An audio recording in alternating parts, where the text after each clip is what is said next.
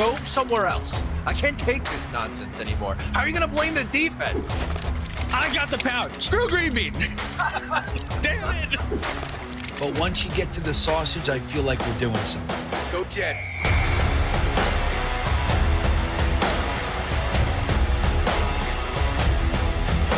And that's the other part of it is the people are insanely jealous of this show. This show gets the best of the best, and it does it a different way with positivity. He scores! Ow, my head. No, come on. What would you give up to see a Jets Super Bowl? All of my friends and family. Hit those milk thumbs, boys and girls. Freeze run. Hold on to your underwear, ladies, and stand by, bitches. It's now time for Talkin' Jets with your hosts, Matt, Ryan, and Green Bean.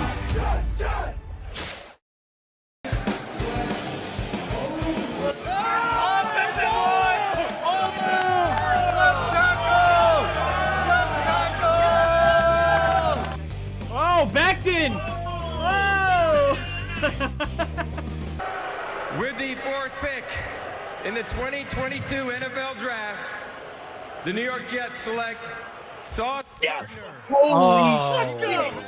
That's what I'm talking about. New York Jets select 𝐒𝐿𝐵𝐞𝐞𝐞. Yeah! Wow! Let's go. Yeah! Let's go! I love it. With the 10th pick in the 2022 NFL Draft, the New York Jets select Garrett Wilson. Ooh, Let's go. Wow, okay. Let's go. We get our receiver. Wow. Jordan Travis, Wow. All right, yeah. All right, Yo, we are having a perfect draft. Cornerback. Ooh, this draft sucks. Would be there in the second. The Jets traded up. Oh, they did. The Jets traded up. The New York Jets are on the clock. Let's go. Let's go. Who's it going to be? With the 26th pick in the 2022 NFL Draft, the New York Jets select Jermaine Johnson. Yes! Yes! Oh, let's go! Let's go! Yeah. Oh, baby! Let's go! The New York Jets select Braylon Allen. Oh, yeah! Let's go! Well done. Yes! 𝐒𝐿𝐵𝐞𝐞. I got to be honest with you, I didn't watch much 𝐒𝐿𝐵𝐞𝐞. Wow. All right. What the hell just happened? Welcome to day 3 of the NFL Draft, boys and girls. We're so glad to have you here. Green Bean, O'Leary. It's the final stretch, just a few, 8 hours or so, whatever it is for today's stream. Green Bean, how you holding up? 5 new Jets coming down the pike today. Who will it be? Wide receivers, safeties, defensive tackles. I'm ecstatically excited about today. I'm looking forward to hanging out with you guys. It's going to be the best. O'Leary, how you holding up? I'm doing good. Day 3. Let's finish strong, fellas. Excited to see who the newest New York Jets are after today. Boys and girls, we do have a poll question in the chat. What position would you want the Jets to target in the 4th round? D-line, safety, wide receiver, other. Put a comment in the live chat so we can see what you guys are thinking. Make sure you hit that like button for us. It goes a long way towards supporting the channel. And don't forget, for every $20 super chat we get, we are entering that person into a qualifier to get 2 tickets to the Jets home opener, 100 level, plus 2 Tailgate Joe passes to the home opener as well. So someone's going to be winning. If you put in $20 at any point throughout the last 2 days, you are also included in that. And we're going to do that at the end of today's stream. So make sure you're hanging around to see if you could potentially win. Jets got 5 picks today, 1 in the 4th, 2 in the 5th, and 2 in the 6th. Do we think they make all 5 of those selections, or do you think there's going to be a little bit of wheeling and dealing, Green Bean? I think that we will move a little bit. Look, we don't know these guys, right? So if it was JD, you could say it's safe to say he's going to be jumping around a little bit. We don't know these guys at all. I'd like to believe there'd be a little bit of moving and shaking, but if I had to put money on the table, I would say that 5 new Jets are going to come, maybe even moving back a little bit, that kind of a thing. But At minimum, I'd say 4, but I'm leaning towards 5. We've got a special guest coming in, and I'm going to ask Matt and the special guest the same thing. We got Mr. Jake Asman. Welcome, Jake. Hey. Jake, we got Draft 5 day, picks baby. today. Let's How you go. holding Let's up? get some good players, man. Let's go, man. We're crushing it in the draft. I've never heard of this Thomas guy till yesterday, but I love him now. I'm in. Let's go. Dom C was pumped on him before the draft. He was like, oh, this guy is sticky. You know, keep an eye on him. I had seen him mocked in the second round a bunch of times. I didn't think we were going to go corner that high, but I'm pleasantly surprised with the value we got there. And I love the first 2 picks in Mason Taylor and Armand Membou. Let's hear your thoughts on the Jets draft so far. Yeah, I love the logic with the picks. You know, I can't sit here and say we know for sure Membou's going to be awesome or Taylor's going to be awesome, but I like the approach. My big thing was I have no issue if you take a tackle at 7. I get it. Sound logic. You need a right tackle. You got your bookend offensive tackles now for what we hope is the next, 8 to 10 years. But they need weapons, and I think Mason Taylor is a perfect fit because I think he's a good enough blocker and he is a good enough receiver.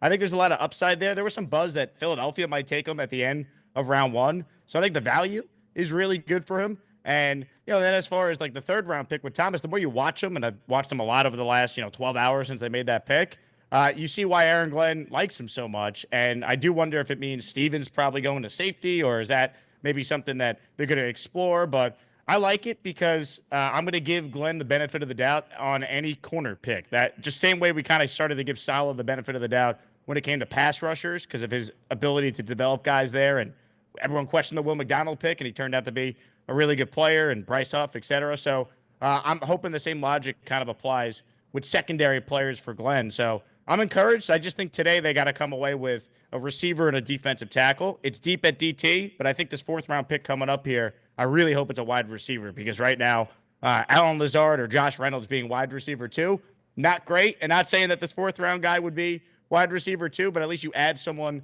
to that pipeline, and then maybe there's a trade or maybe there's a veteran you sign post-draft. But I'm encouraged with what we've seen so far, no doubt. Matt, your thoughts on the draft so far, and what do you think about the picks? You think we're making all 5 today? Yeah, I think they do make 5 picks, but I don't know if it's going to be all at the spots that they currently have. I think they might move around a little bit, which is, totally fine. I think, for a new regime, we always tend to see some movement at, some point during the draft. They've stuck and picked so far with their first 3 picks. I'm pretty satisfied with the draft. I think they knocked it out of the park with the first 2 picks. On the 3rd pick in Azareye'h Thomas, look, it's not what I would have done in the 3rd round, but I don't think we could deny that it was a good value selection. Now I'm more so just curious what the plan is for the rest of the secondary. Does that mean Brandon Stevens is going to go play a safety? Or is the plan, hey, he's going to stick at a corner and Thomas is just going to move around wherever we need him? We'll see, if we can plug him in certain packages and kind of go from there. But, I think you got to trust, I almost said solid, Jesus. Aaron Glenn, as he was a former cornerback himself, defensive coordinator for a few years. So I'm sure he has a plan for him. Yeah, today I'm hoping when we're looking at like round 4, I get the love for wide receiver. There's still a few guys that I like here. Joshua Farmer, D tackle, I really like. Miles Frazier, interior offensive line. I would like to add someone at some point that could have a little bit of center guard potential flexibility with Simpson and AVT potentially, one of them maybe leaving at the end of the year. I guess you don't want to maybe invest too high of a pick to perceive the idea of like, oh, well, we're definitely replacing one of them, but high enough that you feel comfortable with the player and whatnot. But I think we got a lot of good players still left on the board. I'm excited to get into it with everyone. Let's see, where is Isaac? I see Isaac. How's the streaming, fellas? It's been fun to kind of pop it on afterwards because I love seeing the reactions to all the picks. It's one of my favorite things of the year is you guys reacting to every pick in real time. Dude, it's been fun. The Membou one was like almost like a golf clap. Like, okay, we knew it was going to be Warren. We knew it was going to be Membou. It was one of those 2. And then, okay, well, now we see what we do in the second round. Because I feel like no matter what happened in the first, there was going to be that pivot in the second round to see what we do. Mason Taylor, going into day 2, that was the exciting one, I think, because it's like, okay, there's so much anticipation. We don't know who's going to be taken just before the Jets. And then you see, Emenwari come off the board. You see Higgins come off the board, and you're like, oh man, this is like not feeling great. And then when Taylor's on the board there, it's, you feeling pretty good. And we got two potential Jet fans as tight ends in Ruckert and Mason Taylor. So it feels kind of nice. That's right. Joy Taylor's a Jet fan now, baby. We love it. Yeah, Jake, how did the event go, buddy? The event was awesome. I wish you guys could have been there. We got to work on something where we all do like our shows from like one mega draft party next year. That'd be so much fun. But it was great. Fireman Ed could not have been better with all the fans and taking pictures with everyone. And just the crowd was super enthusiastic and into it. And you'd have no idea that, this miserable football team we all somehow still support and love has been as bad as they've been. Just it was a great night. We had like about 200 people that were there. And the venue, I feel like, was a really good size for kind of what we needed, with the Knicks on at the same time. And then we had the speakers and the main projector on the draft. So it was a blast. Some great raffle prizes too. I think everyone had a really good time. So I've never done a draft party before. I've only done like actual watch parties. So I'm hoping to make this now an annual thing, because the feedback has been really positive. That's awesome. Yeah, we had so much fun at ours too. Like, it's just such a cool thing. Like you said, like, it's one thing to, have an event and just hang in there, but like the event geared around something happening that you don't know, the pick. I mean, that's such a fucking good time. Yeah. Glad to hear it went well. I can imagine Fireman Ed in that environment was a blast. I'd love to get. It was great, man. With him. Yeah, he brought it, and the minute he shows up, people just gravitate to him, which is really cool to see. And he's so great, like just talking to everyone, making you feel special in that conversation. And the fun is just seeing some of my like hardcore like listeners that are like characters on the show, like people going crazy over saying that's V-Man, that's Charles Gorman, that's Mr. Bonesy. So it was cool to kind of bring everyone together for that night. And it's so many people, like they maybe have never met in person, but they almost feel like they know each other because of interactions in the chat or Discord or across all Jets YouTube shows. So I gotta get name tags for people next year. It's like, if people are like, hi, I'm Jets fan 78. It's like, you're a Jets fan 70. So it's I'm Rusty cool. Rusty Tissue or Rusty Crusty Tissue. Yeah, that's a great idea. Like, have name tags of their chat handle. You know what I mean? Yep. Yeah, exactly. That's a great idea, man. That's a lot of fun. That's got to happen for all future events. Yeah, anytime we do like a group buy or something like that, I feel like that's the fun thing to do. Just a pile of Sharpies and then, the generic name tags you get with the stickers. Love it. Absolutely love it. Let's rip through a few super chats here. We got Isaac. Why is this not working? Hold on, give me 1 second. Sorry. That's what happens when I'm like flying by the seat of my pants.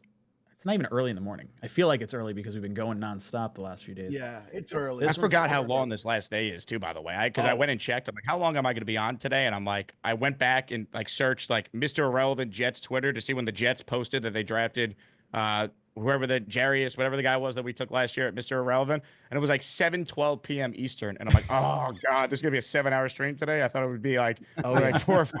And the Jets stopped picking after the 6th round. So it's like you got a round and a half of just like, let's see where this goes. Maybe they trade back. Trade back in. Nothing Isaac will says, beat, though, 2022. Our last pick was in the 4th, and we stayed live for the 5th, 6th, and 7th. That was the hardest work we've ever done on YouTube, without question. That was not bar none. It goes off the rails. Just some of the conversations we have are absolutely silly.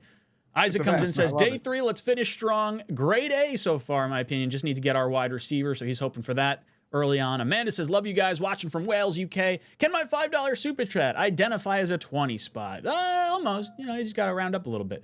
Dano says, keep killing it, West Coast. Talking Jet meetup one day. Sexy beard. Yeah, we definitely got to do a West Coast meetup. That'd be fun. Maybe there's a game out west that we all gravitate towards, and we'll head that way. Fat Gandalf says, Thomas Pick. Remember, AG is on the Parcells coaching tree. Parcells was more about having football players, not slotting people into positions. That's why punters and wide receivers played quarterback and Keyshawn played safety in the playoffs. Lots of, good football players. As long as you get good football players, you can find a spot on the roster for them. First and foremost. Fat Gandalf, you are in on our ticket giveaway. Mike comes in. Mike says, with wide receiver Royals, 4th wide receiver Royals, 5th safety Mickens, 5th D-tackle Cam Jackson, 6th Monheim, 6th Fitzgerald. Solid drafts. Mike, I would absolutely love all these picks for the Jets to round out. Jake, what's your take on the kicker in like the last round? How do you feel about potentially doing that? I'm fine with it. I would be a little surprised, I guess, if they did that, but I'm fine with it. I mean, if there's a kicker they like, hopefully he's good, because the last thing you want to do is like feel like, oh, we used a draft pick on a guy, we can't get rid of him, even if it's obvious the guy is not any good. I think that's why they kept Braden Mann for as long as they did. It's like, oh, well, we used a draft pick, just didn't want to get rid of one of his precious draft picks, and it's like the guy's terrible. You got to move on. So hopefully, if they do that, they get it right with that selection. Yeah, Greenbean, I guess we haven't really considered that, because we've been talking about like, oh, if you draft a kicker, at the very least you got him cheap for the next 4 years. But this downside is if he sucks and he tackles the kick returner that would have gotten you Trevor Lawrence, you want to jettison this guy into the sun. Now, we don't want a shot at Arch Manning next year, and then all of a sudden the kicker's tackling like a running back. Yeah. Well, I mean, that's the rub. But like, look, we had Mr. Irrelevant last year. He was a 7th round pick. No problem cutting him. I mean, look, we're not talking about doing a Mike Nugent, right? Using premium draft capital. We have 2 6th round picks. You use one of them on a kicker. Obviously, you're trying to get the best damn guy. Like, look, arguably, you get the best kicker in the country. Kicking is an interesting thing. It's like, there's not much to really work on. Is his leg strong? How's his accuracy been over the last 4 years? Yeah, there's really not much development, Is he, if he sucks, it's only a 6th round pick. You can cut him. I don't think it's too much. I know what you're saying, and there's definitely more, attached to him if it's a draft pick. But again, it's only a 6th round pick. But I think there's a really good chance. There's a much higher probability that your 6th round kicker is going to contribute than your 6th round Jonathan Marshall defensive tackle that you're hoping develops in 2 years into a special teamer. You know what I mean? That kind of a thing. So I love it, and I hope they do it, but I don't really have any expectations that they will. Ryan Mando says Olave, JMO, Andrews, Pitts, etc. Any vet trade targets, Jake, that you can kind of see out there as potential options? I like some of those names. I would definitely look into wide receiver. I would check in with Green Bay. They've drafted 2 receivers, or any of their guys potentially available. Like, can you get Romeo Doubs for one of your day 3 picks today and just add someone that is young and not terrible to wide receiver room? There's not a ton out there, and we really haven't had any veteran trades to this point. So I wonder if today something picks up there. I don't think they're going to go after Jameson Williams. I just don't think they want to deal with some of the off the field stuff. And even so, like, even if he's here, like, he doesn't strike me as someone they want to pay and then also have to extend Garrett Wilson. So I'd be surprised there. And, the veteran tight ends, it makes sense. But I think after taking Taylor as high of a pick as they did, their plan is for him and Stone Smart and Rucker to kind of be that room and kind of evaluate after that. Matt, what are your thoughts on the potential trade targets? Yeah, that's a good call out. What about Tampa Bay? Maybe throw that in the mix. Like, Jalen McMillan was taken in the 3rd round a couple years ago. Like, they have some depth now. I like the call out that Jake had with trying to steal someone away from the Packers. I think maybe the Bucks could be a team that maybe would look to move a wide receiver after taking a receiver in the 1st round in Ibuka. So I'm definitely open to the idea of using a day 3 pick to acquire some sort of veteran here. Yeah, I think receivers seems like the weak point in our draft as it currently stands. John, Greenbean promised to officiate my wedding last season, and I'm holding him to it, Greenbean. Yes. I did? All right. Let me know where it is. Yeah. I mean, just tell me where you got to give me some notice, dude. I'm totally in. Let's do it, man. He's going to officiate a wedding. He's like, love it. Now, fellas, before we say the I do's. Good luck with the rest of the stream today, fellas. I'm glad I could join you guys here. Thanks so much for popping in, Jake. Enjoy your stream as well. You got it, guys. Hopefully the Jets don't screw it up today, baby. New regime. We believe. JETS. Yeah. Boo! We could hear you, Jake, behind the scenes. I ejected you, but thank you so much for jumping in with us. Always a good time to have you in here. All right, let's see. Let me see. Look at that teeny tiny super chat on the screen. DT bitsy bitsy. Whoop. Oh, I like it. Leave it that side. So small. I was trying to figure out where that went. All right. Let's see. We've got how much time we got? We got about 1 minute till the start of the draft. I'm going to pull up Joshua's super chat here. I don't chat with y'all much, but I've seen every draft stream with y'all, so keep it up and love y'all. Let's get some steals on day 3. Jet up, boys. Matt and Bean, I want you guys to talk about some day 3 potential steals that you might have on your radar. I'm going to run down and get myself my pizza. Oh, another pizza for our guy Ryan today. I have stuffed crust. I did stuffed crust. So I had Friday's usually pizza night at the O'Leary house. So I got an extra personal pie because I'm like, I'm gonna definitely heat that up tomorrow, and that'll be my lunch. Probably around 1 o'clock. We'll get that going. Jalen Royals really sticks out to me, Green Bean, for the guy that the Jets should target, because this pick's gonna come up quick. You know, eight picks until the New York Jets are on the clock here, and on day 3 it starts to go pretty quick. These picks cycle through. Yeah, Royals stands out, but there's a few more too. Isaiah Bond is still out there, but I like, I'm not to beat a dead horse here, but I really like Nick Nash, Dante Thornton. But there's another one, and interestingly enough, there was some on Twitter. There was some little bit of noise about him, just some highlight reels and stuff like that popped up on Ricky White, who's another interesting prospect. I thought he would be more of a 5th round pick, but he might be the kind of guy that you want to grab in the 4th. I think, look, if you're going to be going wide receiver, Matt, I don't think you should really, if you're like from 4th to 5th round, kind of that value piece, I think you just got to get your wide receiver. Like if it's a little bit of a reach, I feel like there's going to be a run in the 4th round on wide receivers because they've been going, but not in the same way that we've seen in recent drafts. Like, so they're, you know what I mean? They're kind of sprinkled around, but I see a run coming on wide receivers. So I think in the 4th round, I hope that's the direction they go. And I think even if it's a little bit of a reach, you got to go and grab your guy. Ricky White is one that stands out. Dante Thornton, Nick Nash, and Royals, all guys that I could see us grabbing. Talking about wide receivers right here. Yeah, that's where Bean and I was saying in the 4th round here might be time to grab that guy.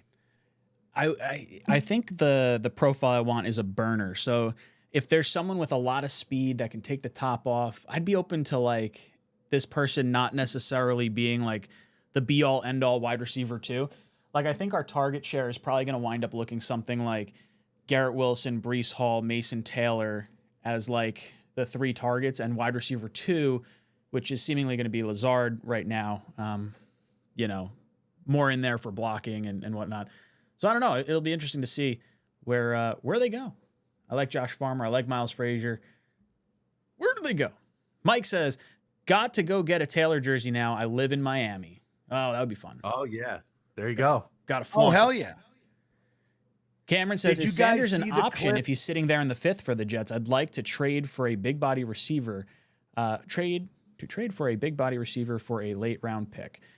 Sorry, Bean, you were saying something? Yeah, I'm sorry. I'm a little bit delayed. I'm having little, there's a little something. So I apologize. But I was saying, did you guys see the reaction of Mason Taylor with Jason Taylor in the house? Did you guys see that yet? I did.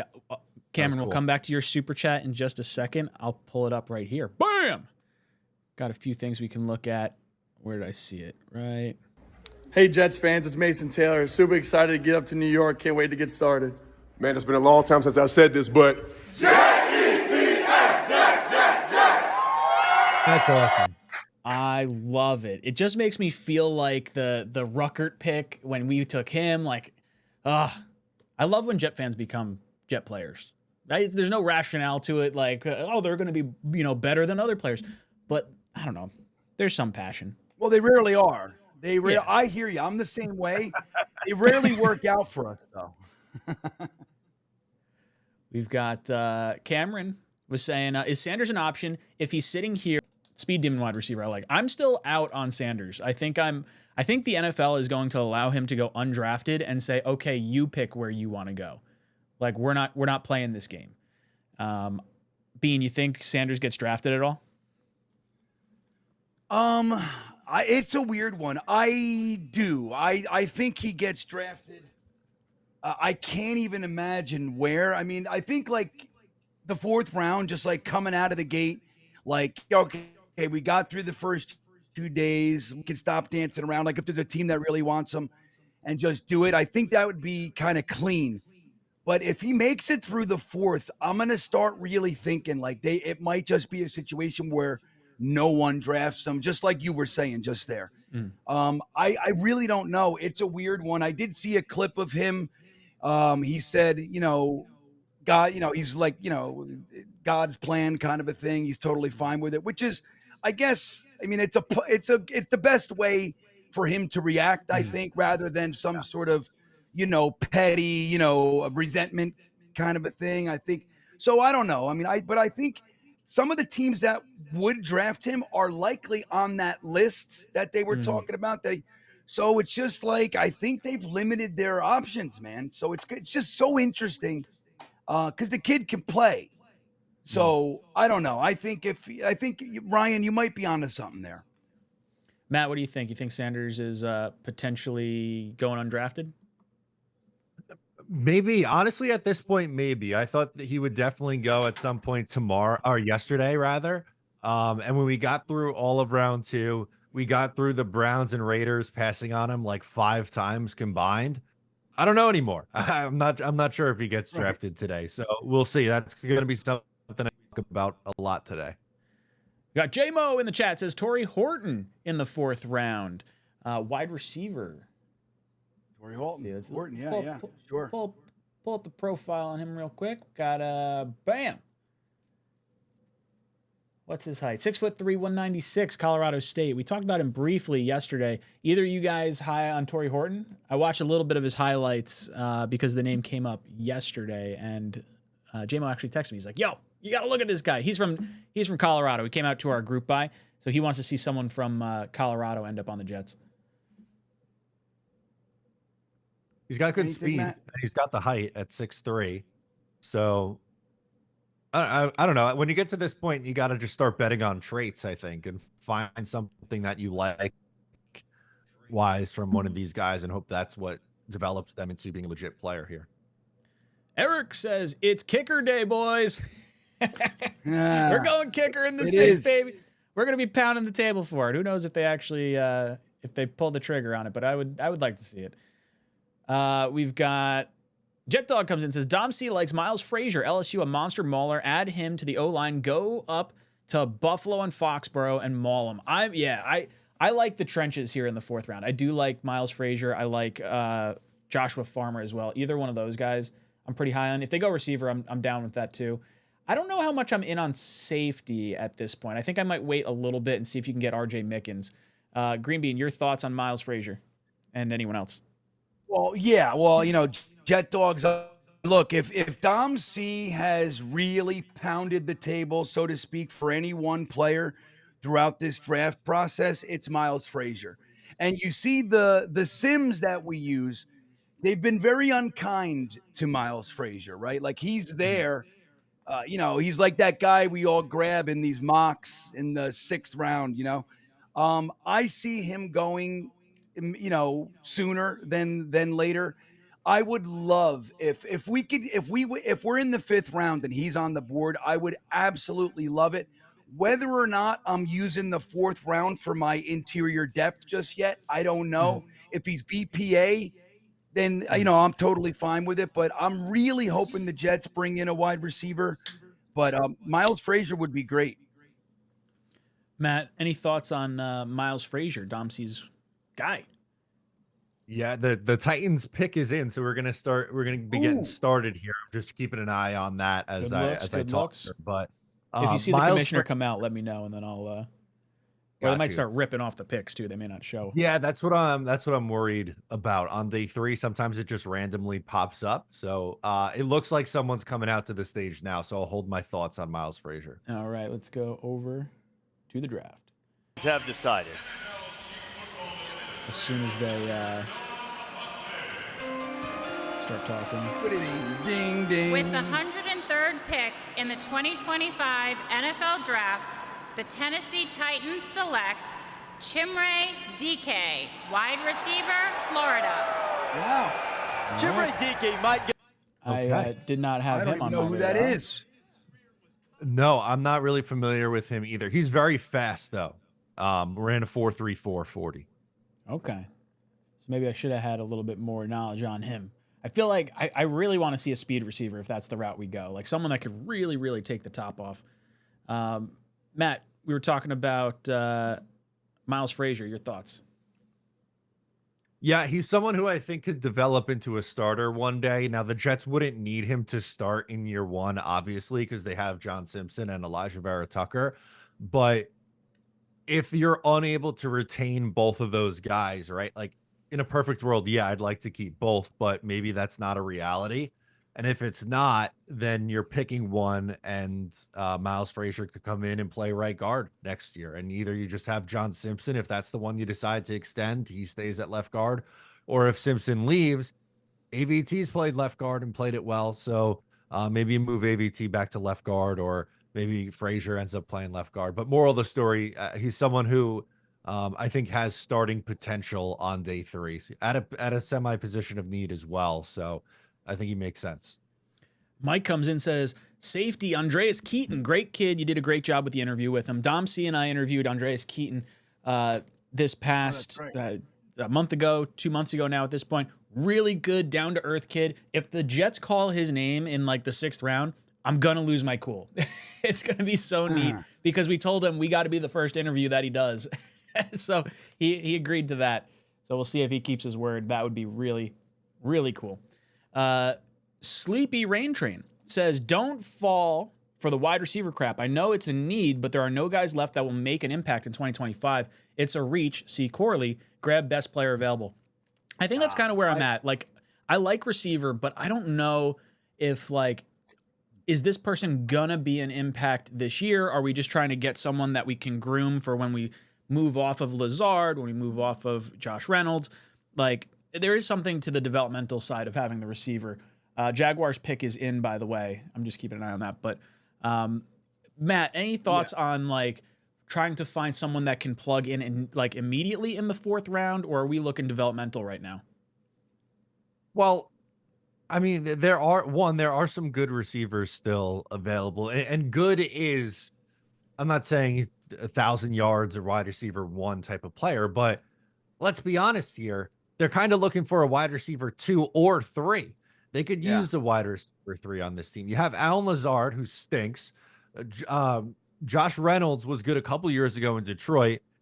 Got hurt last year. Got shot last year also.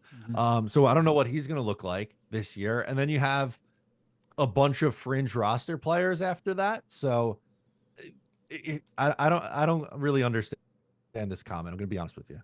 Matt or Bean, what are your thoughts on this? Yeah, first of all, is my connection really bad? Like, am I okay? They're coming to the stage again. Oh, sorry, stage. Like, am I okay? I think you're fine. Oh. The Jacksonville Jaguars select 𝐒𝐫𝐞𝐽 Tootin, running back, Virginia Tech. Now, you want to talk about Not one of our guys, so 𝐒𝐫𝐞𝐽 Tootin. This is okay. Yeah. So I disagree with numerous aspects of that last comment from Sleepy Rain Train. Like, Matt said, we're not looking for Garrett Wilson right now. We're looking for a guy that can be a contributor. Like you said, wide receiver 2, wide receiver 3, and somebody that you can develop, but that can have an impact in the offense, So I disagree. I don't know what that means. Like, don't get fooled. Now, if he's not the best player, you don't want to reach. So I'll agree with you there. You don't want to reach because you need a wide receiver. Totally, 100%. But I think that this is where there's some really, really good potential on the board still for the wide receiver group. I mean, there's lots of guys that I would be really excited if they brought into the team. And then using Corley as a reason, kind of justification for not taking a wide receiver. Dude, we've talked about this a lot, Sleepy Rain Train. The Jets offensive staff were a whole bunch of garbage. And we talked about it last night. you just look, our offensive coordinator is unemployed. Our tight ends coach is unemployed. The guy who replaced our offensive coordinator as offensive coordinator is a wide receivers coach. Our offensive line coach is an assistant offensive line coach. So so it's like these guys, there was nothing doing on our staff last year. So, and we talked about it. They in 4 years they developed literally no one, not one player did they develop. So I wouldn't use Malachi Corley as a reason, to justify, not taking a wide receiver here. Like the 4th, 5th round for a receiver, you're looking for somebody who can contribute and develop. And, look, it happens all the time. Wide receivers that are taken in the 4th or 5th. The most recently, Puka Nacua, we were screaming his name for rounds, 4th round, 3rd round, 4th. He ends up going and he lights up the league. Not that we expected that per se, but quite as good as he was.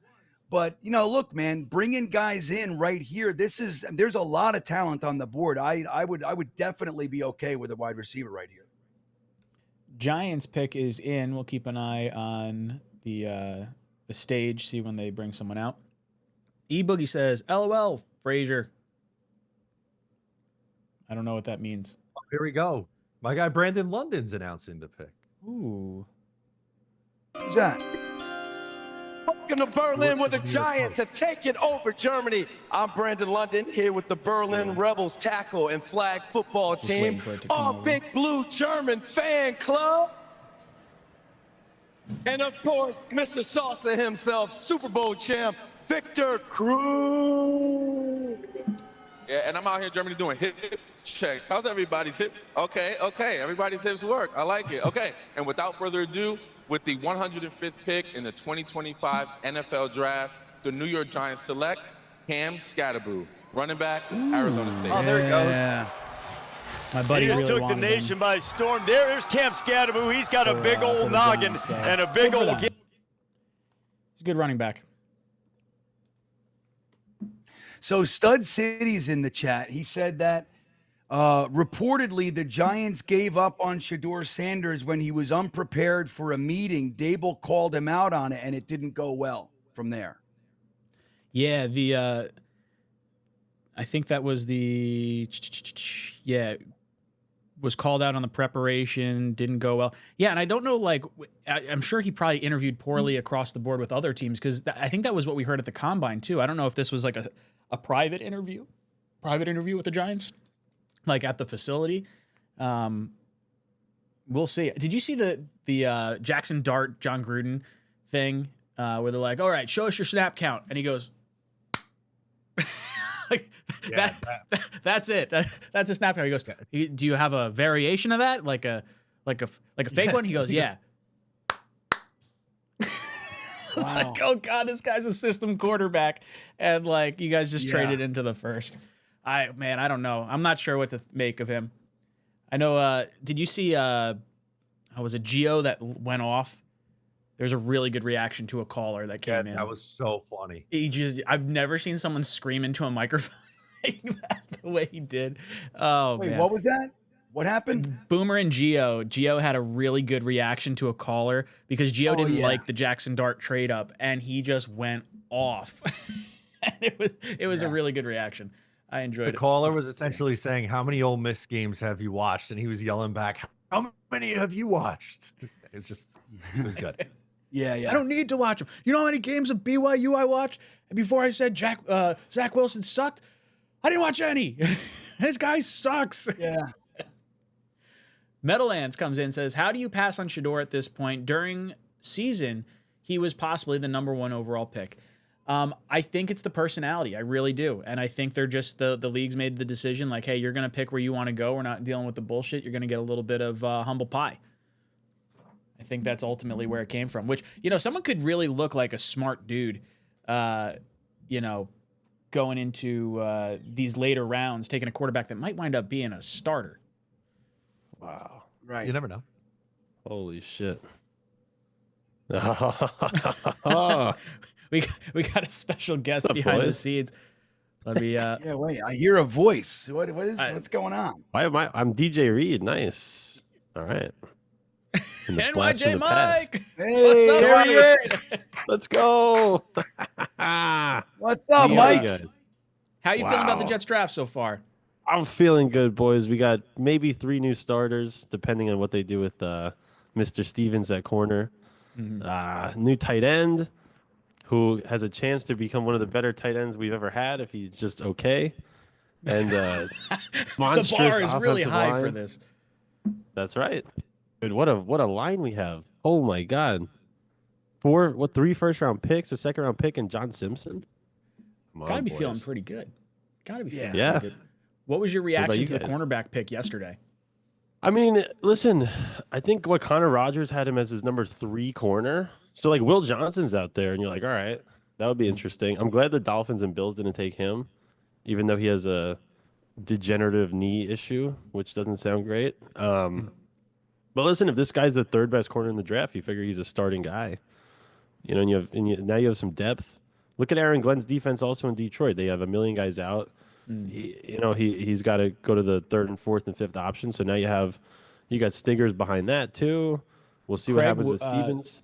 Craig Woodson, safety for the Patriots, just went. They didn't bring anyone out to the like stage or anything. They just flashed it on the screen. So we'll keep an eye on it as the Jets pick gets closer here. No Shador yet. Insane. It's crazy. It's gonna be a long day. Who are you hoping for in the 4th round here, Mike? Oh, man, I mean, the Jets still have a ton of needs. You still need another probably defensive tackle. You need another off-ball linebacker just to have guys. You need a receiver, obviously. That's kind of the one. I'm glad they didn't trade Brees. I don't know what you guys thought about that. I don't want to trade Brees. I would rather franchise tag Brees after the season than Run him into the ground. Yeah. Why not? And especially you're trying to figure out the quarterback position. Like, why take away a weapon in a year you're trying to see if Fields can be the guy or if the 2026 rookie, if not Fields, could be the guy? Like, just keep your weapons around for this young unit, at least for now. I have to agree with that. I saw Leary was tweeting pro Brees. I didn't see your take, Green Bean. Same. I just think it's the silliest idea in the world. We got needs all over the place. We got holes. We got positions that we don't have anybody, and we have one unit that literally could be considered a strength. And we're like, let's trade him. Let's get him out of here. Create another hole that we need to fill. It just made no sense. And it's still possible. I mean, I don't like the idea, but I'm hoping that they just leave well enough alone and let's fix the holes that we already have. And look, I'm dying to see what Brees can do with a real offensive staff. I mean, we have to assume our offensive staff is going to be better right now, but it's not going to be hard to improve from what we've had here the last few years. You have to assume. In the city of London, and today has been all about Jaguars, Jag Tag, and the Elite Series Clinic. Everybody has been working so hard, but let's get down to business. With the 107th pick in the 2025 NFL Draft, the Jacksonville Jaguars select Jack Kaiser, linebacker, Notre Dame. Nice pick there. There he goes. Okay. A lot Good of fans pick. took Kaiser in this round through our mocks throughout the offseason. So we think you guys are the big draft guys. What who are some sleepers the Jets should be targeting now? we were talking. I don't know if they're so much sleepers, but they're guys that we've. I know Dom and I have discussed. Josh Farmer. Dom got to see down at the Senior Bowl. Played alongside Jermaine Johnson at FSU. He actually told Dom that he wants to be a Jet. So he's coming up on being best player available on the board here. According to ESPN's draft rankings. Dom C was really high on Miles Frazier. We've talked a little bit about the wide receivers that could be available here. Being Matt, anyone that you're kind of keeping an eye here, we're now, 3 picks away. We got the Vegas Raiders, we got the Bears, and then we got the Jets on the clock at 110. Go ahead, Matt. Yeah. I was going to say for me, I think the 2 spots I'd be looking at is interior defensive line and wide receiver. I like that you brought up Joshua Farmer. I think not only does he fit a need, but he's maybe one of the best guys that are still kind of kicking around. And then Jalen Royals out of Utah State. Dom C, I'm looking at his draft board. He had him projected as a second rounder. And he's still kind of hanging around here going into day 3. So those would be my two targets. I think you could argue it's something the Jets need to add depth at both of those positions. And I think if you're also making the best player available argument, I think both guys could fit that bill as well. Raiders pick is in. We are just waiting for the announcement to come up. So 2 picks, Raiders pick, Chicago's pick, and then the Jets pick. Bean, who do you want to see here? I like Jalen Royals, but when Mike was he's talking about sleepers a little bit, I'll tell you what, I'm gonna say this. I hope the Jets go wide receiver in the 4th, and I hope that it's Ricky White. That's what I want to see. He's not super big, but he's 6'1". He's got the speed. He's got great hands. He's an exciting player. Lots of yak. So he's a little bit. I don't know if I'd call him a sleeper, but he's projected. Maybe 5th round. But I'd go for it, man. I like Ricky White. If we go defensive tackle, I like 𝐒𝐿𝐵𝐽. But you know what? I gotta tell you guys, I'm hoping the Jets do something wacky this year, and I'd love to see Desmond Watson, defensive tackle. Maybe not here in the 4th, but that 464 pounds. Mexico City. Get him in here. The pick 108 in the 2025 NFL Draft. Las Vegas Raiders select Johnson Thornton, wide receiver from that was my other guy. I just didn't say him. I hope that lady announces the Jets pick also. That'd be awesome. She looks like she knows what she's doing. Yeah. Man, Dante Thornton, 6'4". Good pick. Nice pick here. Green Bean, did you say 400 and how many pounds is that guy? 464 pounds, Mike. 464 pounds. I love it. And he can actually play. I mean, he's not going to be nimble or anything like that. But you want to talk about a space eater. Again, am I taking him in the 4th? I'm not. But I'd like to see the Jets go for one of those swings. You know what I mean? Like, fucking bring him in here. He can play. He's 464 pounds, man. You know what I mean? I love it. Just who is clog that left side of the line. The Browns took an offensive lineman a couple years ago. It was similar, not 400 pounds. I'm trying to think what his name is. Yeah, what the hell was his name? Always mocked to the Jets. Yeah.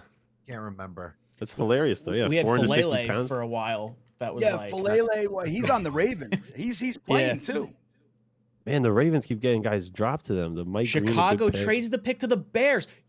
Chicago trades the pick to the Bills. Yo, the Bills are picking in front of the Jets in the 2nd, the 3rd, and the 4th round now. They're so annoying.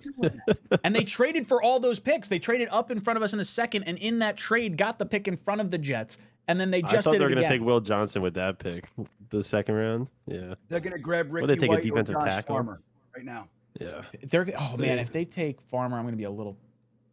Well, then they went defensive tackle on day 2 in the 2nd round. Yeah, so I don't know if they're going to go back to that. They did Hairston in the 1st, or no, it was the 2nd. Was Hairston? Well, you figure they know the Jets need a receiver. Hairston, Sanders. Oh, okay, yeah. So they went D tackle. Yeah, I see what you're saying, Matt. Landon Jackson. They went edge in the 3rd, right before Bills, the Jets. Yeah.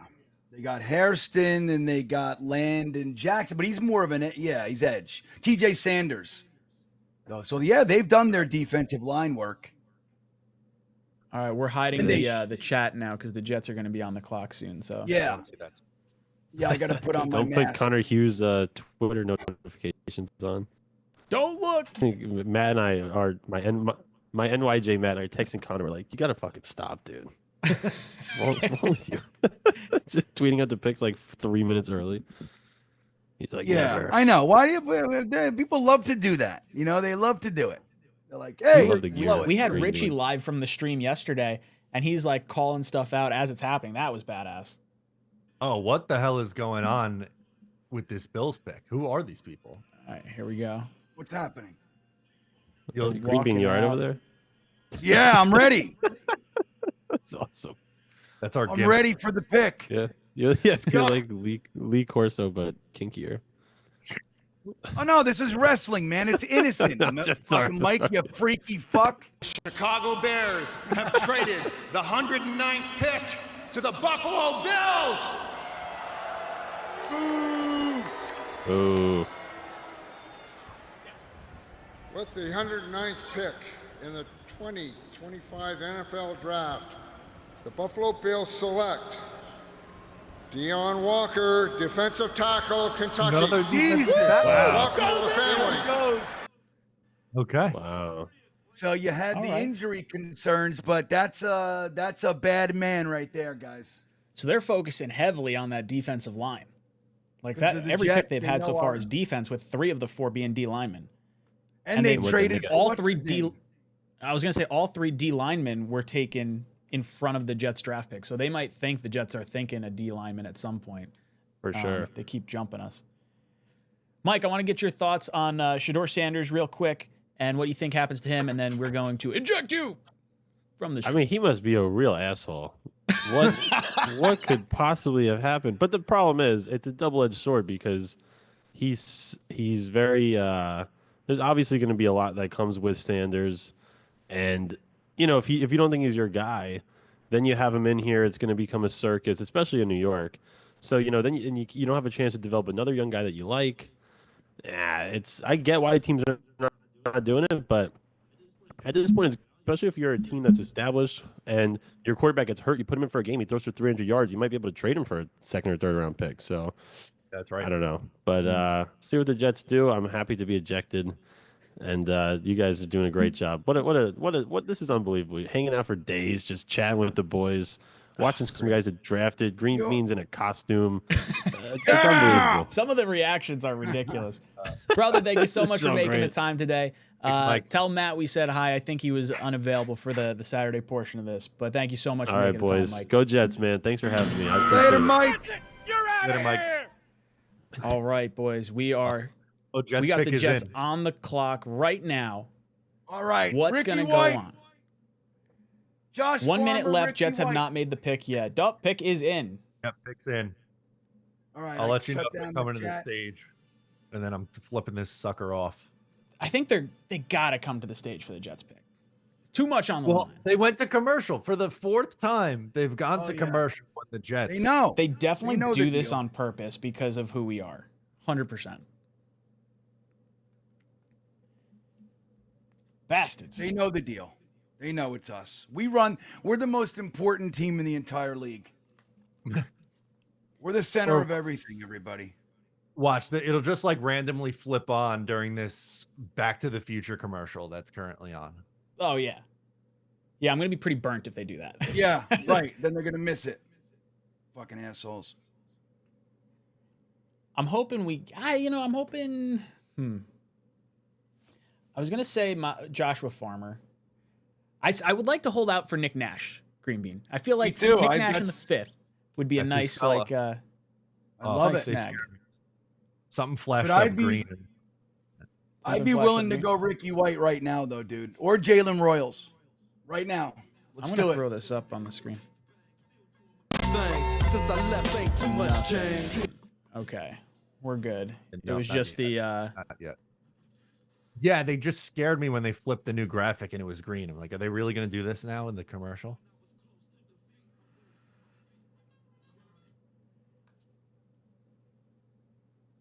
Come on! Boys and girls, hit that like button. We got 1,500 people in here. We got to get this up over 1,000 likes in the next, 30 seconds. Ah! Here we go. Get us 1,000 likes. We only need 800 more. We got 1,800 people in here. Let's go, everybody. Let's do it. 278. We can do it. Let's pass that 500 mark. Come on, get off your seats and press the button. Squeeze the milk dog. Come on, Jets fans. We can do it. 371, Ryan. Milk thumbs. We got almost 2,000 people in here. Hit the like button. Hit the like button. If you're not subscribed, hit the subscribe button. What are you doing? 479. Just like that, we fucking got 100. 546. Another almost 100. Let's do it, Jets fans. We can get. I need like a cowbell or something. Let's go. The pick Come is on. in. The pick is in. 593, Ryan. Look at us. Go, go, go. Motherfucking like button. Yeah, the megaphone. 637, Ryan. We're on our way. Go, go, go. We can do it. Foot to the floor. Get us to 1,000. Let's The commercial's almost over. 66. The devil number. Let's get it. Let's get that off the screen, everybody. We can't leave that there too long. Blue, 700, blue. Ryan. Let's go, Jets fans. Come on. Let's get our 4th round foot pick. down. We got 1,925 people in here. We can do it. 737. Come on. 737. We can do it. Yeah. Hey, do you guys hear my sound effects when I hit them? 760, Ryan. Look at us. Yeah, we got You it. hear that stuff? we can hear the sound effects. Yeah, okay, good. I don't do it too much. 780. Come on, guys. 220 likes. We got 2,500 people in here. 798. They're coming Here she to it? comes. We gotta hurry They're up. gonna come to it. Jets fans, we can do it. All right, here we We go. got 2,500 people. So not only roster building for the roster, complimentary players, there are Ooh, gems yeah. to be found on day 3. You know who loves trivia more than Ooh, wide anything else in this receiver. world? Mel Arian- Kiper Jr. How'd you Arian feel about Smith. that one right there, Mel? Look it up. That's your response? Mel, I don't know much about All him. right, we got a wide Did they meet receiver. with him? 539 Was he on our yards, list? 6 touchdowns. And then last year, first 3 years, then he went 48 receptions, 817 yards last year. 2-time college football playoff national champion. Just watching some highlights on the side. Dude's got some Georgia, speed all to right, him. we got a wide receiver. Let's pull up the Arian draft Smith. profile on him. We'll talk a little bit about where is he? Not the guy I was targeting, but I like the pick. Arian I like the Smith. position. Yeah, the position, right. This is true. I'll admit, They met. I don't see him on ESPN's big board. Which He's a, Speedster. he's a former track guy. He had a top 30 visit with the Jets, and he's a very explosive wide receiver. Very good speed. I like it. You know what I'll do? I have PFF's guide up here. Let's see what we. Yeah, not a guy I know much about, to be honest with you, but I like the position. I mean, I see him graded a little bit lower in the draft here, fellas. Woody's Let's on the see. phone. How you guys feeling in the chat? Let's go. How we feeling? Well, are we happy with the position? Wide receiver Yes. was the 58% of the vote was what we wanted per the chat. I'm going to work on trying to get some information from him on this end. Red Flow says Lambert Smith, wide receiver, Auburn Tigers. Morning, gentlemen. Why not Royals or Farmer? Mumtaz says we'll be happy with Marcus Membo. We can use depth at guard. Total reach, 29th ranked prospect. Come on, wasted pick. And then he says, Yeah, next pick, it Eagles feels like a taking reach. picking defensive tackle. They are not stupid. Who did they? He ran a 4.36 40-yard dash. Damn. 4.36. I think we have. Well, Let me. Yeah, it feels like this is one of those picks, and like we'll dig in, but my initial feeling is it feels like one of the picks that I was talking about yesterday where the Jets think they're smarter than everybody else, kind of a thing. And that's Yeah. just what it feels. I'm not crapping on it just yet. But it's like there were some guys on the board that are pretty solid, man. And this is a bit of a reach. I don't even see him on Draft Buzz. He's not even on their list at all. I mean, unless I skipped him. Let me see. I just checked Well, another one. I Connor didn't Rogers see him had either. him on there as an undrafted free agent grade. Yeah, that's what I mean. It feels like a big reach. We're in the 4th round, guys. You know what I mean? Like this one. Ricky White was there. Jalen Royals was there. Obviously, Nick Nash, my lover, was They don't there. even have like. Oh no, they do have grades for him. Yeah, offensive I grades. don't love it. It's early for him. Yeah, he It's did early. not. It's a reach. As far as grades go, with this is what his grades were the last few years from Pro Football Focus. Can he There he is. can he return kicks? I mean, I guess That's so. where my mind's going. Can he play specials? Let's see if he does special. All right, what do we got there, Ryan? Yeah, talk us through what we're looking at here, buddy. Special teams grading is so-so, 60s at some point.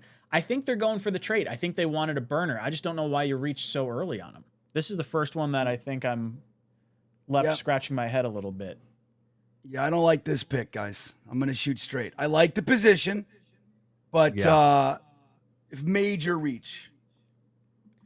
I'm Matt, upset. if you can go on Twitter and see any comments that are being made, I'll try to pull up some more information on him so we can. So here's what Dane Brugler, NFL draft analyst of The Athletic, said. He had him ranked as his 20th best wide receiver, 6 foot, 197 pounds, very fast, ran a 4.36 40, and has skills as a gunner on special teams. There we go. Special teams. Feisty and surprisingly competitive as a blocker. Jets hosted him for a top 30 visit. He had 10 drops in 2024. Yeah, I was going to say he's got drops. Dropitis. He's got the dropsies.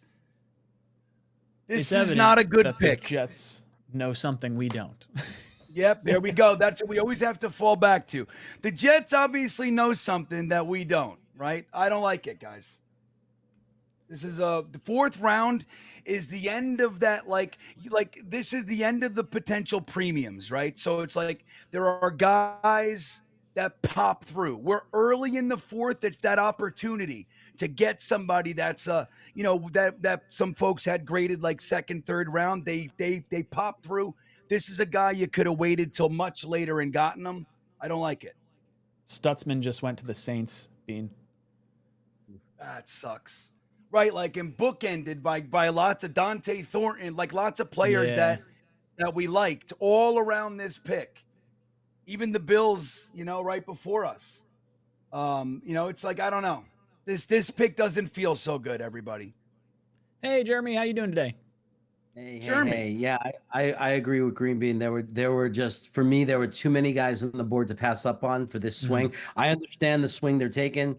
You get a guy who can like go deep and give you that deep threat, and but just too early, like with too much quality on the board to do it. I don't understand the slip of Royal. I understand that Royals got hurt and he had a foot injury, but he's just so much more solid as a prospect. Than to take this. This is just a huge swing, and it might be a home run. Who knows? We could all hope and pray. It might end up being this, shocking deep threat that makes huge plays for us. But with the information we have now, it just feels weird to me. Yep. I was hoping Miles Frazier or Josh Farmer, like someone for the trenches. I'm going to be a little sour on this pick. Ryan comes in. Ryan says, wondering if he's an Irv Charles replacement. Yeah, but that's still, you don't want to do that this early. That's more my concern. Yeah, that's probably Irv Charles we should go free agent. Yeah, we should go after wide receiver Badger from the Gators. I don't know anything about him. Yeah, I just don't like it. I'm disappointed. This was the 4th round. This was an exciting one. Like the end of you know what I mean? Like the opportunity. Yeah, the 4th round is a beautiful round to do some work, Matt. You know what I mean? It's like I just don't like the feel of this one, guys. Yeah. This isn't what I had in mind for wide receiver in the 4th round. Jersey Gene says, how is our draft doing compared to the rest of the AFC East? Bills are loading up on defense. Dolphins got, I think, a tackle. Hold on. 49ers just drafted another interior defensive lineman. Of course. Wow. Of course. West, and I liked him a lot. I would have been happy if the Jets drafted him. I would have been happy. Salah's just like loading up on defensive dudes. Wow. Salah. Yes. He's a joke. How do you guys feel about the rest of the AFC East's drafts so far? Bills are rounding out their defense. They've made picks now. Jeremy, we're talking. They traded in front of us in the 2nd round, in the 3rd round, and in the 4th round now. Ridiculous. They're obsessed with us, our division rivals. It's like they're scared. That's what I think that the scary. There were some scary picks the Bills have made. I'm concerned, like that they did some good things, and the right now the champion of our division is, I think, got better. And I think the Patriots are looking pretty good. They're having a very quiet, like sneaky good draft. Yeah. Dolphins would have to take a look back. I don't know. And they got. I'm sorry, Ryan. Go ahead. I was just saying, I don't know offhand how the Dolphins draft is going. I'd have Well, to they double got check on that. they got Kenneth Grant, That's right. who I love. He's a badass. And then they went Jonas Savanea for the offensive line. So I mean, nothing. I don't think it's like earth shattering, but I think it's solid what they're doing. The Patriots are doing well. You know what I mean? Like, so they started with Will Campbell. They got Kyle Williams, Jared Wilson, and then Craig Woodson. I'm not so much on, but the first 3 picks I think are solid. And the thing with the Patriots, they have, I think, 3 former head coaches, at least 2. But that's a well-coached team. I mean, they're you know what I mean? So they scare me with the types of picks they're making. They're trending up. They definitely are trending up. And I just don't like this fucking pick. I don't like it. And It hurts you know what I because mean? this could still be a starter, or a key contributor. And I don't know if that's. I mean, if this guy comes in and he catches like 3 take the top off the defense touchdowns this year, worth the pick. Yeah, sure. But like, the thing issue is, Ryan, we all feel we could get him later.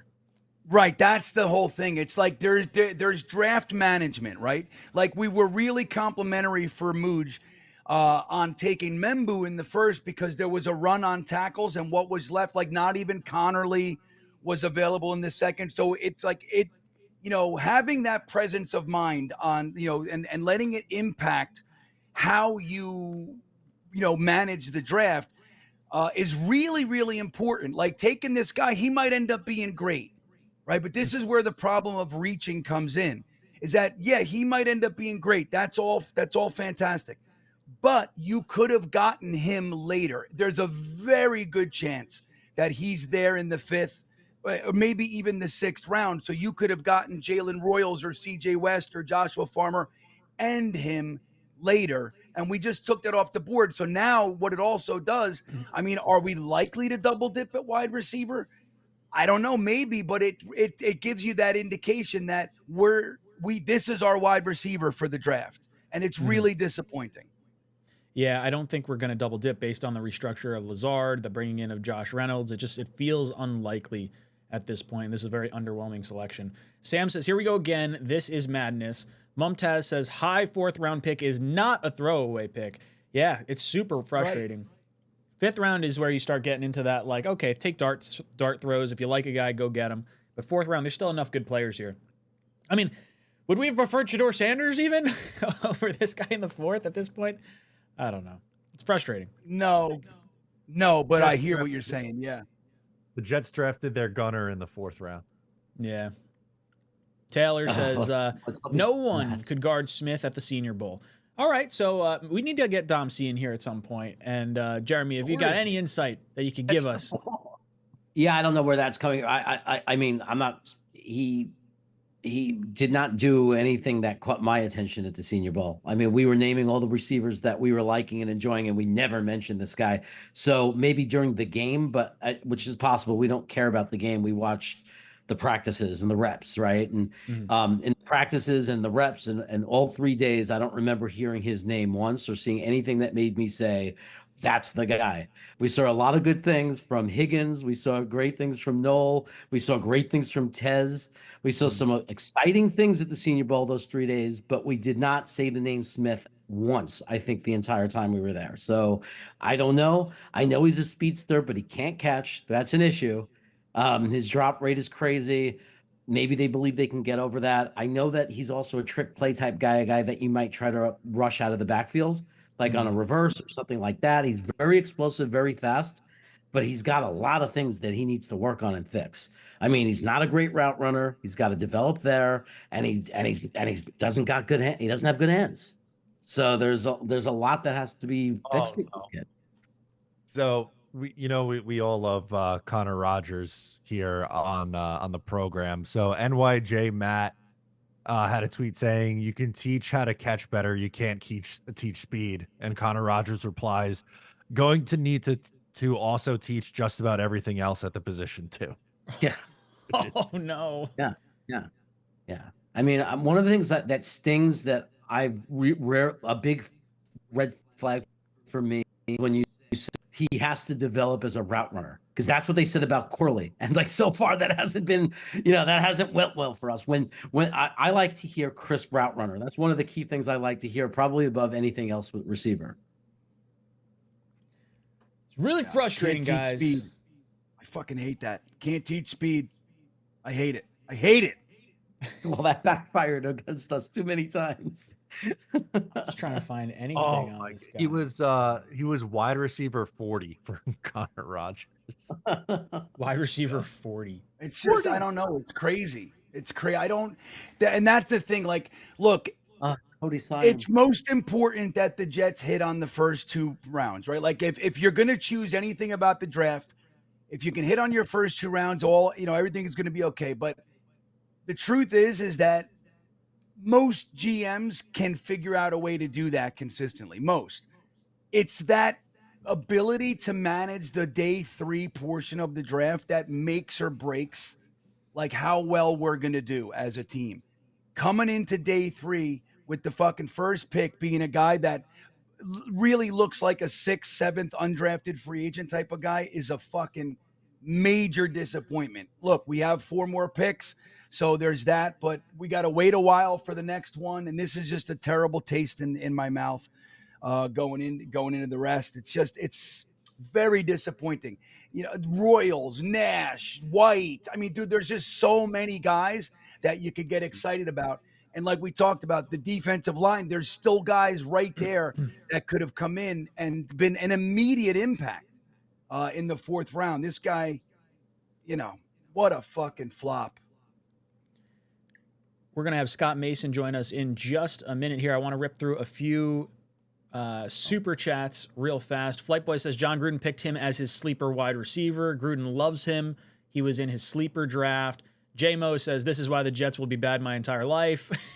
Mumtaz, Bills are not worried about us. They're only thinking about how to beat Mahomes. Get a lot of pressure on him.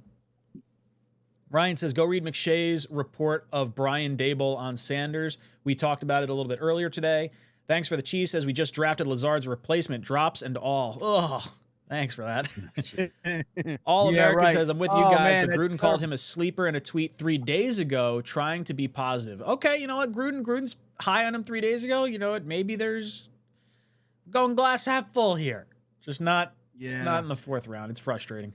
Kaz says, don't worry, fellas. They have a plan for the kid. And then Mumtaz says, people making a run on linebackers in the 4th. We need one too. Yeah, it would have been nice to see something that was about to go on a run, and this guy was probably not that. Yeah. Jeremy, I'm going to boot you so we can bring in Scott here. Any last words? Absolutely. I'll see you guys later. Sounds Thank good. You, Jeremy. All right. Let's bring in Scott. Bam. What's up, Scott? How you doing? Hey, what's up, Ryan? What's up, Matt? What's up, Green Bean? How you guys doing? We got Scott from Play Like a Jet here with us. What are your thoughts on the draft so far? Primarily, what do you think of this pick, Arian Smith? I mean, like I heard you saying, I'm trying to be positive. Gruden said some nice things, and I know he's fast. I don't know, man. The guy wasn't able to catch very well at Georgia, not the most polished route runner. He's not the biggest guy. I know that he's going to try and help with run blocking, but it just seemed like a strange pick to me. Look, I'm at the point with the new regime where I'm willing to just cut them the benefit of the doubt. I will say, and I haven't heard what you guys have been saying about this yet, so I'm curious. I've been talking about this. I talked about it on the podcast last night, and I was talking to a friend of mine, Chris Walker, about it this morning. To this point, if it were me, if I were Aaron Glenn, I would have placed a phone call last night to Deion Sanders, and I would have said, look, here's the deal. I'm not looking for distractions. I'm not looking for trouble. I don't want anybody that thinks they're bigger than the team. I don't want people leaking stuff. I don't want any of that. We're willing to draft Shador and give him an opportunity to prove himself. We're willing to, essentially bring him in here as long as he's going to be on his best behavior. But at the point that we're picking him in the 4th round, if he becomes a pain, if he becomes a distraction, if he gives us any problems, he's out of here. This is a legitimate opportunity. Look, we're both men. We're both fathers. We were both all-pro cornerbacks around the same time. We're both coaches. I'm leveling with you as a human being. If you're okay with what I'm saying, we will draft 10. If not, we'll look elsewhere. Maybe that conversation was had. I really couldn't tell you. But to me, it's just so frustrating because you hear a lot of Jets fans say, oh, you could take a swing on a Riley Leonard or a Kyle McCord or Will Howard or somebody like that. We all know those guys are backups, right? Like, what are the odds of those guys ever playing in an NFL game unless there's a bunch of injuries? Shedeur Sanders is a guy who legitimately has starting caliber talent. When you get to this point in the draft, what do you really have to lose anymore? Because, look, they've got Justin Fields, and we're all hoping for the best with him. But we all know what he is. He's a lottery ticket. So why not give yourself another lottery ticket and help your odds that you actually find the starting quarterback? And look, Jordan Travis was a 5th-round pick last year, right? The Jets are probably not going to bring him back. It doesn't. There's a great maybe he catches on or stays on the practice squad or something. If they're willing to move on from a 5th-round pick after a year, what's the big deal bringing in a guy? Because even if you tell me that there's a 25% chance that Shedeur is on his best behavior and lives up to his potential, that's still well worth it considering where you'd be picking him. So I haven't heard what you guys were saying because I was watching the early part of the draft, but that's kind of where I would have been at with this pick if you're asking me what I would have done or what I think of it. I just feel like Arian Smith, there's a lot of holes in his game, and maybe they've got a plan for him. But, man, when there's a quarterback on the board that legitimately has starting potential, even if you didn't have a 1st-round grade on him, I feel like that should have been a real discussion. And I heard people saying, well, what if Fields is bad for a few games and then people are screaming for Shedeur? Well, okay, easy answer. Don't give the fans a reason to be upset. Be good, right? Yeah, so, win football games. I don't know. So our thought process on there's a trade, Colts are trading now to their pick for, let's see who's swapping. The Rams are coming up in front of Atlanta. Shedeur, I feel like there was some discussion prior of like, hey, these are the teams we'll play for, these are the teams we won't play for, and just an arrogance about him. So I get the feeling that the league is going to allow him to go undrafted and say, okay, you pick where you're going to go. Yeah, that could be. I mean, I wouldn't be surprised. I was saying this yesterday, though, and Matt Greenbean, I'm curious to hear what you guys think, and Ryan as well. If that does happen, if Shedeur goes undrafted, is there a 0% chance or a non-0% chance on stand making noise about a collusion lawsuit? Would that shock you at all? Oh, man. I mean, I think there. I thought you were going to go. Oh, go on, Matt. I was going to say, I thought you were going to go, does he go back to college? Does he just go with the 1 year? He has one more year left. Can he do that? He can. Can he even do that? Is he allowed? Yeah, if he has a year of eligibility remaining, he can, which he does. He has one more year left. But even if he hired an agent? Yeah, it doesn't matter because they're getting paid now. Okay. You know what? Then that might be his best move at this point. Go back to like Alabama or something, like go to land in some school that's not Colorado. I don't know how the transfer portal works after the portal closes, though. Yeah, it's a good call out. I don't know. But interesting point on the lawsuit. Maybe there's a ton of buzz right now on socials, so that wouldn't shock me. Yeah, I don't think. Well, I think like Ryan said, Scott.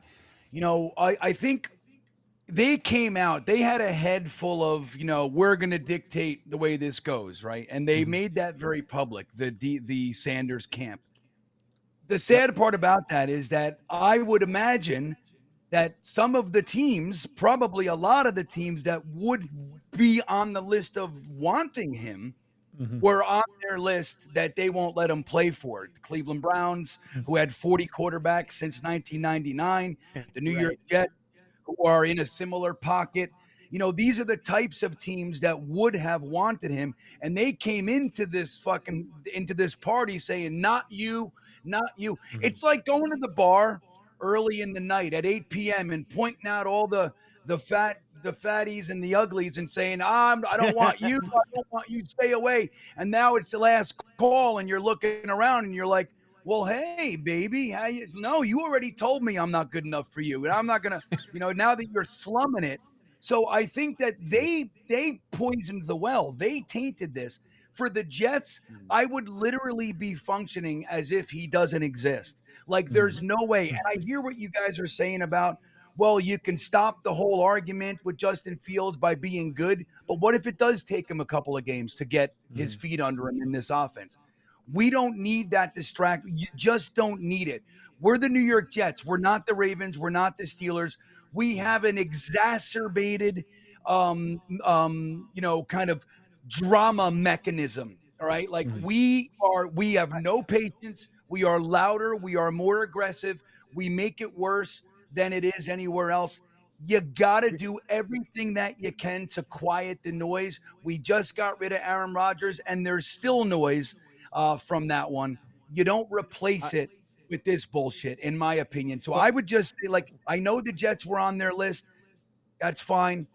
He doesn't even exist to me. I'm moving in a different direction. I wouldn't play with it if it was me.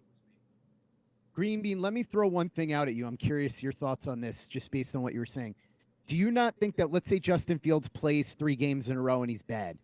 Do you not think that there's going to be an uproar for either Tyrod Taylor, or if they say drafted 𝐒𝐿''McCord or somebody like that? The fans would still be screaming for whoever the guy is. I just don't think that matters. I think it's going to be up to Fields to play well regardless. You know how it is. Pete, there were people last year that were screaming for Tyrod Taylor to take over for Aaron Rodgers, and it was Aaron Rodgers. No doubt. So you're saying, and I don't entirely disagree. I just think that we're at the point in the draft, and especially, good Lord, if he's still there at 145, where if you draft him and he gives you headache or there's noise, you just let him know. The first sign of we'll just cut you because we invested nothing in you. But to me, the reward potential here with him is so high that what do you get? What are you losing by drafting him? You're not. What are you getting in the 5th round? A special teams player? You know what I'm saying? That's kind of where I come at it. I see what you're saying. I just couldn't disagree more. But no, but listen, I do hear you. I do hear you. But 𝐒𝐿''McCord and Tyrod Taylor don't have Deion Sanders and his podcast out there. Like it's a whole different mechanism. It's a whole different scenario. You know, like the noise would be that much louder. And the problem is that there would be actual viability. Like Tyrod Taylor, we're going to scream for anybody. We screamed for Brett Ratliff. We screamed for Trudeau. Like we're going to do that. When it's Sanders, like you can't try to build something and then bring in a hedge. You gotta commit to this one, which is another reason why I don't like this most recent pick. Like I do like the first 2 picks for that supporting the Justin Fields plan. Like, look, he's already risky enough. You know what I mean? And so we got to do everything we can, commit to Justin Fields this year. And if it doesn't work, great, but you can't have the built-in excuses and you can't have the built-in escape hatch. It's like, you know, you're setting yourself up. I just, again, we're the Jets. We have to look at things. We have to accept and live in the world that is us. We know what this place is. You know, I just couldn't disagree more. I think Sanders, I get the talent. Leave him where he is. Let somebody else be the problem. If he's great, great. If he's bad, great. Let's just do our thing over here. We don't need the extra noise. Again, none of those guys have the Deion Sanders machine behind them like Shedeur. I get it, but also isn't there something to be said for the fact that when you're talking about such a low level of investment, that the Jets have been as bad as they've been for so long. They haven't drafted a decent quarterback in about in literally 25 years, right?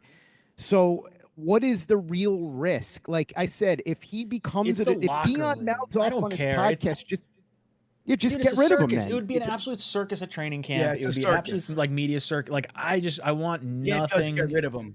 But if he's good, if Aaron Rodgers was good, would anybody have cared about the media circus? The only reason anybody cared about the media circus is because Rodgers was bad. I'm saying if you pick Shedeur, you make it clear to him and the family, and then we'll move on because look, obviously, right. But I'm saying you make it clear to the family. Look, you're either going to do it our way, or we'll get rid of like I said. You call them and you say, look, we're willing to give you an opportunity. Okay. If you are willing to do it our way. If not, we won't take you. And if you take them and then they break their word, it was a 5th round pick. They're going to cut Jordan Travis after a year when he was picked in the 5th round anyway. So what's the harm? That's all I'm saying. I mean, look, I get it. I totally understand what you guys are saying. Trust me. I lived through the Tim Tebow thing. I just think the difference is with Rodgers, you're now talking about a guy who was making a ton of money and had shown you he was no longer good enough to justify it. And with Tebow, you were looking at a guy that you knew was never going to be a viable starting quarterback.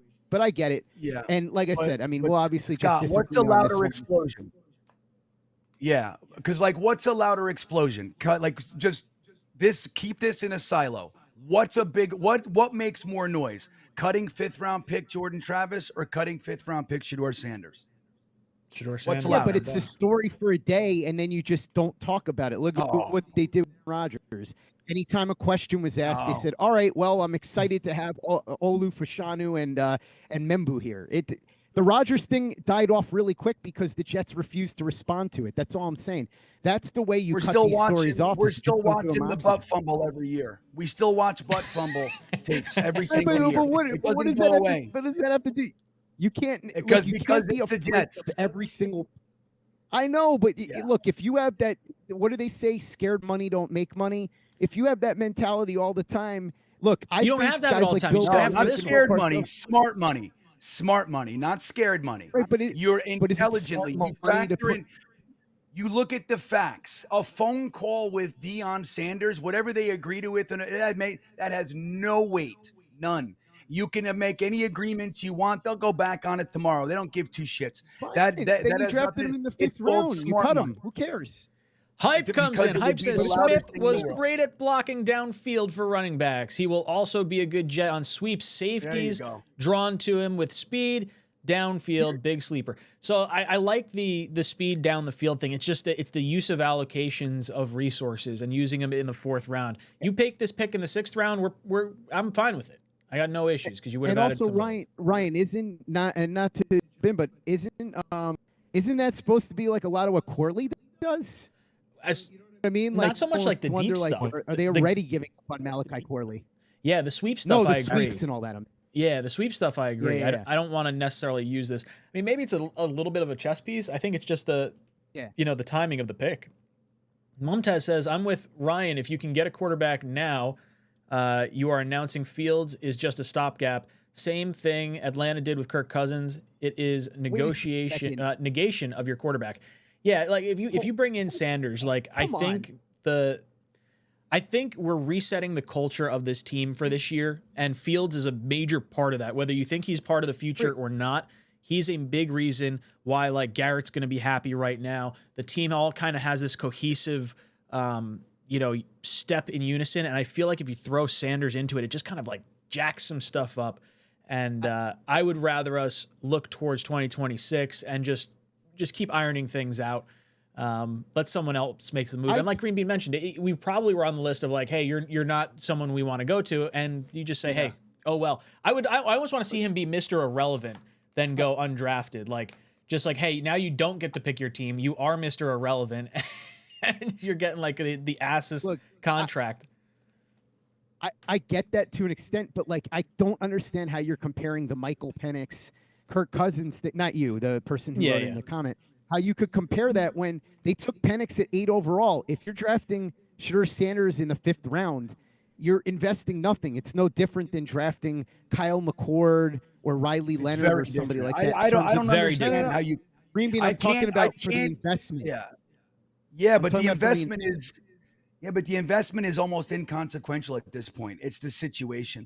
It's just, I mean, dude, again, everything's louder here. Everything's louder with the Jets. It'll be like, it's just, I don't know. For me, if they draft them, look, it is going to be what it is. But me personally, I know I'm on that list. I already know that the Jets were on that list. We destroy quarterbacks from the outside looking in.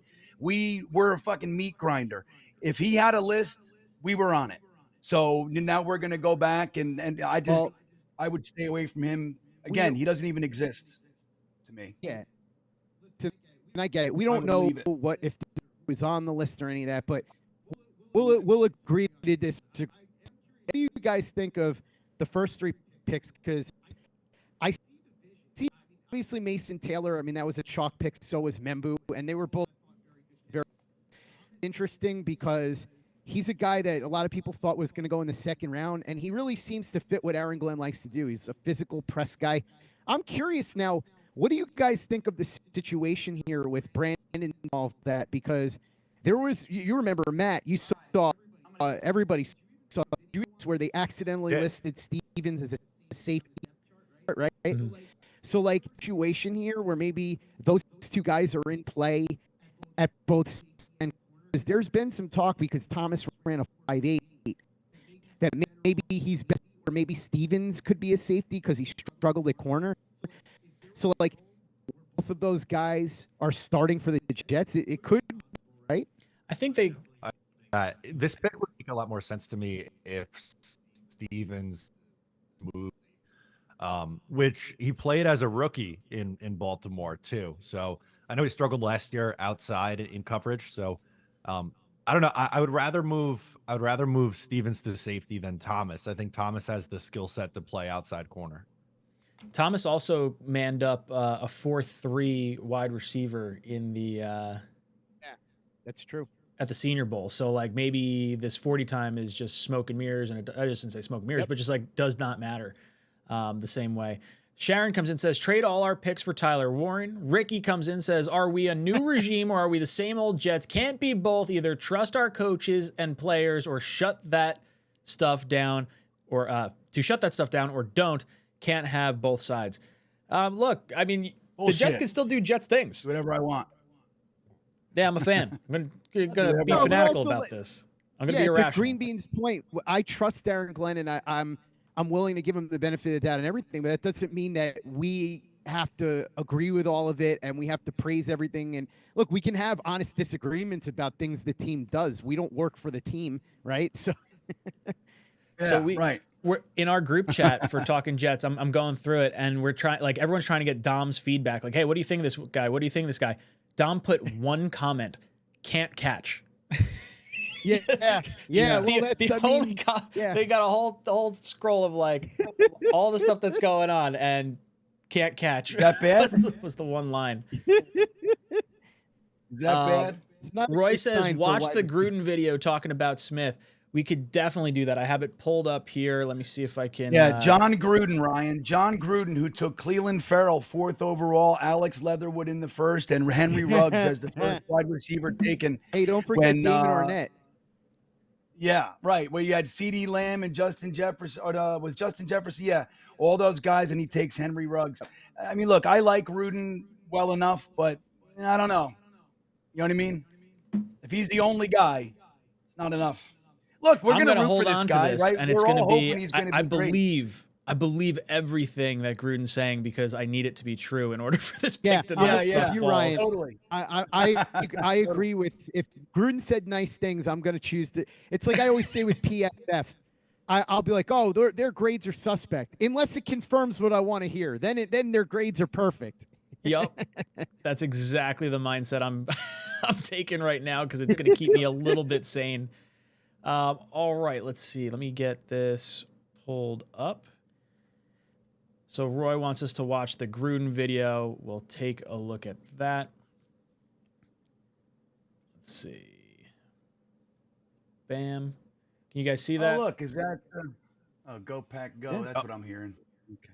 Gunnar Helm went a little bit ago. Bean, I don't know if you saw that. No, I didn't see. I'm in the chat, so I didn't see the last couple picks. Yeah, I'll call out the ones that, like, at least I know we've been talking about. Gunnar Helm. Yeah.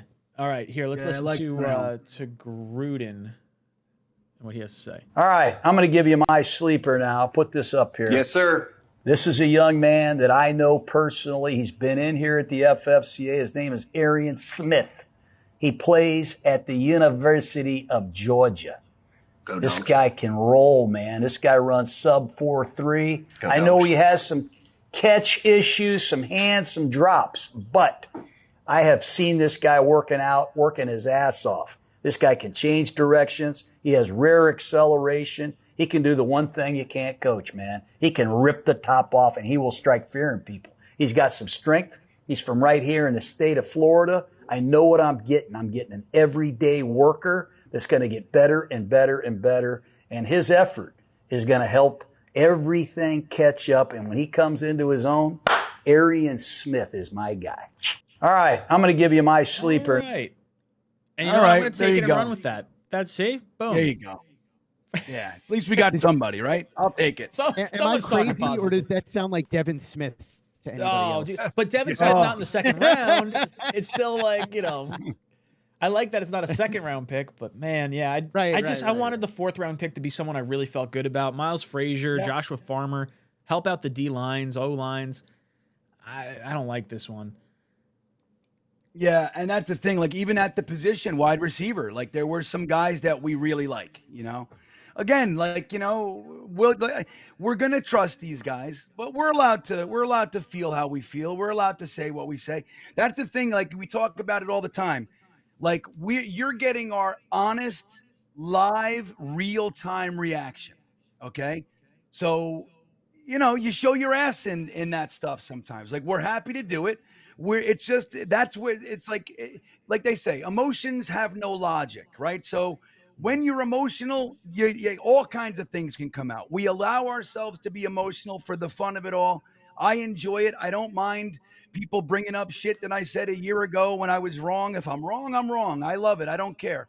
But right now, we feel how we feel, and we'll deconstruct it, and we'll go. We're all going to be rooting for the guy. I'll tell you that. I can guarantee we're all hoping this guy, game one, streaking down the sideline for a 66-yard touchdown. I'm on board. But right now, it's just a toughie. It's just a toughie. That's all. Scott, we're going to eject you from here. Any last words for our panel? Yeah, no, listen, I like the first 3 picks. The 4th rounder is a weird one. I'm glad I got to mix it up with you guys about Shedeur. I respect your opinion. I respectfully disagree, but it's cool. That's the beauty of these spaces, is that there's a million different opinions and everybody can say what they like and feel how they feel. Ryan, always appreciate you having me on. Green Bean, Matt, I feel like I don't get a chance to interact with you guys very much, so I'm glad to get a chance to chop it up with you guys. And last thing I will say is, Matt, I'll be honest with you. I've privately been hoping that you were a sleeper in this draft for the Jets, that maybe they would bring you in as a late-round quarterback, because I've seen those videos of you throwing. Right. And I'll be honest, man, you got a little bit of mustard in the gas can there, so I wouldn't mind seeing you throwing a football for the Jets. I love it. Thank you, Scott, man. I appreciate that. Yeah, always Scott, a pleasure, Scott. Thanks so All much right, for guys, tuning in. good to talk to you. Guys, make sure you subscribe to Play Like a Jet and support Scott and all his work over there. Scott, you've been ejected from the Talkin' Jet stream. Always good to have him in here. We're going to get to more super chats. I see Gangrene David, Casual Cavers, Just Win Jets, The Jet Show, Connor Long, and Brian super chats come in. I'll get to it in 1 second. I just want to acknowledge a sponsor of the stream. Did you know that New York's best off-site meeting venue is in New Jersey?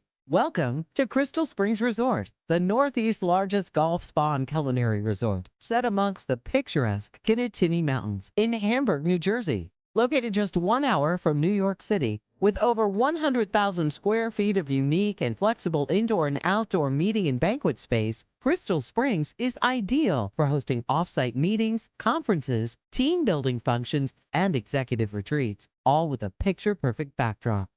The resort features 2 distinct hotels with stunning mountain and valley views and a vast selection of guest rooms and suites with in-room fireplaces and private patios. Guests have access to a wide array of amenities, including 2 day spas, 3 clubhouses, 3 pool complexes, 10 restaurants, and North America's most spectacular wine cellar. For those seeking recreation, Crystal Springs boasts 6 championship golf courses, a state-of-the-art sports and fitness club, and a mountaintop lake and nature center surrounded by thousands of acres of pristine forest. No matter the time of year, guests can choose from a myriad of individual and group activities that can be coordinated by our activities directors. In addition to offering this conveniently located world-class facility, Crystal Springs' experienced and dedicated in-house team provides superb catering, concierge, AV, and conference services to help plan and manage all aspects of your event. Whether you're planning an annual meeting or just looking for a quick retreat to recharge your team, Crystal Springs Resort will make your next event a success. Call today to schedule a tour or to find out more about New York City's closest 4-season resort. Boys and girls, we're going to get back to more of your super chats. Please make sure to hit that like button while you're in here. We're almost up to 1,000 likes. We want to try and get as many as possible. We're going to try and break our record from last year. I don't know what that is, but there's a record over there. So please hit that like button. Milk thumbs. Milk thumbs. Yeah, crazy, right? Before the Jets pick, we got all the way to like 931 from 270. And we people got still pissed. didn't break 1,000. Gangrene We got David there. in the house. Yeah. What's up, GGD? Says, gentlemen, What's good to up, see man? you. Mason Taylor pick is my pick of the draft so far. Won't change the fact that this will be another season that should be washed down with alcohol when it's all over. You know what? It's going to be championship alcohol, though. We're going to be feeling good. It's going to be champagne. We're gonna have that. It's not going to be like the sadness drinking. It's going to be the happiness drinking. Glass half full until it's not. But GGD, good to have you in here. Which, you know what? In honor of GGD popping in here, let's drop our reaction stream. And we got GGD in one of them.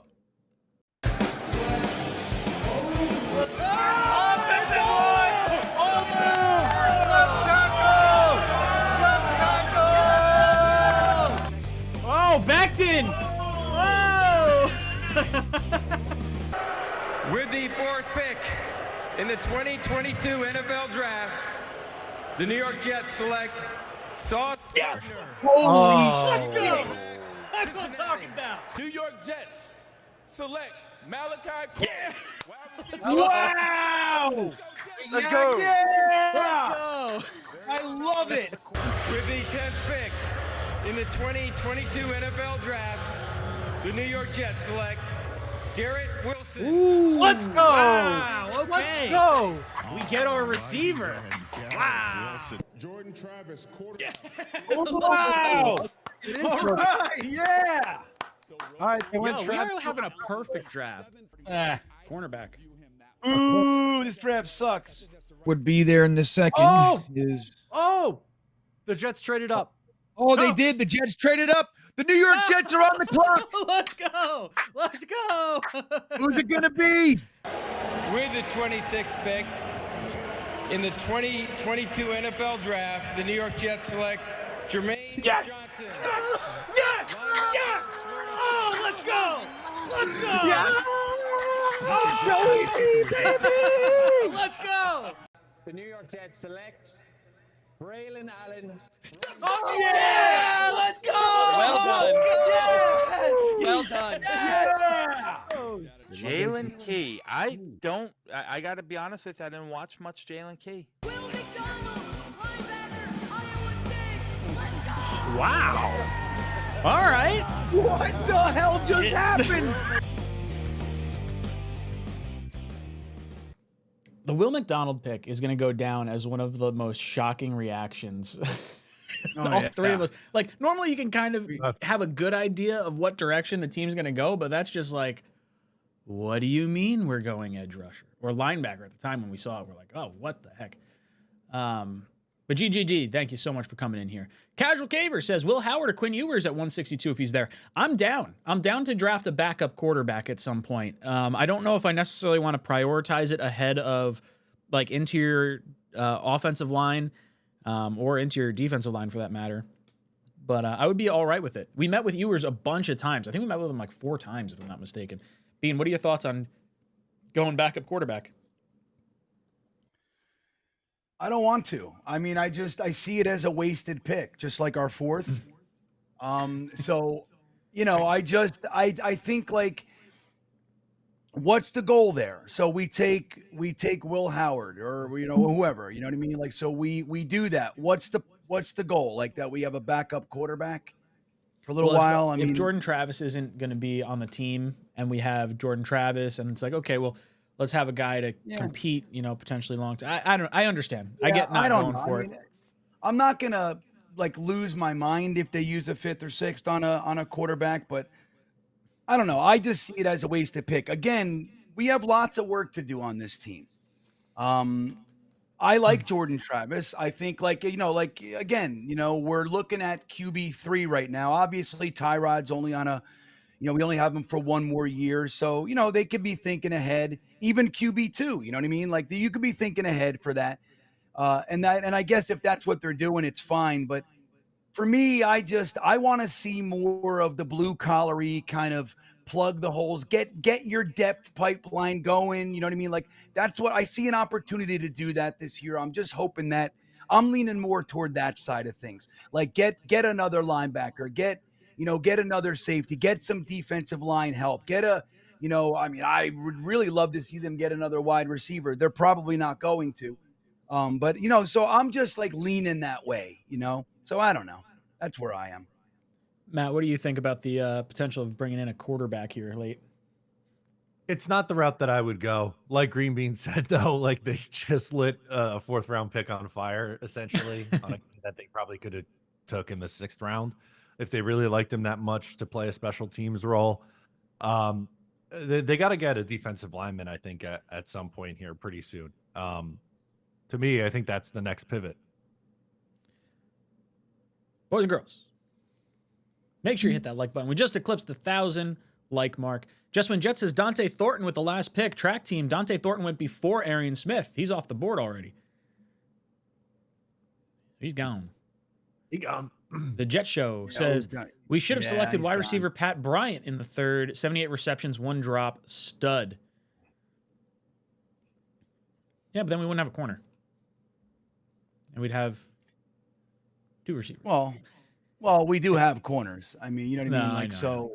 Yeah, I mean, look, I don't want to say that the 3rd was wasted. I mean, he looks like a stud, though. You know what I mean? Maybe not a guy I was looking at, but he, like, when you look at him, I mean, he looks like a certifiable badass. You know what I mean? The wide receiver, not so much. I don't even remember his name. What is it? Aeneas Smith? Arian Smith? Is that what it is? Arian Smith. Yeah. Aeneas Smith. That's maybe that's another thing. No, what was his name? Aeneas Stewart, the guy we drafted. Was that his name? Or Darius. What was it? There it is. Okay. Darius Stewart. Thank you. Yeah, I mean, but our 3rd round pick, again, maybe not the direction for me that I was looking, but when you back it up and just take a second and look at it, people loved him, namely Dom C, one of our in-house guys that we're close to and we talked to, absolutely loved this guy. And when you look at the film and stuff that, or the clips, I should say, not so much film, but the clip, like he looks like somebody, okay, you can be excited about that guy. The 4th is just a little bit more difficult, especially when you feel like you could have got a guy like that, even him specifically, much later. That's the thing. You want to hope that our front office knows how to like balance that. Like Mike McCagnon, famously, he was nervous that teams were going to jump him in the 2nd round for Hackenberg. Nobody in the NFL was looking at him, in the 2nd round. And McCagnon's like, he's fucking freaking out. And he uses a 2nd round pick on a guy who never took a snap for us. So like, that's somebody who didn't understand the value of where players are going to be more likely to go. And you want to hope that Mooj and these guys that they understand that. I mean, who knows, guys? There could be, there could be some real truth to the idea that Jets traded up. Like this guy Hold on, I was Jets traded up. Jets traded up. Jets traded up. What do we got? Jets traded up. Apparently, it's with Philly. I'm afraid to refresh because I don't want the pick to be spoiled. Yeah, don't. We're hiding the chat right now. Connor says this pick sucks. Blah blah blah blah. Connor, we'll come back to you in just a second. I'm gonna hide the chat here. Jets are on the clock. All right, who will it be? They're gonna make us happy. 2 4th round. So it says picks. Ravens pick is in. So so I'm guessing they made their pick. So it's got to be Philly that we're moving up with, I would think, because it's Baltimore, Philly, New Orleans. Oh yeah, they got the Ravens in the UK.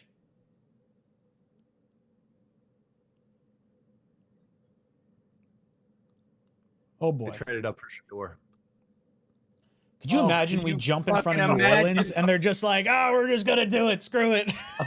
I'm sorry to put that. Hey guys, so yeah, we've been listening to the Talkin Jets stream and we saw we made a really big mistake. So yeah, we're gonna go ahead and we're gonna trade up and we're gonna get some guys that you really like here. Now, if the Jets are coming up to 130, who we taking? Where's our head at? Farmer's still there. That's a good one. Is Frazier still there? Or is Frazier gone? Miles Frazier's still there. Both those guys are still there.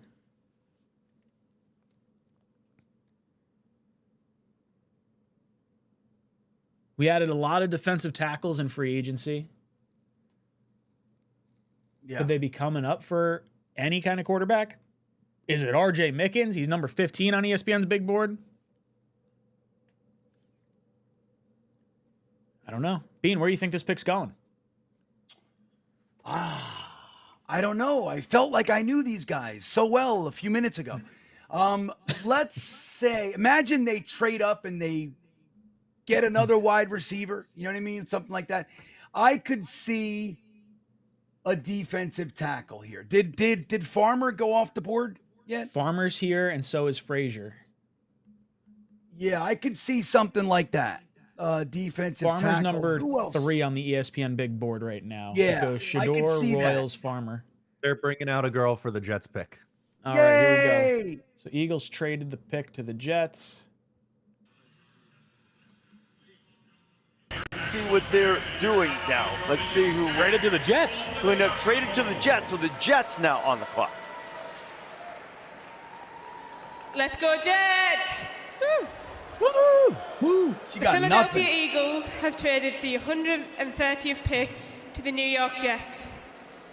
With the 130th pick in the 2025 NFL Draft, the New York Jets select Malachi Moore, DB, Alabama. Oh, safety. Okay. So Malachi that, yeah. Moore out of Alabama. He was one of the Malachi Moore. leaders during the transition. Let's get from some Nick Saban to some Kalen DeBoer. information on him. See how we're feeling. Do you have I'll look to Dom's? see what they get. What was that? I'll look to see what they gave up. Yeah, I guess no R.J. Mickens, everybody. They're good. That probably kills that one. Yeah. So what? Malachi see. Moore, good pick. That was pick 130. I feel better about that one. Yeah. We're still in the 4th round, right? Yep. Yeah. Yes. You don't see the I don't see the compensation yet. No, I'm still refreshing too. I haven't seen. Yeah, hold on. Hold on, yeah. Team All right. captain each of the last 2 seasons. That would mean Remember he's Joe a Saban Douglas guy. with his team? I feel like team captain run.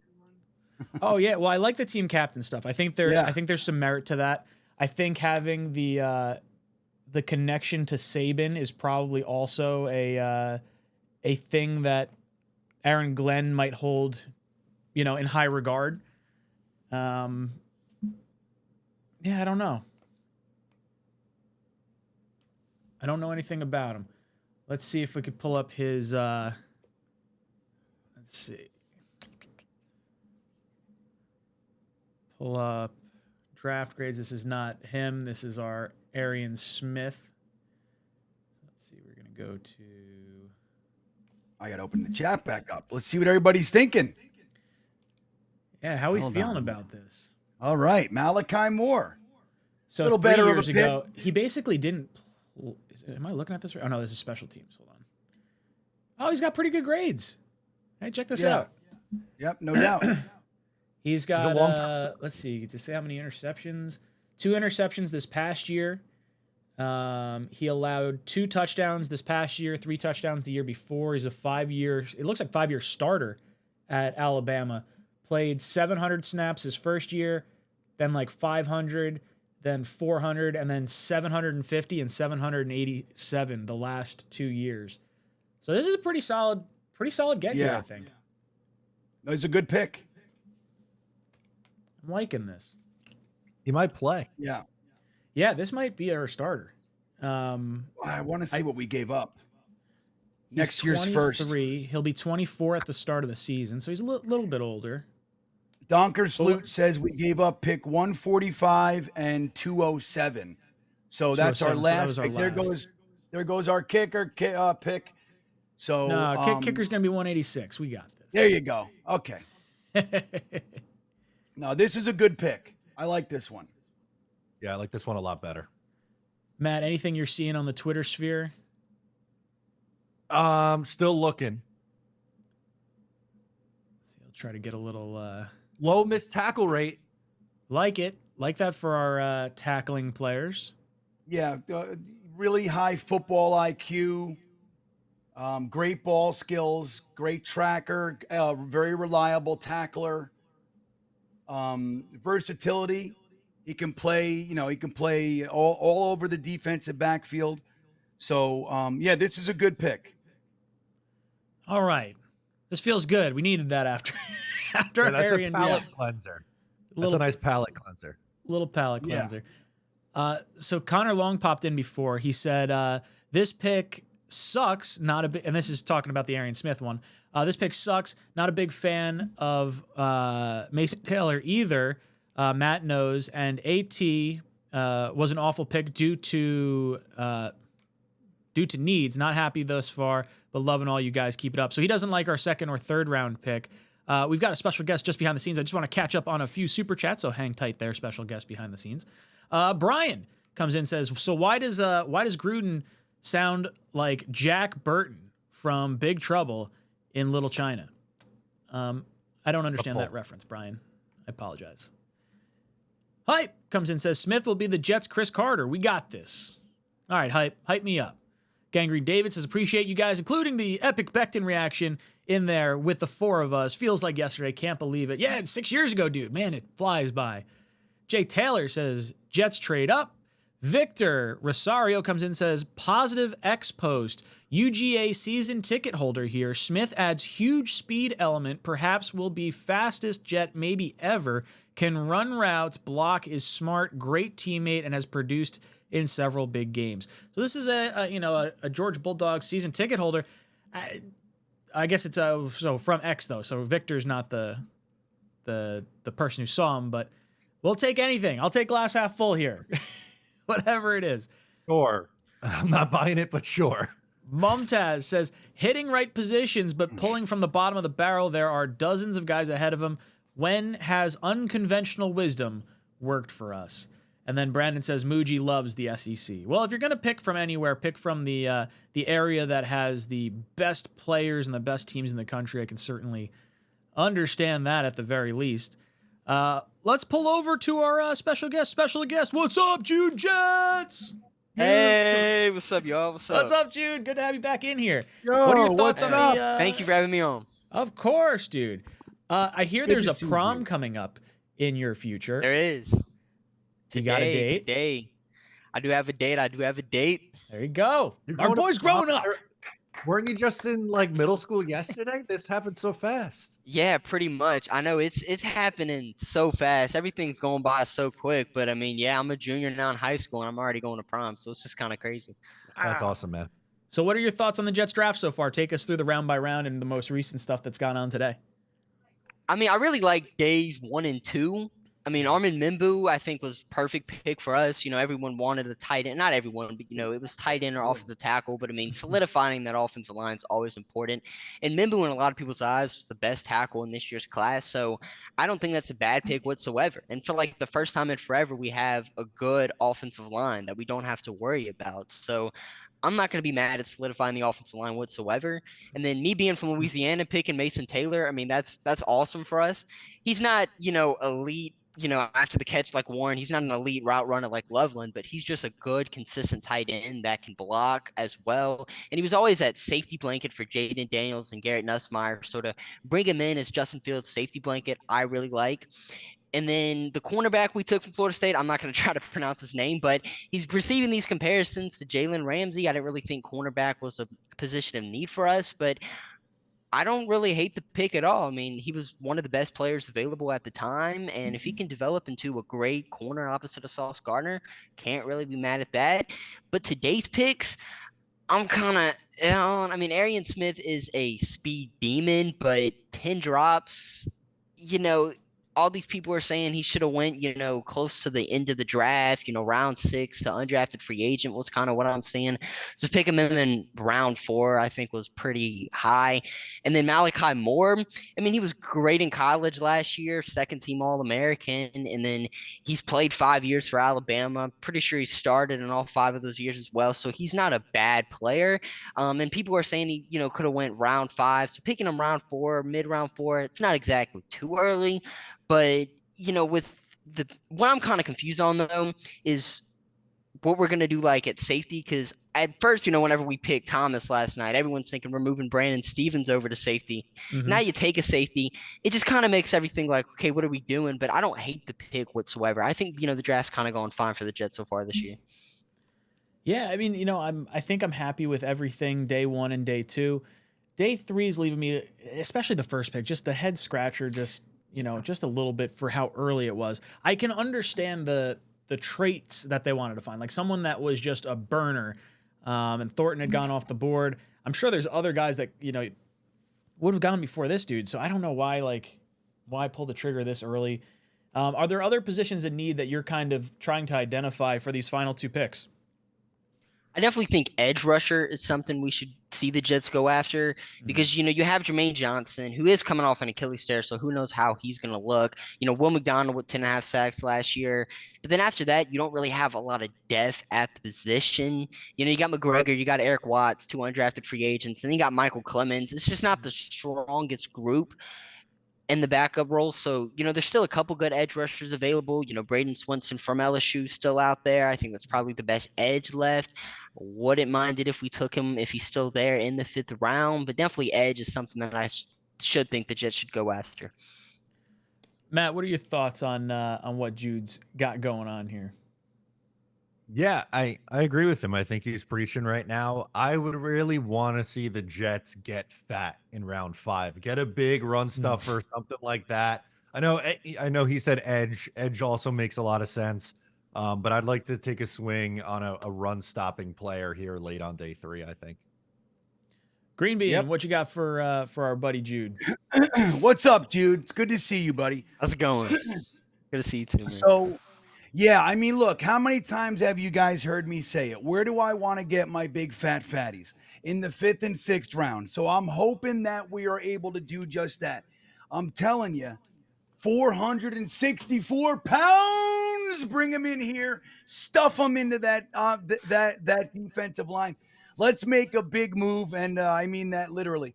But yeah, I mean, look, I like Malachi Moore. I don't like the other, the wide receiver, Arian Smith. We're gonna root for him. I'm already softening. Speed, good work ethic, all that kind of stuff. So look, they wanted to bring him in. He's their type of guy. They're doing the whole character thing right now. They're filling the roster, with guys that want to work and that they want to work with. So, we got to give them that. That first year, they're getting rid of the Hassan Reddicks and the Aaron Rodgers of the world, and they're bringing in these young kids that have that pedigree, that character that they're doing. Now, super fast, can't catch. We're gonna have to work on that. The Jets very famously did that in the first round. It's one of our biggest draft busts of all time, known as Johnny Lamb Jones. He was the fastest dude in the world. He could not catch. It was so one of those things. Hopefully this is not that situation. And like I think you mentioned it before, Ryan, maybe some packages, behind the line type of stuff, jet sweeps and, things like that. Who knows? Getting that speed on the field can be a good thing. One of the things I love to say, it's one of my favorite sayings, you can't teach speed, right? We all love that one. So we got some of that. But I'm with Jude. I think the edge rusher is a sneaky need, like we've talked about. So maybe we do a little bit of that. But I think the 5th and 6th really call toward this is where you get your big fatties, man. This is where you get your beefcake, just specifically designed to stop the run. We can do a lot of damage here. We got 2 picks left now, I think it is, right? 2 left. Yep, So we're 32 picks away from our next pick.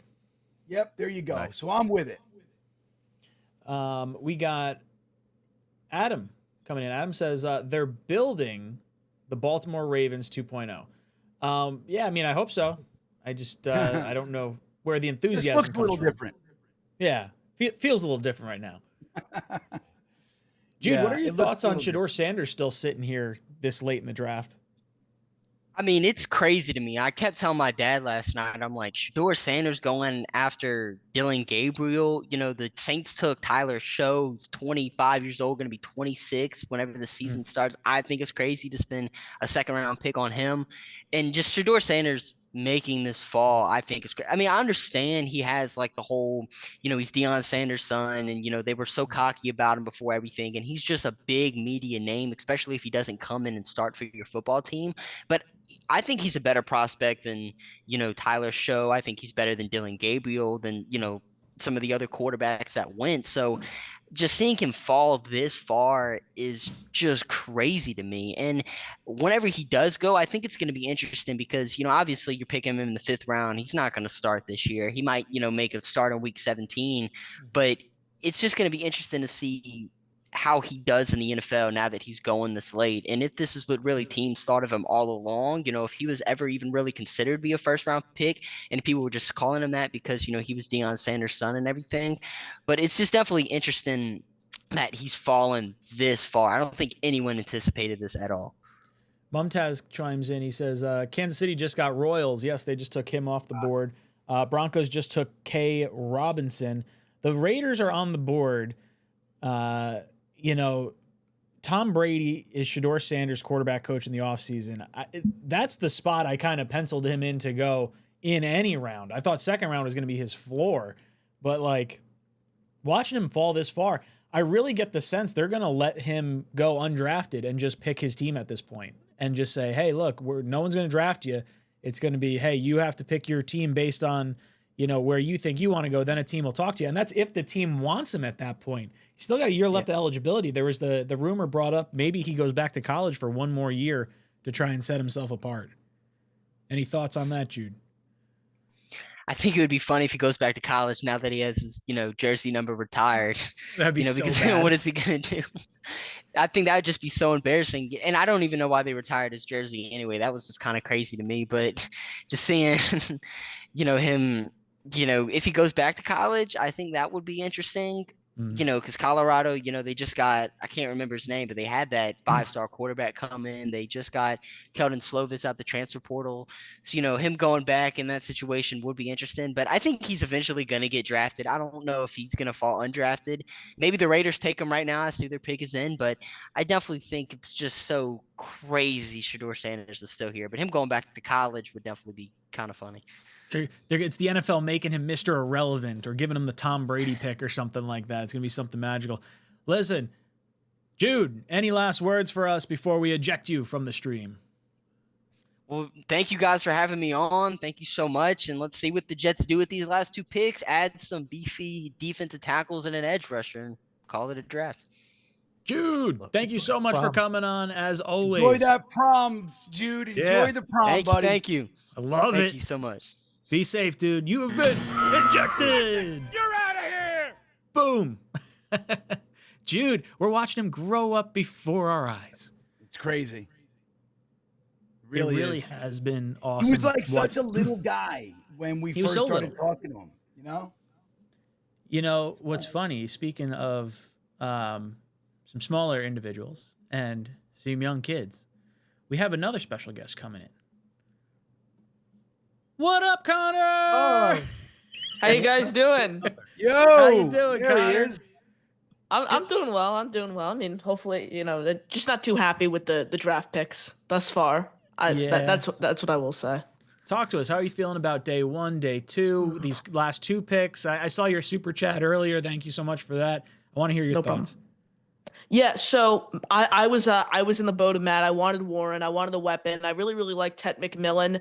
as well in the first round. But when they took Membu, my reaction was kind of bland. I was like, all right, this isn't who I wanted. But at the same time, I thought to myself, you really can't complain about solidifying your offensive line, getting all 5 guys in place.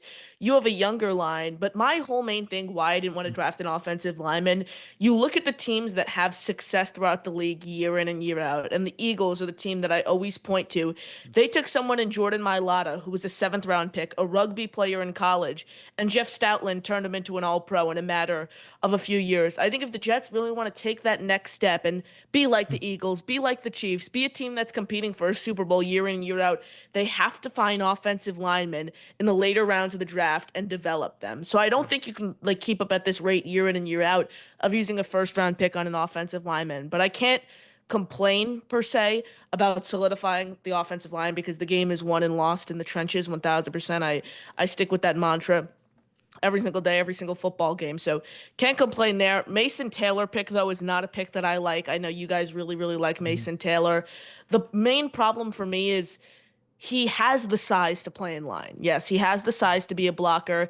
He just didn't show that he can do it consistently and at a high caliber at LSU. The receiving numbers, what he put on tape, yes, he's a nuanced route runner, good hands, but his receiving metrics didn't really jump off the board to me. I would have much rather, I really, really wanted Harold Fannin at 73, but he didn't even make it to 73. So at the same time, Taylor would have made more sense at 42. I didn't like, I said if you weren't going to go tight end in the first round, I wanted to wait until the 3rd round just because I didn't think the tight end value was great in the 2nd round. I'm not a big Taylor fan. I'm not a big Elijah Arroyo fan. So that's why I kind of wanted to wait there. Round 3. Now, I just want to jump in real quick. The tight ends. So based on how the tight ends fell at pick 73, was there a tight end that you were kind of like gearing towards? I think maybe Gunnar Helm might have been the top guy at that point. Yes. So Helm, I feel like Helm is kind of the last one in that top tier because after Helm, it kind of drops off to the Mitchell Evans, Jackson Hawes type tier where you're not getting too much receiving value. Gunnar Helm is someone I really, really, really would have liked as a pass catcher. Helm and Fannin were pretty much my 2 day 2/3 targets I was locked in on. All right. So sorry to interrupt you. Now go to the cornerback in AZ Thomas. Yes, so Azarie Thomas, I hope I'm saying that correctly. Coming from FSU, interesting player. When it comes to cornerback evaluations, I trust this defensive coaching staff. Aaron Glenn, obviously a former cornerback. You have Steve Wilkes, who's a highly experienced defensive coordinator, excuse me. Like the player, don't like the positional pick. The Jets decided to add depth at the cornerback position after you just paid someone $36 million in free agency and Brandon Stevens. And by the way, the safety talks, I think that would be even more embarrassing for this team if he played safety after you paid him 3 years, $36 million. That's not what a safety gets paid at the NFL level. So like the player overall, I don't like the fact that you took a cornerback over Jalen Noel, who was on the board. Jalen Royals. Is Jalen Royals still on the board, guys, by the way? I think he might. He went to the Chiefs just like a few picks ago. Wow. Titans just took 𝐒'𝐿'𝐿 Manor, wide receiver Stanford. Stanford. Stanford. That's another guy off the board, and they decide to take Arian Smith in the 4th round. Yeah, Smith in the 4th round. Why? I don't get why this is exciting. You pass on a really, really productive receiver in Jalen Royals to bring someone in who I thought was, in my honest opinion, I thought he was going to be a 7th round guy, undrafted free agency, maybe that 6th, 7th round range, maybe a priority UDFA guy. I think you take a massive reach on him over a guy like Royals. This guy, you're pretty much just gambling on his speed. This is someone who was a high school track star, but 10 drops last year concerns me. I think he only had 5 missed tackles last season. That scares me a little bit. Not too high on that pick. And then Malachi Moore is an interesting one. I've been saying all along safety's a big positional need. So I don't hate the pick overall. I think he was first team all SEC last year. One thing I will say is I've been here. I don't think this has been in the media yet, but there's some draft analysts I talk to quite often who have connections to a lot of scouts, and apparently there are some major character concerns with Malachi Moore. I think what an analyst told me he heard from a scout, direct quote is, "Malachi Moore is not someone I want near my daughter." That is the direct quote of an analyst told me that a scout told him about Malachi Moore. So interesting player. Again, I just don't think the overall value is there. Taking a safety in the 4th round when I think you could have gotten a really, really productive run-stuffing defensive tackle up the middle who could be a 2-tech, a 1-tech type guy in Joshua Farmer from FSU. So my honest opinion, I'm not too pleased with what has gone down this far when it comes to filling needs. So on the Malachi Moore point, there's a bunch of my friends that I would categorize as I don't want them dating my daughter. So I'm gonna take. Oh that around it. Apparently, I heard there were like some concerns with like sexual assault allegations that didn't even get out there or something. Okay. Yeah, that's what I heard. It wasn't just like a joke or anything. Oh man. Okay. Well, hopefully it's not as bad as that may be from the scouts, and hopefully he can kind of straighten his path if that's where he's at this point. I mean, at the very least, he's what, a 5 or 6 year starter. I think it was 5-year starter. 5-year starter. Yeah, Alabama. 5-year starter, and he was there 5 years. So he came in, he was a starter right away. I think he was a 4-star recruit. Grew up in Alabama. I mean, I'm never going to complain about taking a safety. The thing I don't like, though, is he's not a strong safety. Kind of that same slender build that fits the mold of like an Andre Sisco, Tony Adams. If you're going to take a safety, like I would have liked Jalen Reed maybe from Penn State. He had a local visit with the Jets. You could have maybe waited till round 6 for him. I don't get trading up for Malachi Moore, too. I mean, do you guys know how many picks the Jets have now? We have after 2 that left. trade? We have pick, I think it's 162. Is that right? Yeah, it's going to tick across the bottom. 162 and then pick 186. We gave up, 207 to move up. So it was our final pick in the 6th round. Okay. So interesting. I don't know. I mean, I guess if there's a defensive back player that this coach likes and he wants to go get him, giving up your late round pick isn't like the worst. We were kind of hoping we'd go with a kicker at some point in the draft because we like the idea of having a 4-year kicker under contract. Where do you stand on that? No, I really don't want to draft a kicker, especially He's an with the analytics guy, this Connor kid. Especially, I was open to it from the start if they addressed all the proper needs. Like if they went Membu in round 1, they stuck with Taylor in round 2. But let's say they got Royals in round 3, got Farmer in round 4. That's not my dream scenario, but I would have been super, super, super happy with the way the first 4 rounds played out in that facet. At this point, I think they still have many needs. I think you still need to get a defensive tackle. You still need to get an edge guy. I would like a linebacker.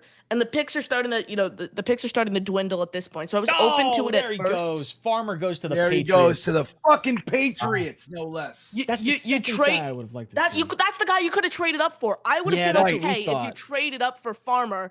Like I think Moore was going to be there anyways. The thing that drives me crazy is the fact that they reached on Arian Smith, I think 3 rounds too early.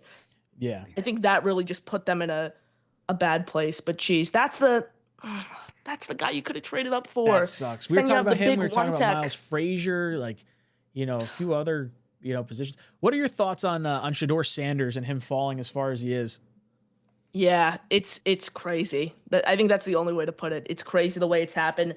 At this point, I said it last night on I did a show last night for the 2nd and 3rd round. I think he's going to go undrafted. I really, really do. Just because every team that's been injured, and I was talking to my dad about this earlier, and he's like, well, 6th round, 7th round, there's teams that's good value for him. But I'm like, yeah, the teams that have been often linked to him, the Steelers, the Saints took a quarterback. The Giants obviously took Jackson Dart. They've all passed on him multiple times as well. Same goes for the Raiders. I think this is someone who's going to go undrafted, and I really, really like him as a player.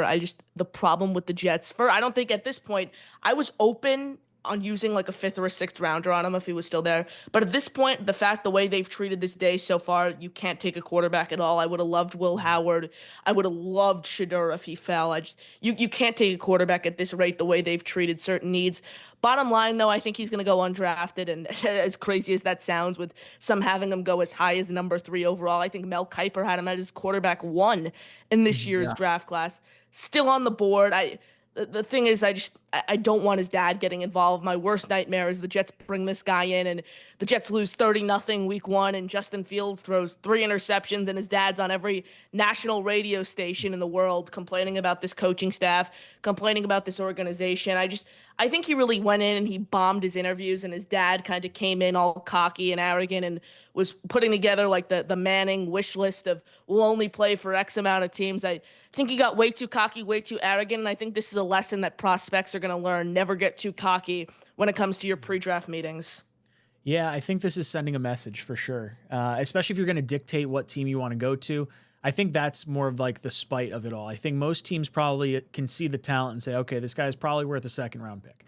And then when you sit back and you see the personality and like, oh, yeah, we're not going to go to the Browns. We're not going to go to the Jets. Like, you guys aren't good enough for us. All right, well then, like, you're not going to go drafted. I completely agree with you. I think he's going to go undrafted, and I think he ultimately winds up going to the Raiders undrafted. Any thought of like maybe him going? I don't know if did I ask you this or did I ask Jude this? My young guys are blended together in my head. Do you think he could go back to school if he doesn't go drafted? He could. It would be so embarrassing, though. I mean, for a family like that cares so much about public image, it would be interesting because he'd obviously make a lot more money at this point if he just went back to college.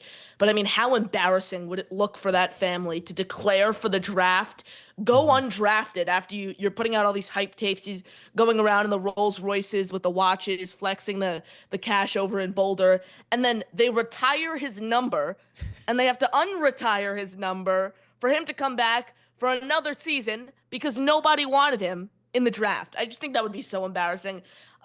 It would screw up their whole recruiting process. I think they just had a new quarterback. I don't follow college football too closely, but from what I heard, they got a new transfer in there. They recruited someone right from high school, so it's certainly a possibility. But I mean, that would be real embarrassing.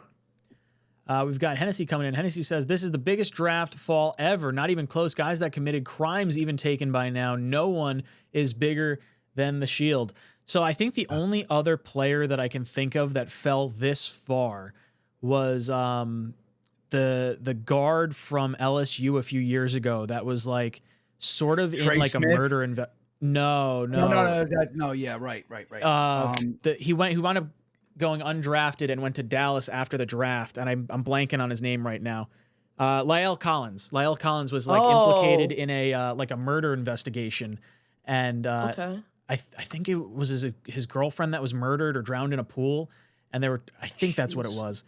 And there was like some uncertainty as to what was going on, and the investigation was like still so fresh, no one wanted to touch him.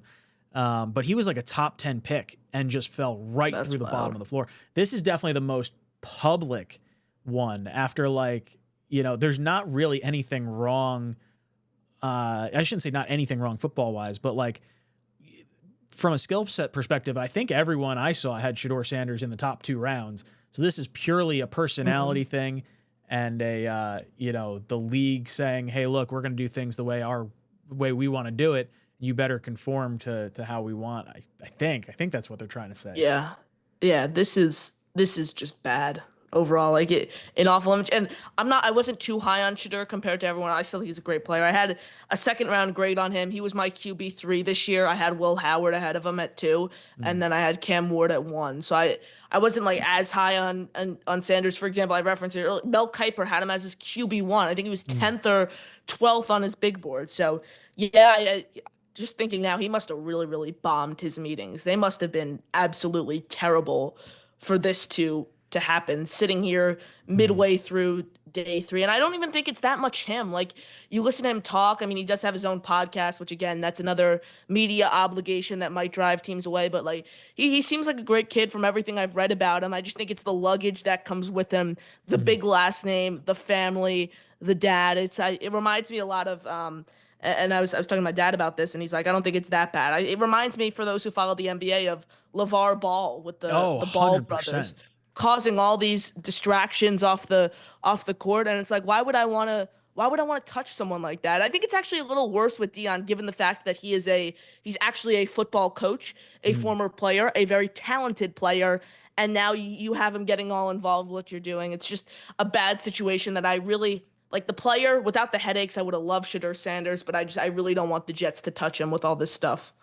Yeah, and you know what? I think the fact that we keep coming back to bringing up Deion Sanders, I think, is a problem. Like, we should be talking about Shedeur, but the conversation, no matter what we do, I think everyone's falling into this, is like, oh, I don't want to deal with Deion. And much like the Ball brothers and their father in the NBA, this feels very, very similar to that.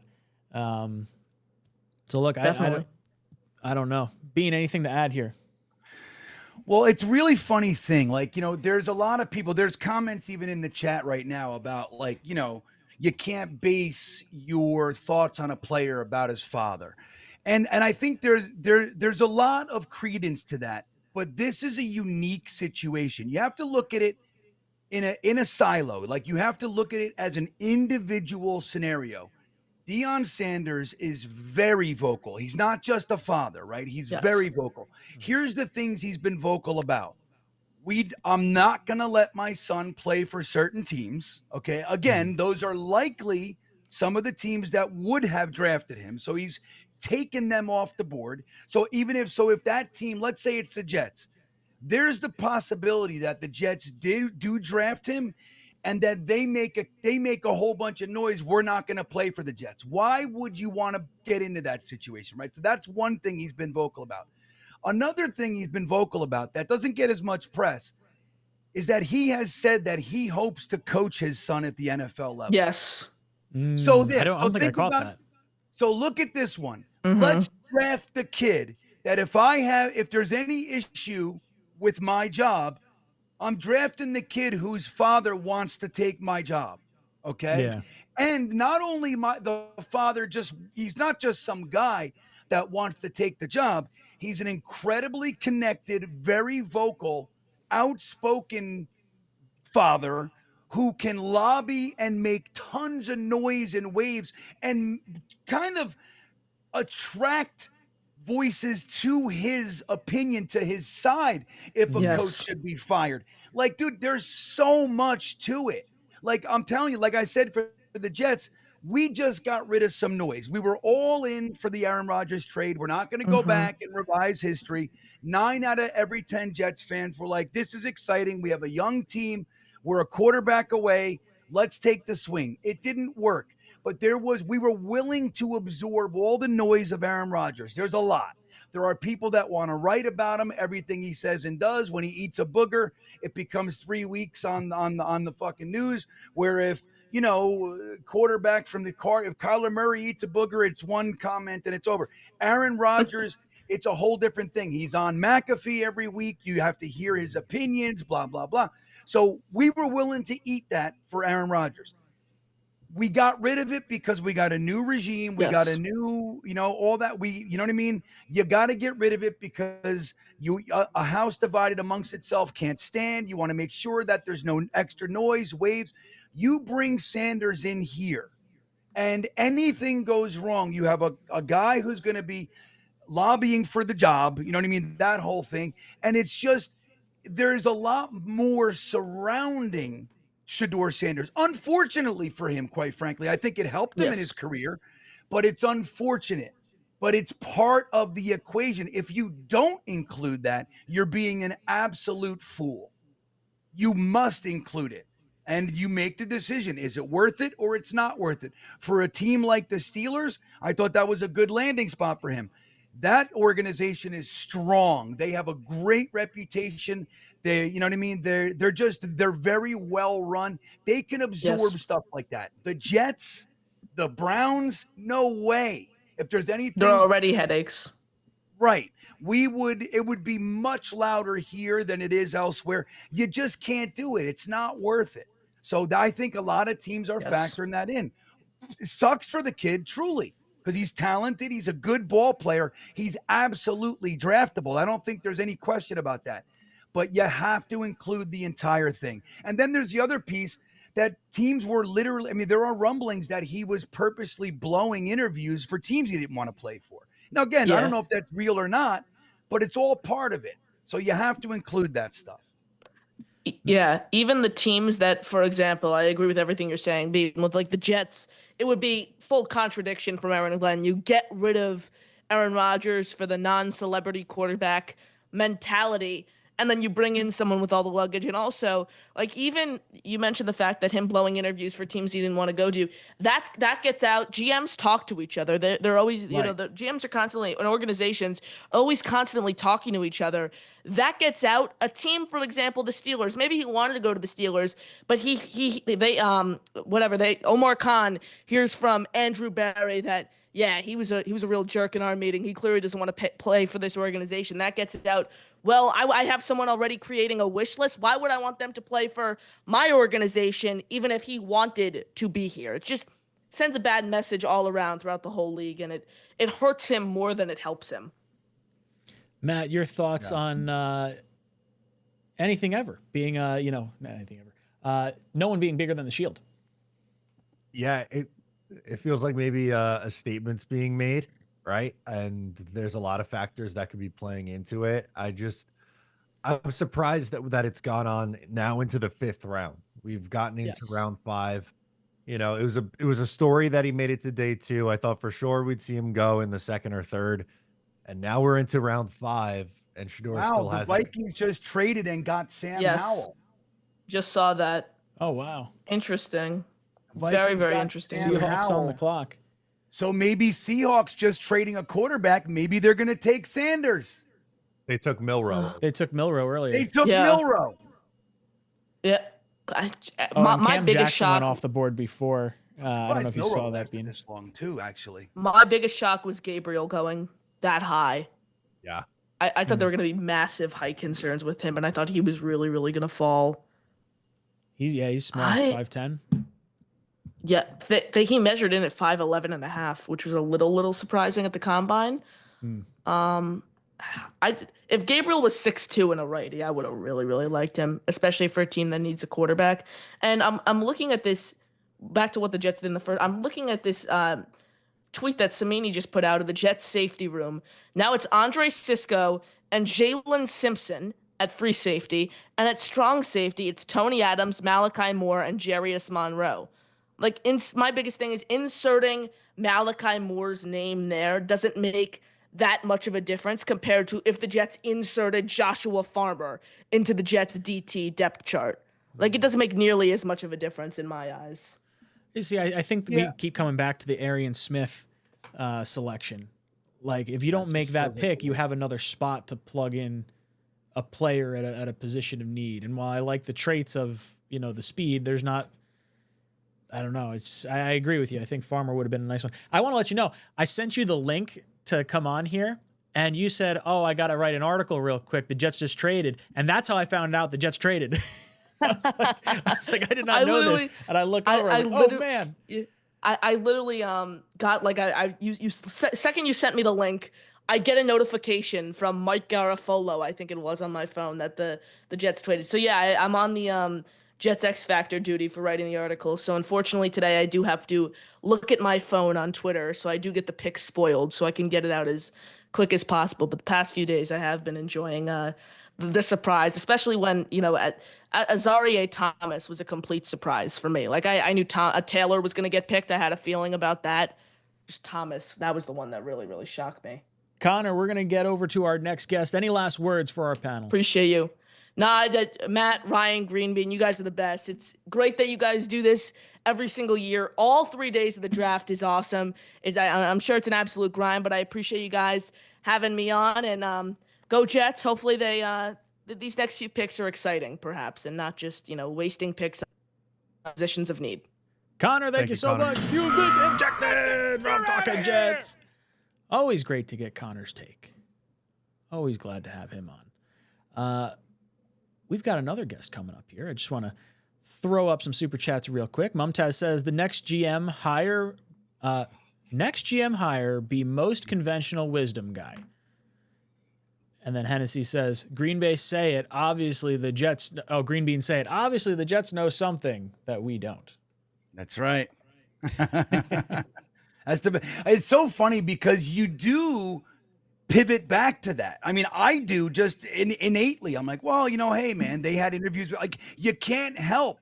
But it's just so funny that has become, like, it's a very famous one for the Jets because they were interviewed, that guy.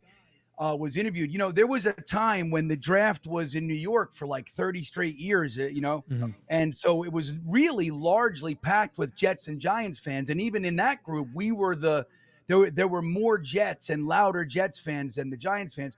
So we were kind of those early years of the draft. We have a lot of clips of us, you know what I mean, connected to the draft. But that specific comment was made when the Jets took Kenny O'Brien over Dan Marino in the draft. And it's just such a funny one. Like, obviously the Jets know something that the people up here don't. And it's like, It's an all-time quote. You know what it was? Marino smoked weed. There was an allegation that Marino smoked a joint.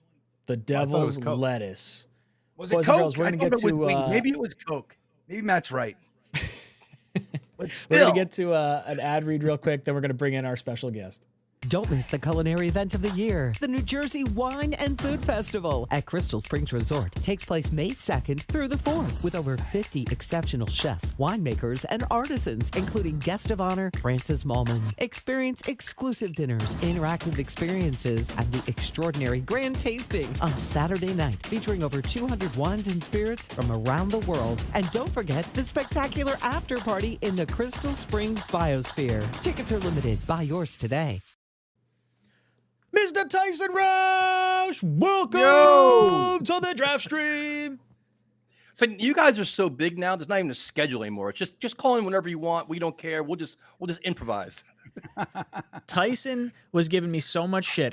He actually replied to one of my tweets the other day, and he's like, something about the draft. I don't remember. And I was like, I gotta reach out to guests. And I was like, he's the first person I reach out to. He goes, last second, I must be on the D list. And I said, whoa, hold on.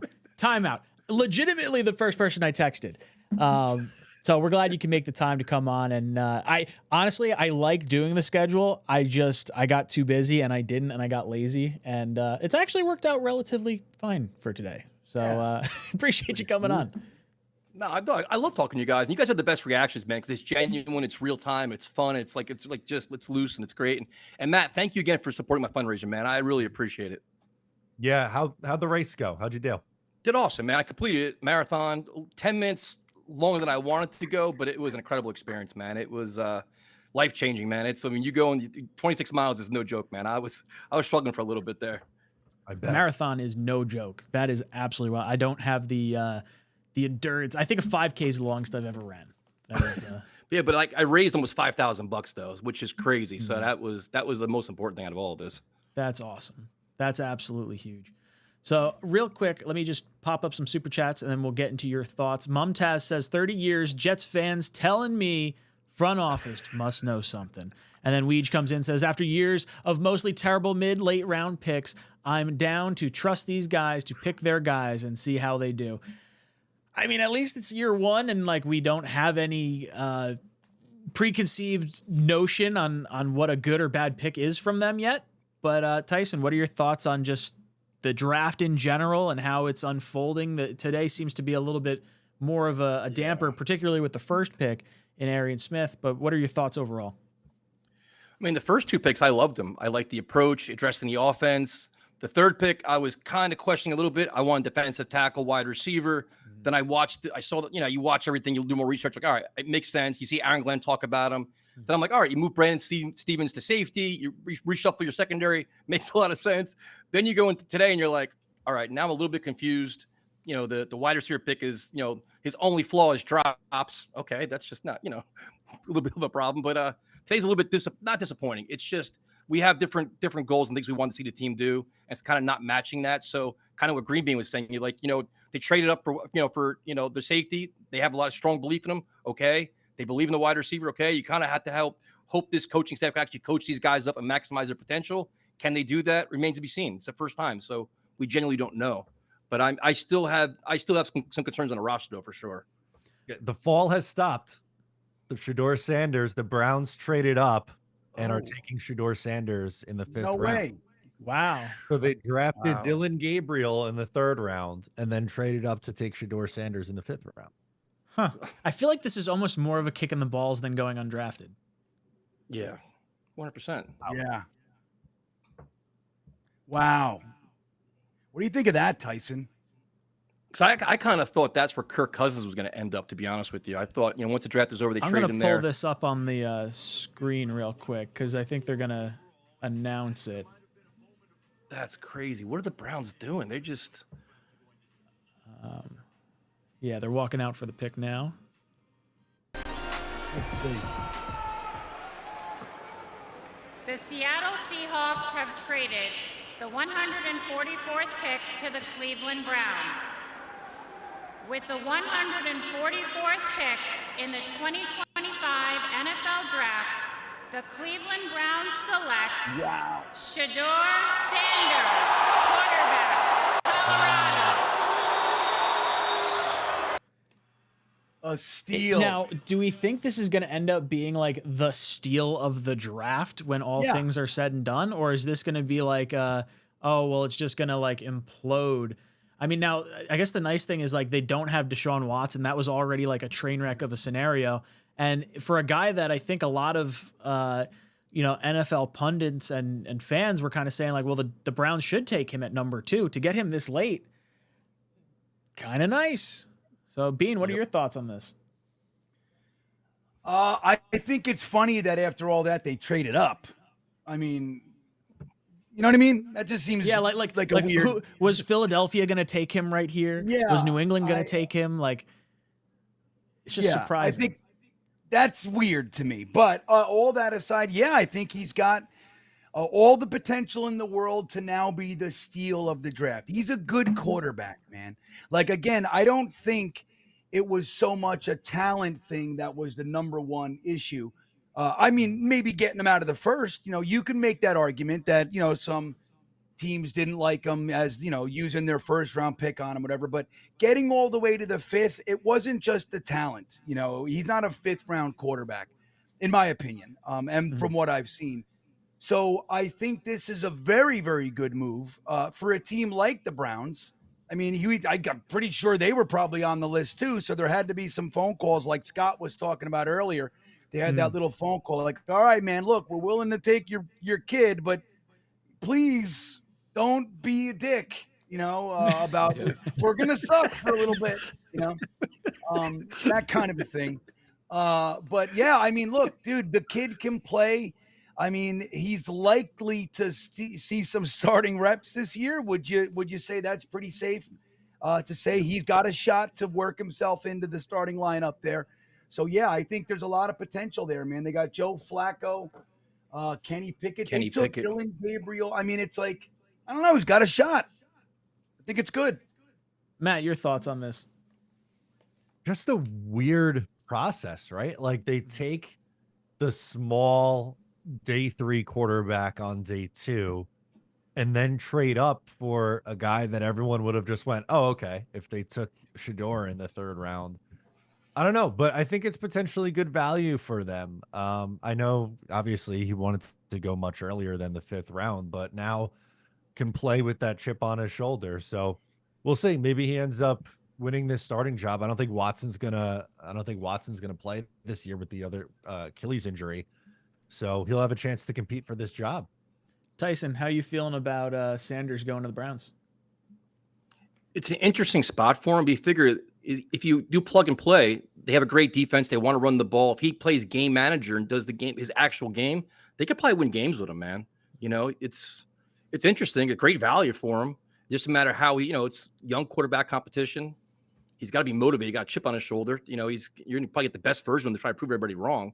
So they can get a lot of bang out of their buck for here, right? It's interesting. Ryan King says, moving in silence is what AG said. No Sanders. JJ says, been a Jets fan for 58 years. This draft has me scratching my head. I don't think I'm scratching my head. I honestly do like the first 3 picks. The next 2, even the safety and more, it's a position in need. Yeah, it's like really more. just that 4th round pick that's like a little bit of a head scratcher. Tyson, if you had to kind of encompass your total feelings on the draft so far, what would short one sentence be? One sentence. I mean, my goal for this draft was improve the offense. Try to get Justin Fields in position to succeed. Solidify the offensive line and give him playmakers. And if Fields doesn't work out, say this year for whatever reason, have a team next year that a young quarterback can flourish with. Like, let's not keep delaying it. Build a legitimate team where plug and play quarterback can actually work, game manager, win games. They've done that a little bit. They've done, they got the offensive line solidified. You got your tight end. Wide receiver to me is still an area of concern. Still don't have a run stuffer that you kind of ideally want, but I mean, kind of encouraged. It's a work in progress, man. You're curious to see how there's a lot more to go. You have 2 more picks. You have free agency after this. More things can happen. I like the offensive line. I like the tight end. I'm hopeful. It's just after that, you're kind of the secondary for the defense is just interesting now. How they have these chess pieces. How are they going to use them? Like Brandon Stevens could be a really high price safety, or is he going to be a corner? Is he a depth piece? Like, how are you going to use all these guys now? Green Bean, what would you say your blurb of this draft would be so far for the Jets? Wait, say that again. What would the blurb be for you, to describe this draft? Like, because JJ's saying he's like, I've been a Jets fan for 58 years. This one has me scratching my head. Like, I feel like I've been in other drafts where I've scratched my head a little bit more than this one. Oh my God. Yeah, the Mike McCagnon era, like every draft, every pick was more confusing than the fucking pick before it. It was like, wait, why? Tyson, remember I think it was his last draft. In the 4th and 5th round, he traded 4 times. He traded back and he traded up and he traded back. At the end of it all, he ended up netting a 15 spot jump in the 5th. Out of all of it, he collected 4 trades. He nets 15 spots in the 5th. And then he takes Trayvon Wesco.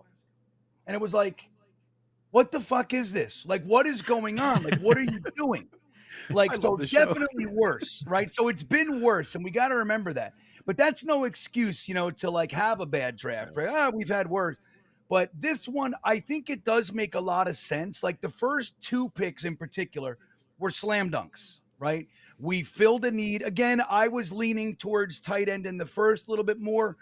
But that's aside, we filled a need. It was it's one of the arguably the most important need on the team. 7th overall pick, right tackle, finish your offensive line. You got your bookends for the next 4 years. The whole line's young. It makes so much sense. Following that up with the tight end, and a good tight end, one of my favorite tight ends in the whole draft, makes a ton of sense. The 3rd round pick it's like, again, like the player, right? Especially the way Dom broke him down and everything. The position, we were looking for something else. So I wouldn't say I'm confused by it. I just disagree with it a little bit because I do get it. The 4th round pick, like you said, Ryan, is really where I start scratching my head. And the scary part is that it's an indicator of previous regimes we've had, like Rex and Tanny together. They didn't value the back end of the draft, the 5th, 6th, 7th round.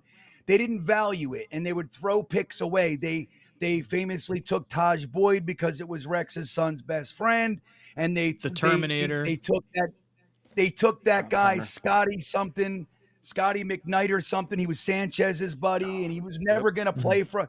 So they did stuff like that. It was just like throwaway. And Tyson, you'll remember, their draft was 12 rounds for the first half of my life. So the idea of a 6th or 7th round pick being throwaway to me, I'm like, what do you mean? Like we're still in the thick of it here. You know what I mean? Like, especially when you have 12 rounds, the 6th is like right in the middle. Like you're still getting good players. People like to say they're dart throws. I don't look at them as dart throws. Like I think you can, in a very educated way, really get some value from these players. Joe Douglas had the RAS score method, right? He bet on traits and athleticism and things like that. I tend to lean towards guys that are what we call blue collar, lunch pail guys. That's in my 6th and 7th round. I'm bringing in hardworking lunch pail guys that'll do anything for you. They'll fucking die for the team. Those kinds of guys. So I still think you can get a lot of value. So taking that guy in the 4th round when he's likely a 6th, 7th rounder, it scares me that maybe this regime doesn't have that same value for the back end. I'm not saying that's what it is, but it's an indicator of that. So I'm not all the way with JJ. I do like the Malachi Moore pick. I like it a lot, actually. So it's just that one pick for me, and I'm real curious to see the rest of the way what they do. Hopefully we're able to look, I've been saying for years, Fat fatties, defensive tackles, run stoppers, 5th and 6th round all day. You don't need to use your 1st-round pick on a run stuffer. Matt, your thoughts on the draft so far? Yeah, I would think as a whole, it's not really that much of a head scratcher, especially the first 2 picks. I think Jet fans talked a ton about Armand Membu and Mason Taylor at those 2 positions in the 1st and 2nd round. But if you want to say in round 3 and the first pick in round 4, okay, well, at least with Thomas, like I clearly wasn't expecting a corner. I don't think many people were, but that's a player that probably should have went a lot earlier in the draft than he did. So you could make the argument they got really good value there. The only like true pure head scratching one is Smith, the wide receiver pick that they had, because he was projected as a 7th round undrafted free agent guy that goes in the 4th round, which is just nuts. But then you draft Malachi Moore, who's, he's been a captain at Alabama. There's a lot of starting experience under his belt. Safety, a big position of need. So I'm not really saying overall it's a head scratcher. There's been a decision or 2 that maybe I didn't agree with at the time, but overall, I think it's pretty on par for what most Jet fans were expecting when you put it up against other Jets drafts over the years. Hennessy says, Gabriel, Sanders, Watson, what a room. Yeah, it's a wacky one for sure. Watson won't play this year, so Gabriel versus Sanders, going to be interesting. It'd be kind of, I'm not going to lie, I'm going to be pulling for Gabriel just because of like everything going on with Sanders, but honestly, they might have gotten a steal here. JJ says, I think maybe tanking is part of the plan. Look, I don't think the Jets are going to intentionally tank. I think they are going to try and win as many games as possible. I think they are going to try and put Fields in the best situation as possible, but I think it is entirely possible that Fields doesn't, take the step that we hope that he could take. And if you put all your eggs in his basket, you get the opportunity to either nurture him and allow him to grow into what you hope he can be, or he crushes under the pressure and he falters, and then you now are in a situation where the team has been built up around him. And like Tyson was saying before, you go in and you take a quarterback next year. Remember, before the quarterback takes a snap in 2026, if it's not Fields, we're going to have an entire draft, an entire free agency, along with that quarterback too that's going to come in. So this team will still add about 1/3 of new players. It's about 1/3 of the roster turnover year over year over year. So who knows? Maybe tanking is part of the plan. JJ also comes in and says Thomas is not plug and play. He has good upside potential, but not a day one starter. Yeah, and I think maybe that's where some people say that's where you could argue some head scratching, like you're going a little bit more in the depth route than anything else. But I think it covers a few different bases, and it's a conversation that I think is worth having at the very least. Stevens to safety. Now you got your 2 boundary cornerbacks. If there's something that goes wrong with the Sauce Gardner negotiations for contract, who knows? You might be needing a corner anyway. Like that, it's something that fans do have to kind of consider. And it's not that Sauce is a bad guy or anything like that, but it's just a lot of money, $30 million, $30+ million to invest into a corner. They might be keeping an eye on that number and saying, maybe it's a different route we may have to go at some point. Tyson, what's your thoughts on the Thomas pick, him not being necessarily a day one starter, especially if they don't move Stevens over? And then do you have any thoughts on what could happen with Sauce's future contract negotiations? And does it impact it at all? Yeah, the pick when it was made, I was initially unhappy. I was like, all right, it's kind of a crowded room where I want to address other areas. Mm-hmm. Then you try to think deeper. All right, if you're going to move Stevens, you're going to do this. Then you see the size of him, good press cover. Then you're thinking about Sauce. But for me, Sauce is a guy they get done once this draft is over. Like we're talking about, like in June, sometimes Sauce Gardner's done. Big time contract. He's like your building block, especially when Aaron Glenn's preaching. We got to keep our young talent. We got to keep it. You can't preach it and then not do it. You look stupid. Mm-hmm. So I think he gets done. It's an interesting approach. And I think the one thing that I always forget is when they're inheriting a roster, they may look at some of these guys on this roster and be like, you know what? They don't fucking fit here. Like they may have been good for Joe Douglas and everybody else, but they're not our type of player. They don't have our technique, our physicality, our mindset, our work ethic. They need to clean house with some guys that we consider depth pieces that are going to be gone. Like there's so many things we just don't know.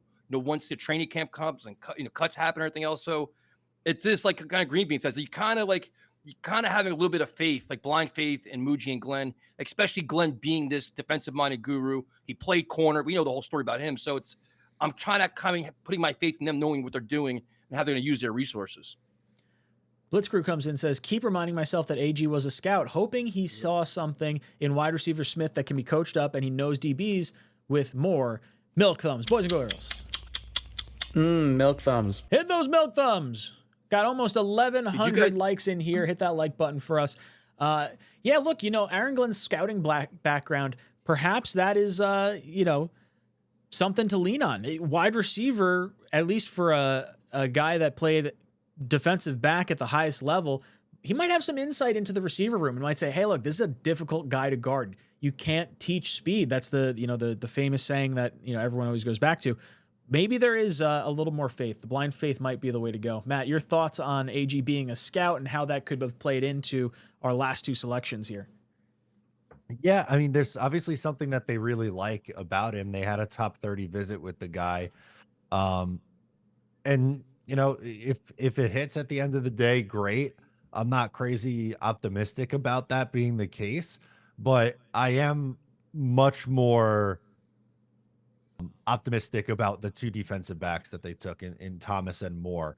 If you're looking for, mid-round guys in the 3rd and 4th round, I think the defensive backs with the pedigree that Aaron Glenn has, they're much more likely to develop in my eyes than a wide receiver who can't catch the football. Bean, what about you? How you feeling about AG being a scout and making these selections? It's a great point to remember. And, truth is, I have forgotten that a couple of times when formulating my opinions. I think that's a nice little wrinkle that our head coach has where maybe a lot of others don't, right? Like, in factoring that in, like, his process is a little bit more sound than maybe we're used to around here, right? Saleh and, whatever his. Saleh's just like, hey, can I just have, please, a 1st-round defensive lineman in every single draft? Is it, please? I could use that, where Aaron Glenn is coming in with a scouting background. So I think that's an important thing to remember. And our hope is that the Jets do know something that we don't, right? We talk about it. We just did a few minutes ago how funny it is and, how it's become for us. But the truth is that our front office does have that included. So I think it's a good point. And maybe this kid, exactly their plan for him, it ends up working out. Again, it's what sucks about it from my vantage point is that even with that, even if he ends up being good, the idea is that he likely could have been had in the 5th or 6th. So using that, there were some really, really good looking players, good looking prospects where we took him. And that's kind of the rub. It's not so much the player in and of himself. It's that what we could have done and still gotten him later. And he's going to essentially be our wide receiver swing in this draft. And it's just a little disappointing. But other than that, so far, so good. I think the draft is pretty sound. My emotions aside, But I got a question for you guys, though. Yeah, I got a question. But like now with Aaron Glenn's scouting prowess, to me, it removes all scapegoats. If things don't work out, he's running the show here. Like, this is literally your guy. Like, Muji, no, not discounting what he does as the GM, but it seems like this is Aaron Glenn's team, Aaron Glenn's players. If these guys aren't working out, can't pick, well, bro, these, these are the guys you picked. So to me, it's like there's a lot different direction than years past. Mm-hmm. I completely agree. 100%. I think that's a good point to make too. We the introductory press conference, kind of set the tone. It was like, I think maybe one question for Muji, and then every single question was directed, at Aaron Glenn.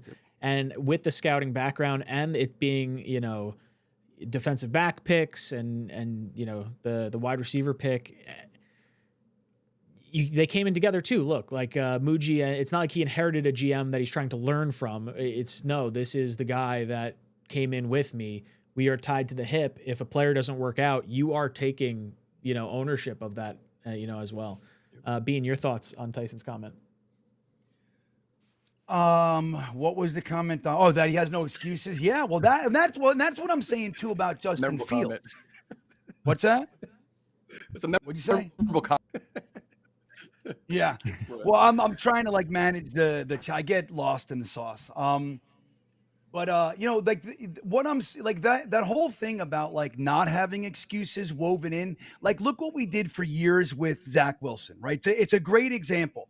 We argued for 3 years whether it was Zach's fault or if it was that he didn't have an offensive line or he didn't have wide receivers. We did the same thing with Sam Darnold. Is it Sammy's fault or is he has no line?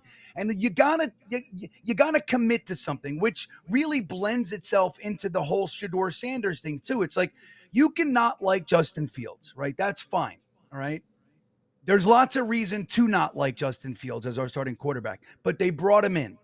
You don't dilute the potential of him succeeding and hedge your bets because of that. You commit to him and you build around him and you give him every opportunity to succeed and remove those fucking excuses. Like, the offensive line is done.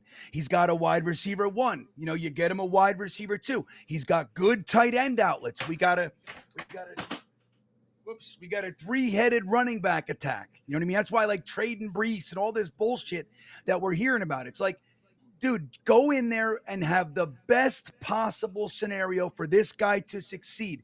If he can't, then you know why. It's him. You know what I mean? That's what you got to do. And the same thing applies to Aaron Glenn. Like, this is your roster. We let you get rid of Aaron Rodgers and Devontae Adams and CJ Mosley and Solomon Thomas and fucking Conklin and all the guys. We let you get rid of all the guys that you didn't want, you and Mooch. Build your team, bring them in, and you fucking sink or swim on your merit, which is why keeping Aaron Rodgers here, even though I did lean that way, keeping Rodgers and Devontae Adams here and running it back with this offense, I leaned that way, but I get it because now if he's here and he fails, is it Aaron Glenn? Is it Aaron Rodgers? Does he get a mulligan or blah, blah, blah, blah? You know what I mean? Commit and know why you succeed or suck. That's my big thing. So I hope that's what Tyson was kind of going for there. I hope I answered it, but that's my thoughts on the excuse thing. Matt, what do you think on the excuse front with Aaron Glenn being a former scout and owning? I think Tyson's spot on. I think it is all on Aaron Glenn. And it wasn't so much that, you know, it's Muji at the top and then Aaron Glenn underneath. No, I think they're very much so working together, and it's very much, you know, a combination of those two guys who are coming to the conclusions with the roster. So yeah, if it does fail, and obviously for as Jet fans, it's not, oh, it's Darren Muji's fault and Aaron Glenn gets another chance with another general manager. No, this is the guys that you picked, and this is the roster that you guys built together. It's sink or swim as a unit, not as individuals. Bingo. It's a good way to put that. Blitz Crew comes in, says, still hoping for Mickens, maybe as an undrafted free agent. I am sure his dad has been in his teammates' ear about him. AG probably knew him as a baby. I'm sure AG does. I would bet Mickens probably, I mean, if they had any conversation, be like, man, it'd be really cool to see my kid play for you. I don't think it's going to be so much like the Deion Sanders, you know, father approach to someone, you know, but it would be really cool. I mean, I feel like we took Mickens in a lot of like late rounds of drafts just for like the nostalgia of it all. Tyson, we have two tight ends in Ruckert and now Mason Taylor, who are, you know, Jet fans as kids. So kind of nice. You think maybe Mickens was a Jet fan watching his dad grow up? It's like a feel-good story, man. But to me, it's like, it's a good story, but is it really reasonable? Like, is that like a position to need, or like an area you want to address, though? Like, do you want to take a flyer on a quarterback at some point to bring in and compete with Jordan Travis or defend like Green Nichols? Like, I understand what Mickens is, but it's like, is it, other than a nice story, is it really a good reach to take right there? Probably not as a draft pick. UDFA, if he winds up making it that far, he's number 8 on the big board for ESPN right now. Miles Frazier is still sitting there, unless he went. Let me refresh, make sure let's get him. Still up to date. Let's get him. I don't think Miles Frazier's still there. So top on the board right now: Marcus Embo, guard Purdue; Miles Frazier, guard LSU; Torrey Horton, wide receiver Colorado; Mitchell Evans, tight end Notre Dame; Will Howard still on the board; Mickens, Quinn Ewers, Jalen Reed, Still a few guys out there. Being Matt, any thoughts on 𝐒𝐿𝐻𝐿 and the thought of potentially bringing him in at some point? I think he drafted Malachi Moore. So it would have been a cool story to add another teammate, but Malachi Moore, that pretty much ended it. Being any thoughts on 𝐒𝐿𝐻𝐿? Well, I don't know why you guys are cutting out really bad for me. I hope it's not on the screen. Like I'm only getting like maybe 70%. So I hope it's just me. But here's the thing. Like Tyson said, he's got to be able to play. Like I do like it is a nice story when they were a Jets fan and they get to come here, but it's about 5% of the equation for me. You know what I mean? Like, right? So it's nice. It's good if it can work out, but traditionally speaking, it doesn't. You know, like when we've had Jets fan players here, it doesn't really work out. I can't think of any that were Jets fans as kids and ended up being Rex Ryan was kind of a Jets fan and he did really well for us for a little while there. But with 𝐒𝐿𝐻𝐿, maybe we don't take him because Aaron Glenn doesn't want to have to yell at us. You know, he's known him since he's a little kid. You know, he want to have to yell at him. Maybe, I don't know. But he can play. He's a good player. So especially if you're able to get him, with your last pick in the 6th round or even as an undrafted free agent, I think it'd be a good pick to bring in here. But we just took a safety, so I'm hoping they go somewhere else. But I'd love Miles Frazier right about now. How many picks until we're up again? We got to be close. We're on pick 155. Dolphins pick is in. We are pick 162. So we've got about 8 picks roughly. So we'll see where it goes there. I would love to see Miles Frazier fall to us. That would be a guy. I mean, heck, I was talking about him in the 4th round. So getting him in the 5th round, I'd be tickled pink here. T. Rivera. Listen, guys, this 4th round pick is an unknown for us, but not for the GM and coach. We need a speedy guy that can spread the field. We got our 𝐒𝐿𝐻𝐿. Look, that's what we're hoping for. 𝐒𝐿𝐻𝐿 was arguably the top receiver without the injury in that draft class. So, I guess we'll see. If we were going to throw a 4th round pick at 𝐒𝐿𝐻𝐿 or take this kid, maybe we should throw in the 4th round pick at 𝐒𝐿𝐻𝐿. Randy comes in and says, men, the myths, the legends, you guys rock. Thanks for all the content. Let's get our fatty with this upcoming pick. Let's go Jets. Thank you so much, Randy. So Tyson, we've got a pick coming up here in 8 picks? 55, 56, 57, 58, 59, 60, 61, 62. So we are 8 picks away from our next selection. Where do you want to see the Jets go at this point? See, I'm stuck in offense mode, man. I want to try to add more receivers. I lost the last 7 or 8 picks. I couldn't really see, but who's the best receiver on the board right now? Because I couldn't see it. The best on the board right now, Marcus Membo, Miles Frazier. I mean, we could look at receivers exclusively. Torrey Horton, Isaiah Bond, Brew McCoy, Tez Johnson, Xavier Restrepo. Is there any chance someone rolls the dice on Restrepo, even though he had that terrible 40? I mean, you're looking at value. This is probably not. I don't think we're gonna go receiver. If we're gonna go, I like Green Bean's heartthrob of Nick Nash. Yes, let's do it. Here comes Green Bean sales pitch. Yeah. Put that shit in the ether, man. Dude, he's such a good possession receiver, man. He's one of those guys that just finds the open space in the zone. You know what I mean? He just knows he's always open. Like there's those guys like you play the Chiefs, you're like, how the fuck is Kelsey open every play? Yep. It's a skill set. They know exactly where to break. And if you can develop that rapport with your quarterback, he's his best friend on 3rd downs. Like, I love having guys like that. Like, remember Wayne Corbett? I was going to say, yeah, exactly. Yep. Yeah. Dude, he seemed to be open. Like, he wasn't fast. He wasn't big. He wasn't particularly sharp with his routes. Like, he was good, but it was like, he knew how to get open, and he caught everything. Like, those are the guys. That's Nick Nash. That's Nick Nash. Nick Nash is 6'3" is what they're listing him at. Yeah. And he's like, he transitioned from quarterback to wide receiver only a couple years ago. Like, one of the big things on him is how smart he is, like football smart, right? He thinks like a quarterback. He sees the field like a quarterback. So he knows what he wants, like what a quarterback wants from the receiver. It's one of his positives. So I don't know, man. I really like him. Again, I'm not saying he's going to be a great wide receiver one. He's one of those receivers that you really want for, like, you know, wide receiver 3 or one of those guys, third down. He's going to be a quarterback's best friend. And I know it. I know wherever he goes, it's going to happen. He's that guy. I hope it's us. Where is he projected to go? What round? So right around here, 5th round. Yeah, he's the 7th wide receiver on ESPN's big board. So kind of depends, I guess, what other big boards look like.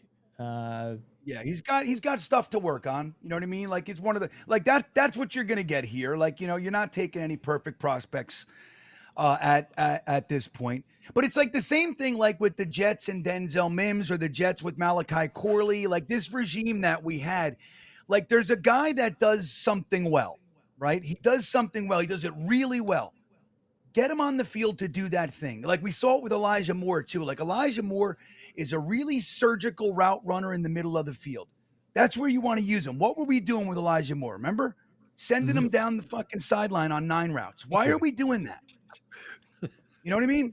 He doesn't Chiefs do that. just traded up with the Go on. Chiefs sorry. Chiefs just traded up. Oh, who they taking? Whoever I want.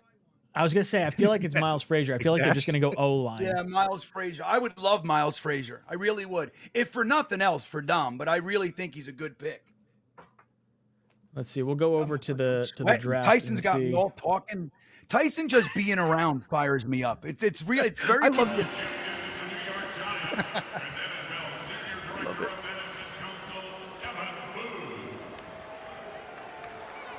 The Pittsburgh Steelers have traded the 156th pick to the Kansas City Chiefs.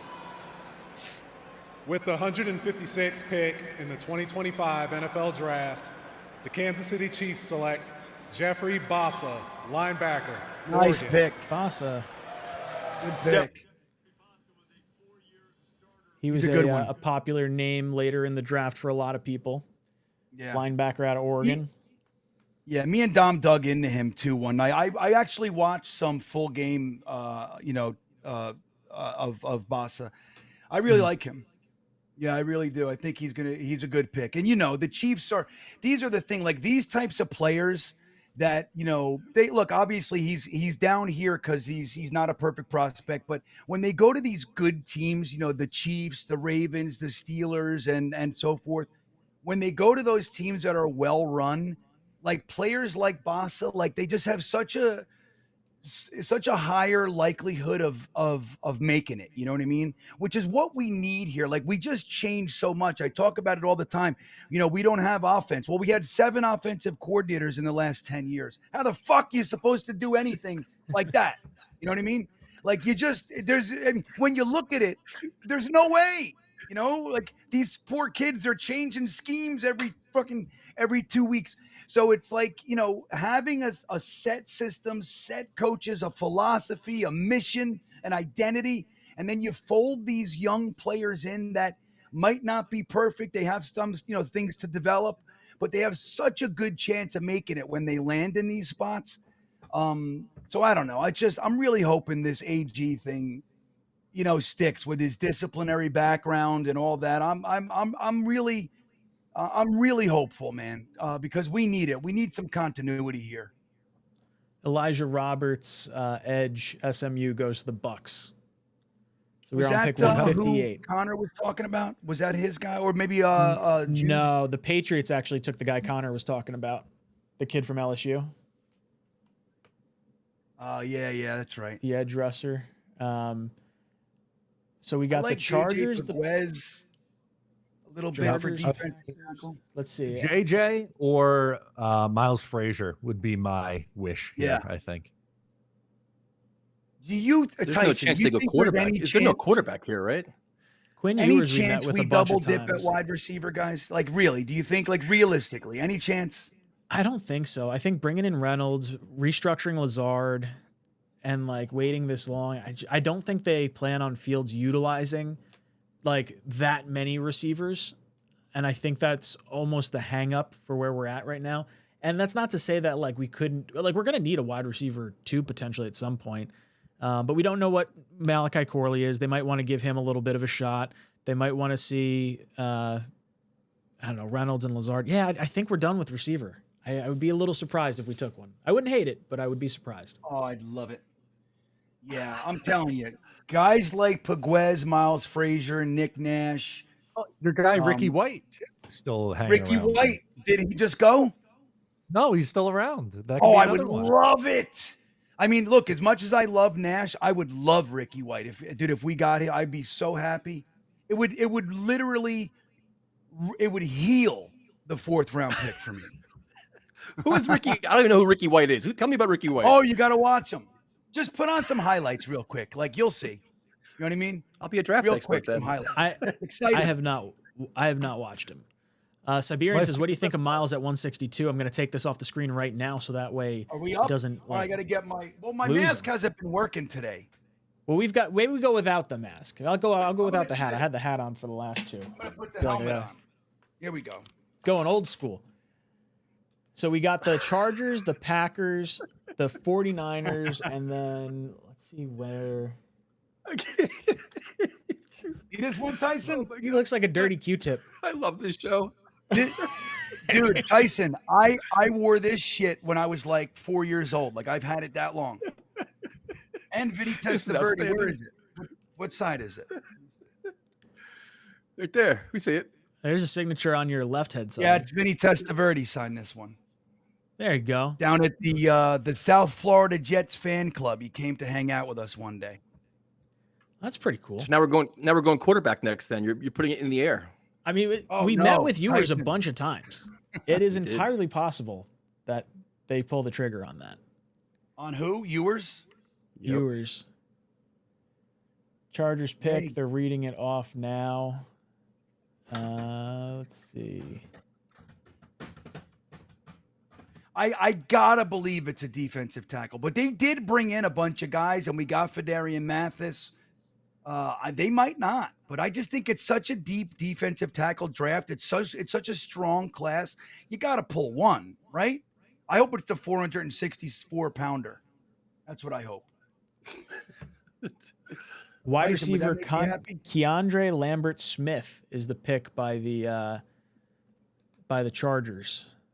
So Packers on the clock, then San Francisco.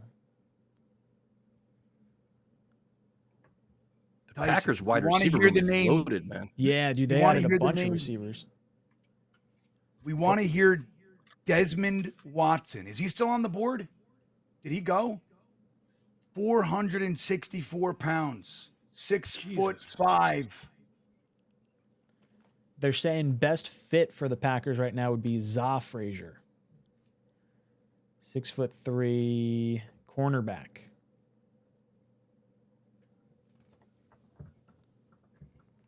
Oh, I still got like Would you go- 5 picks. I got to take this off. Would you guys trade for Romeo Dobbs? We were talking about that earlier.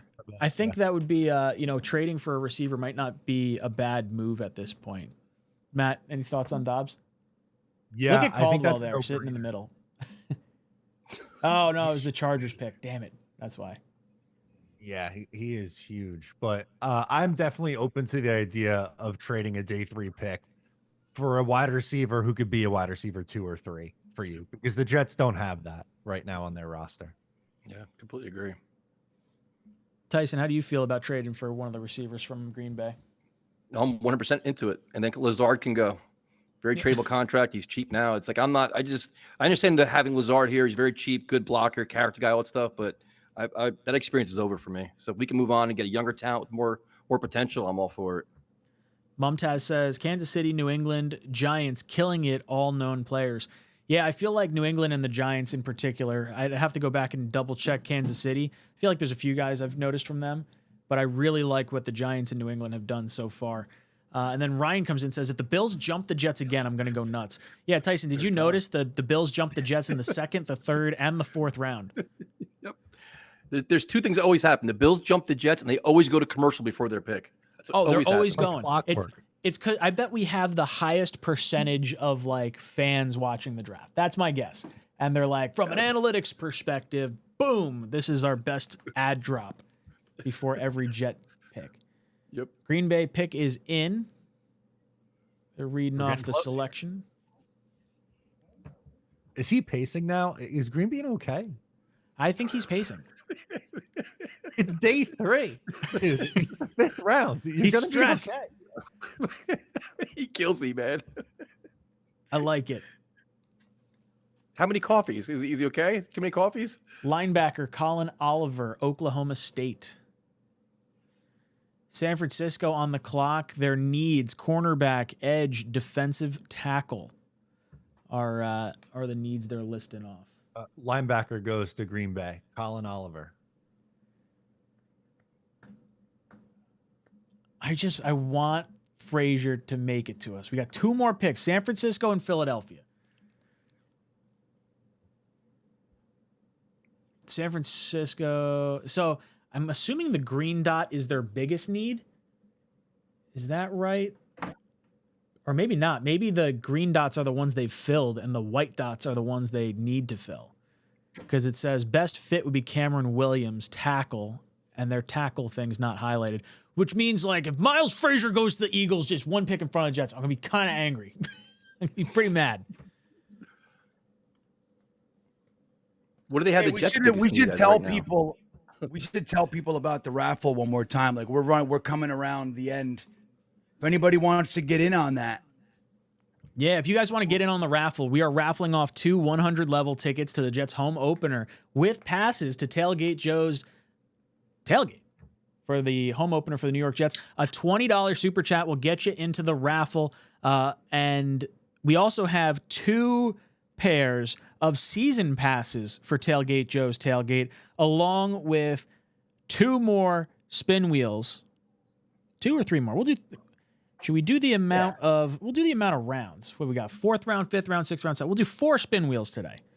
We'll do 4 spin wheels. Plus we got the pair of tickets. So we got a whole bunch of stuff. So when you send in a super chat, you get into all the raffles. But a $20 super chat will get you into the big raffle with the level 100 tickets. let me tell you this. So yeah, man. I think let me see how many we have in that one. So we have 90 people in the raffles. So a lot of people Marquise got in. Yeah, Sigel? but you could still get in on that. What's that? Marcus Siegel. All right. Siegel? Hey. Safety 49ers. That's all right. Let me tell you guys this.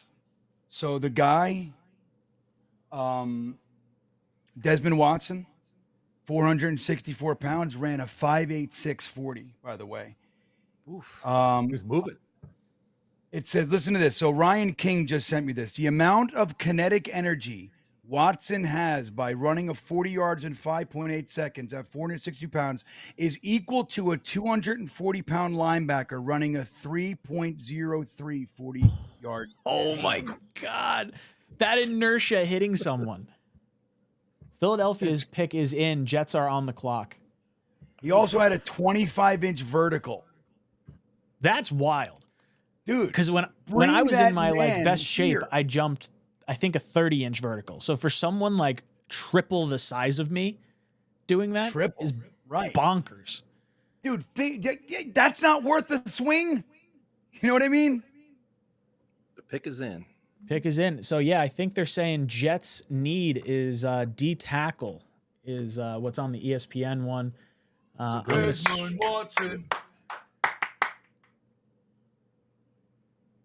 want to see Eagles Tyson's are on reaction. the clock. Eagles are going to wind up taking Miles Frazier. If it's Desmond Watson, I'm going to be happy now based on you. I'm a fan now.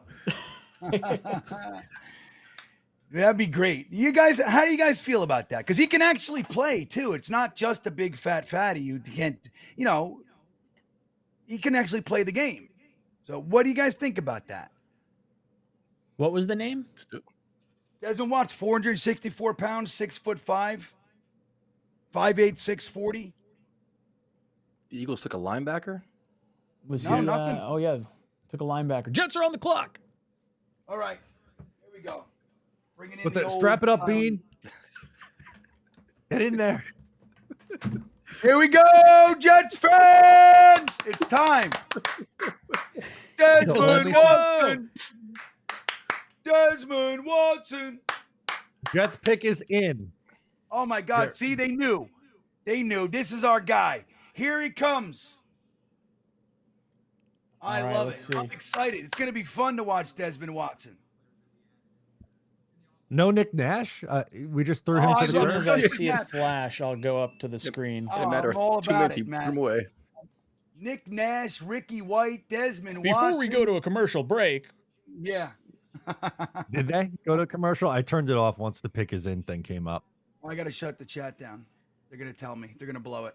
I don't know how they get it in before us, but they do. I'm keeping my volume a little low so it doesn't like provide any feedback in the microphone. So if you guys are saying anything, I can't hear it right now. Hit the like button. Milk thumbs. Milk thumbs. thumbs. All right, I'm excited. Here we go. This is it, guys. Our second to last pick. Of course it's a commercial. Nick Nash. Is it? Oh my bastards. God, I'm going to keep my finger on the trigger just in case they pull a surprise one. But yeah, this is another commercial break. They do this on purpose to us now. It's because they're liking viewers. It's too consistent to not be. Oh, yeah. It's every time. Because they know we're ridiculous. They know we're watching. I saw the pick already. Don't tell us, Tyson. I'm not saying a word. They're like, we know this this draft stream is electric, and we're gonna milk it for all it's worth. We want the hype squad. They're watching us. That's what it is. I hear giggling outside the door, and I want to go see it. What'd you say? Ryan's visor is going to just blocking his true emotion right now when the pick's shown. Yeah. I want Miles Frazier. That's the one I want. Yeah, me too. I'd be happy with him too. I understand D tackle. Will Howard's still out there? Ewers is still out there. I feel like the quarterback would just be. Oh, Jets pick is in. Oh, selection is linebacker Francisco 𝐒𝐿𝐫𝐲. I do not know who that is. Okay, we got a Polynesian. That's important to have some of those around. I love Polynesians. Gotta have it. Culture builder. That's right, man. All right, let's see what we can find. Let's do some research. Who is this guy? 6'2", 233 pounds, coming out of Miami U. Let's see. 10.25-inch hands, 4'6", 40, 35-inch vertical. I've never heard. What do you got, Ryan? Yeah, no, this is one of those guys that I knew would be going at this point in the draft to us, and he is just so amazing. Little light, guys. He might be. He is light. He might be somebody. Maybe we'd start seeing the reverse of Saleh like to bring in safeties and make them linebackers. Maybe this guy's kind of in that type of mode. 233 pounds. It's a little light for a linebacker. So this is some of his safety. Some of his grades. Yeah, maybe. I don't know. Maybe. Linebacker wise, middle linebacker is what they have him listed here. Let me see if we can see like a breakdown by position just to see. It's hard to look at. Screen froze. So most of his snaps are going to be. You can't see it. It's all the way over. Yeah, it's just in the box. Linebacker. Defensive grading. Does Dom have anything on him? Looks like his run defense is pretty solid. Yeah. Who has the Dom chart up? Anybody, Matt? Yeah. So he's Dom C's 20th ranked linebacker. He had a 7th round grade on him. Oof. Pros, he's good sideline to sideline. displays good instinct in the run, has blitzing upside and a big motor. The cons is his long speed. He plays a little bit too aggressive at times. He goes for the kill shot and can miss tackles. 14.6% missed tackle rate for his career. Ah, okay. So I'm pulling up. I want to see. So I he was also at the see Shrine while you're Bowl. doing Did, that. did we I'm sorry. meet him I'm at sorry, the Ryan. Shrine Bowl? I'm curious if we met with him at all, Francisco. All right, while you're doing that, here's a couple things. So sometimes struggles to match up with more athletic tight ends in man. Tackling technique needs refinement as he tends to tackle high, leading to missed opportunities, can occasionally overrun plays due to his aggressive style, as Matt was talking about. Creating vulnerabilities, may need to improve his overall play strength to succeed against NFL caliber offensive linemen. But in strengths, impressive lateral agility and change of direction skills, enabling effective sideline to sideline pursuit, versatile player capable of rushing the passer, defending the run, dropping into coverage. Consistent improvement every season. Exceptional instincts and read and react ability, allowing him to diagnose plays quickly and attack the line of scrimmage. Sounds like a good developmental guy. Spider chart looks pretty good. Got some nice peaks. Definitely lightweight, small arms, but everything else is relatively okay. Looks like for pick 162, no one had him very high. Yeah. ESPN They're 218. Yeah, it seems like they're identifying guys they like and are making sure they get them more than finding value at like particular picks or perceived value maybe. Yeah. I think that's perfectly stated. It seems like they got their guy and they're zeroing in on him.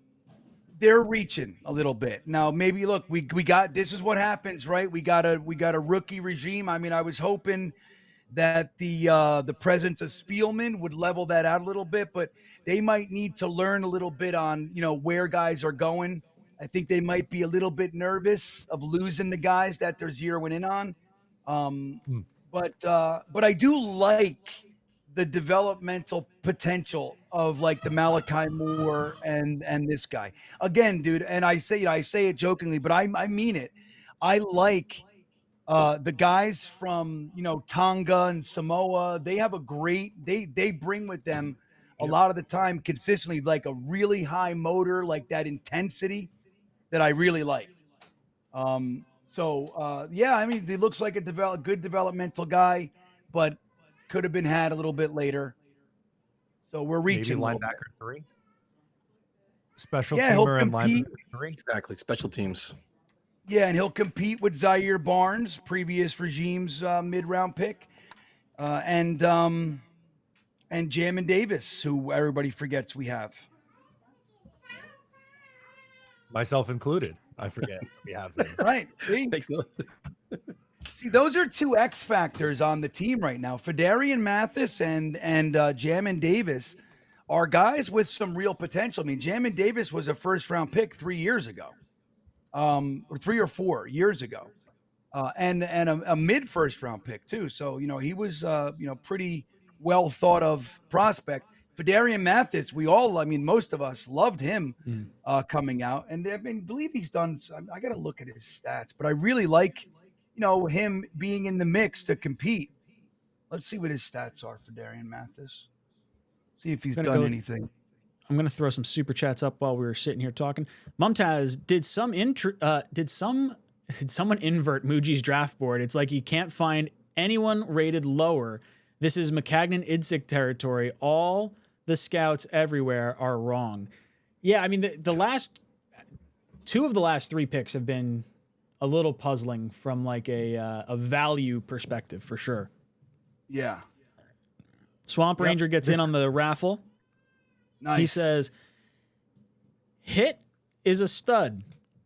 I watch a lot of Miami and he is a stud. I watch a lot of Miami and he was dominant on defense. Don't look into the analytics and I'm going to pronounce this guy's name wrong until I hear it.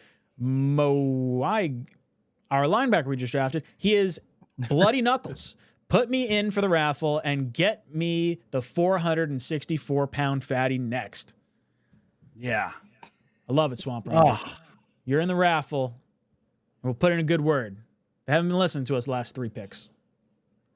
Tyson, any thoughts on this guy? I'm with you guys, man. Developmental guy. Hopefully get like a special teams impact on it. And you groom him for the next couple of years. Maybe develop something like a year or two from now, putting on the NFL size, put on some muscle. You never know. Or like you said, they could create a safety out of him. I don't know. Like there's different things you don't know what their vision is for him, you know? Right. I mean, look, it took Sherwood. Sherwood developed for 3 years on our roster. True. You know what I mean? You need those guys. But doesn't it seems like they're putting a premium on coaching, man? I keep saying it, but like the Jets have a very young staff, like inexperienced staff. They're putting the radar right on them. Like, all right, we're giving you developmental players. You've got to coach them up and get the value out of them. Yeah, it's a little concerning, I think. Ryan goes, error 404, fat ass not found. Yeah, I like that. Well done, Eric, Ryan. That was good. If we draft the fatty at 4, it'd be great if he was 404, but he's 464. Eric says, where did Bean get Al Woodall's helmet? Yeah. Old school, baby. I used to, I told you guys, it's actually in our intro when I was telling that story. But my father, Tyson, my cousin, he's like my brother, like growing up. He was like, he might as well have been my brother. We were always together. But they got him a Giants helmet and me a Jets helmet. And my father and my uncles and shit, they put us, 10 feet apart, put the helmets on, and they used to tell us to run at each other. And we would just fucking run and smash our heads together. Like all these marks and shit. This is real stuff, That's awesome. But yeah, that's part of the reason I'm so damaged. My father was like, yeah, put on a helmet and run into your friends. Head first. I love Lead it. with the crown of your head. Yeah, that's right. Yeah. Lift with your back. That was proper form back then, Matt. Yeah, that's right.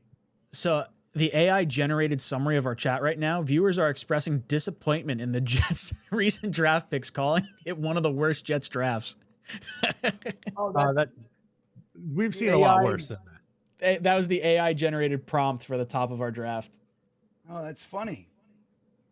That's really funny. Tampa Jets fan says, drafting guys with high ceilings, future positions of need, no quarterback taken. It's a tank year. No, look, I think we rounded out the roster for the biggest, most glaring needs, which was tight end and right tackle. I think there could be a plan at safety if you're moving Stevens to safety. You've obviously drafted the Alabama kid as well.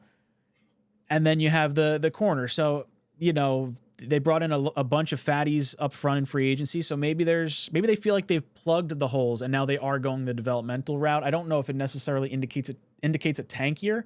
I think the signing of Justin Fields indicates a let's see what happens kind of year. Like, I think they're going to try and win as many games as possible. It's not going to be like, we're going to put the worst team out there we can and bottom out for a pick.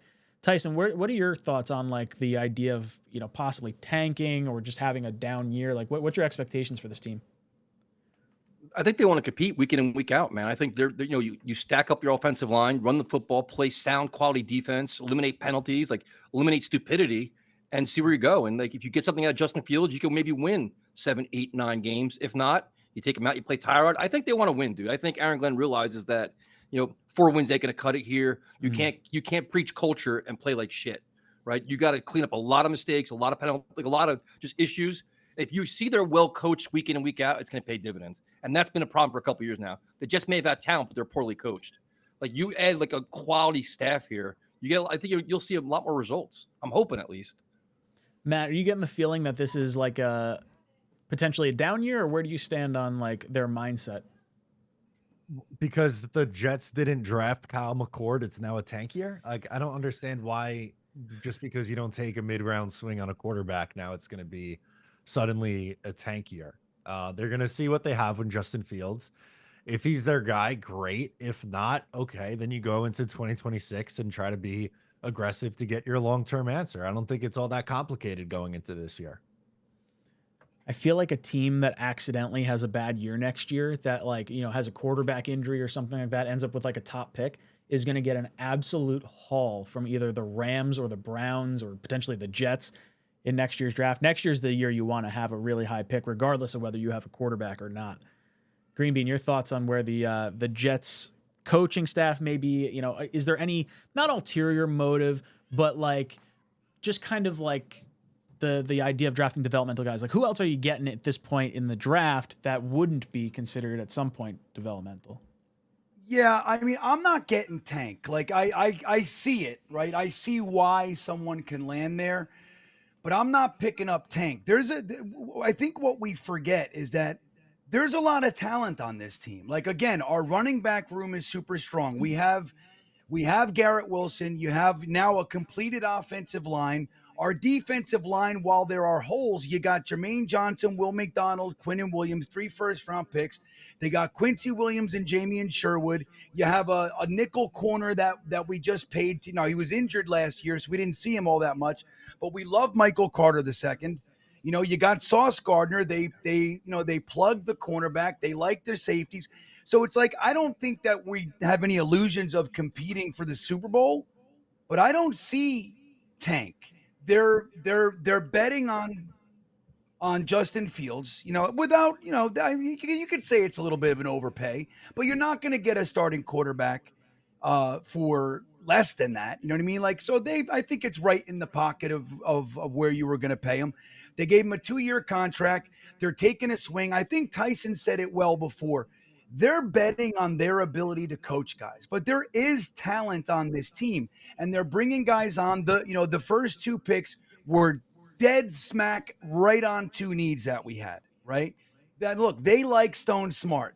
We don't know. We don't like Stones. We don't like them. They think they got somebody in Stone Smart, but they bring in Mason Taylor, and then Ruckert, again, was coached by a guy the last 3 years, guys, or 2 years with us, that is currently unemployed. All right, so let's not forget that. We all like Middleton. Hit it. Like, we all like it. If you see your mother walking down the street, hit her.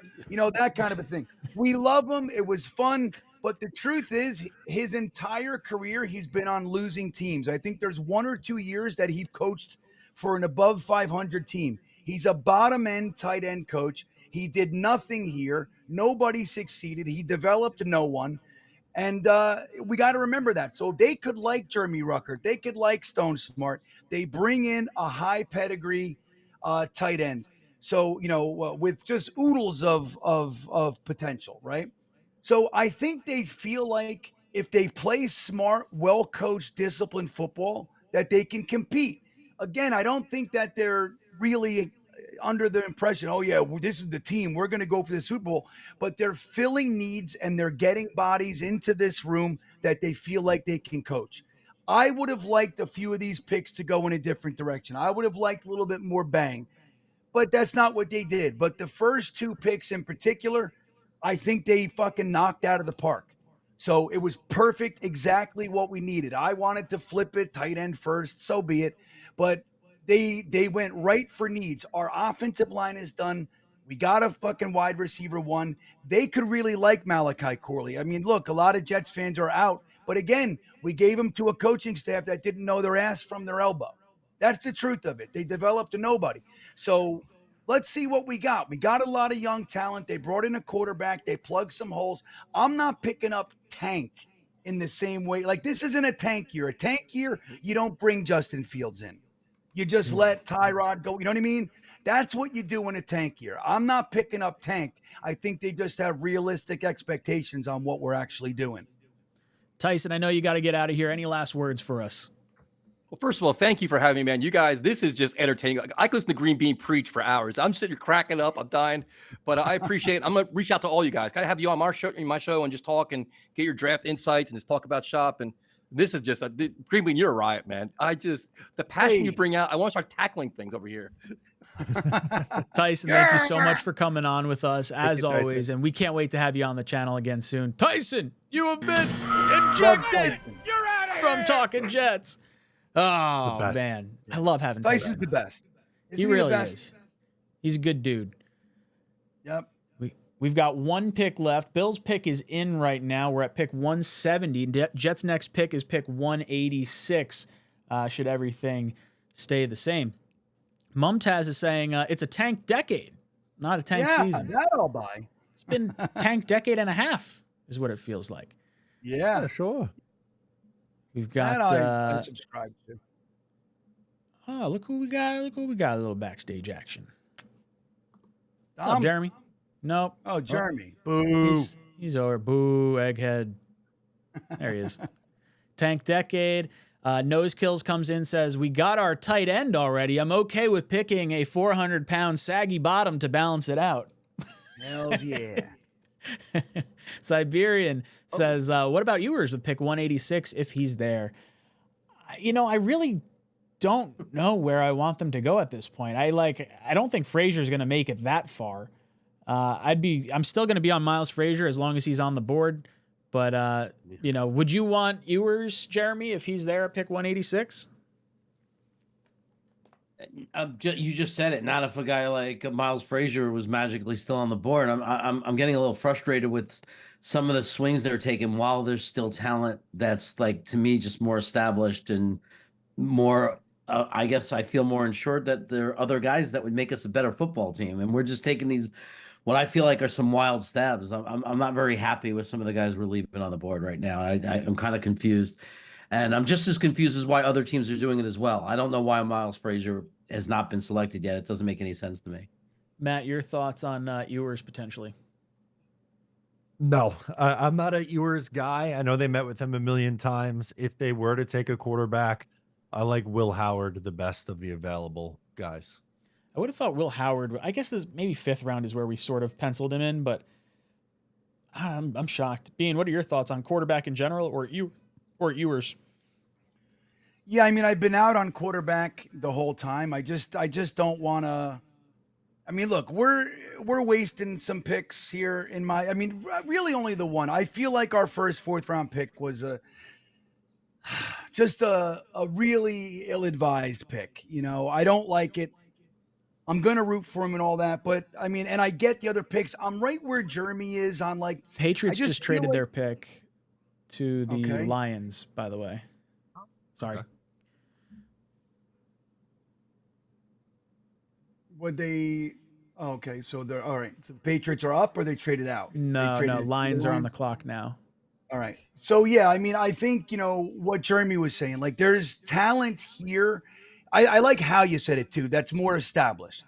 Like, there's talent, I think, that is a little bit, you know, less of a question mark.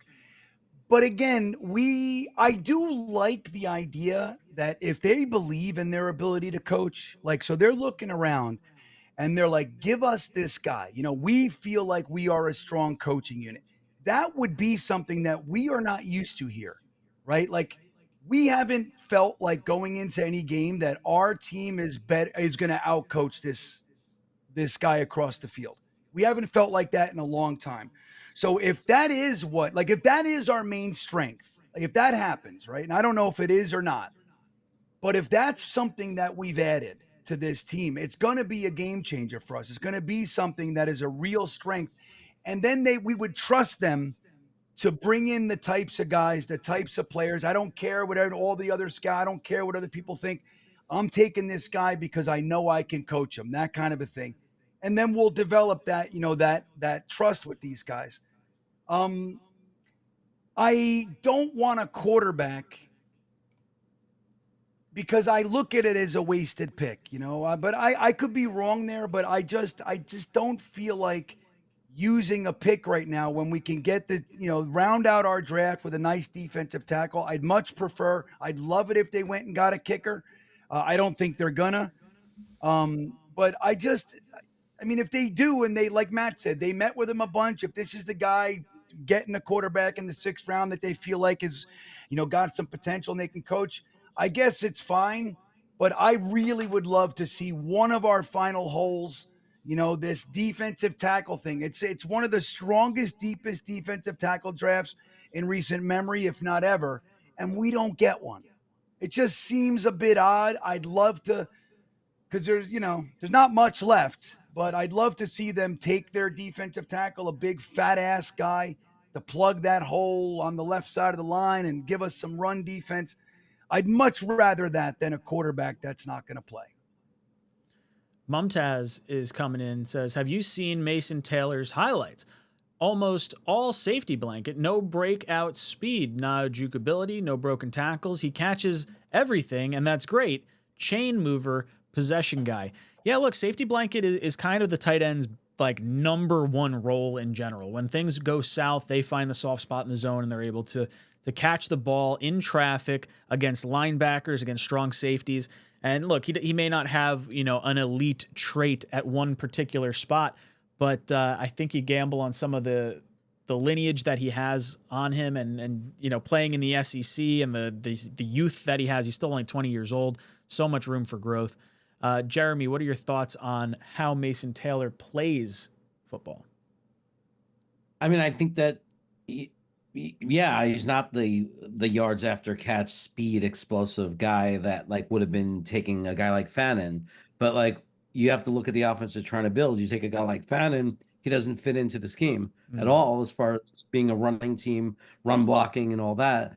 Whereas I think Mason Taylor is just a system fit. Like he's a more well-rounded tight end. I'm not saying he's the perfect blocker yet, but I think they see the potential to develop him a little bit more in that area. He's got the size for it.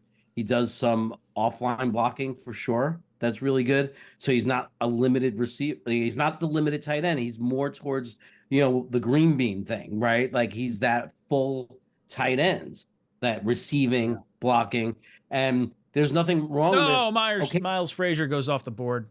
Oh, there you go. To the Lions. Of course.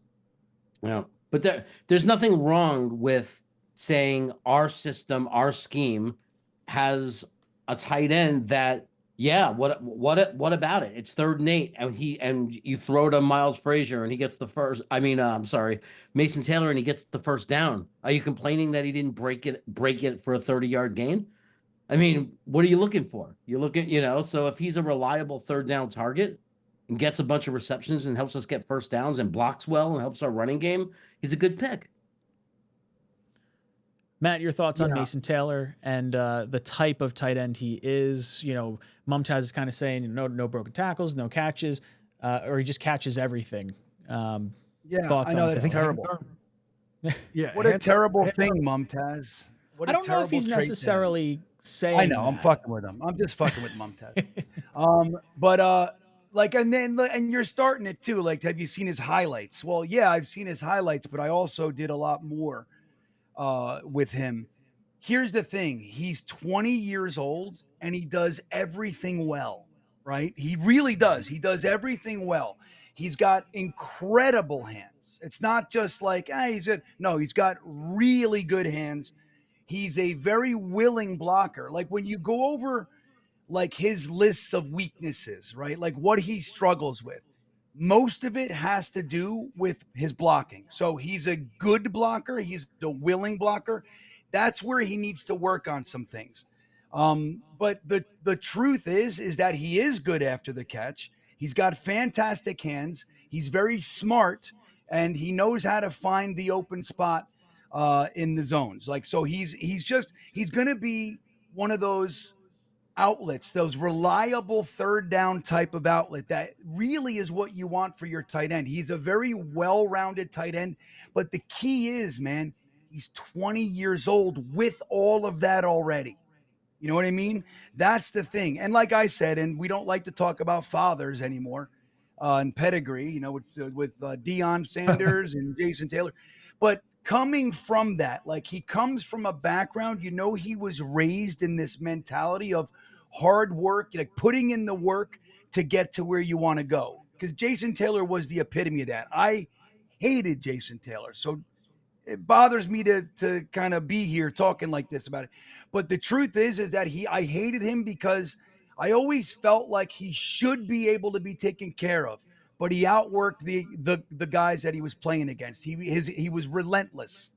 His motor was relentless. So, his son has that pedigree. That's how he was raised. So with these things that he does need to work on, when you hope guys develop, these are prospects. They're young kids coming into the NFL. They're going up a notch into a more competitive, more difficult game.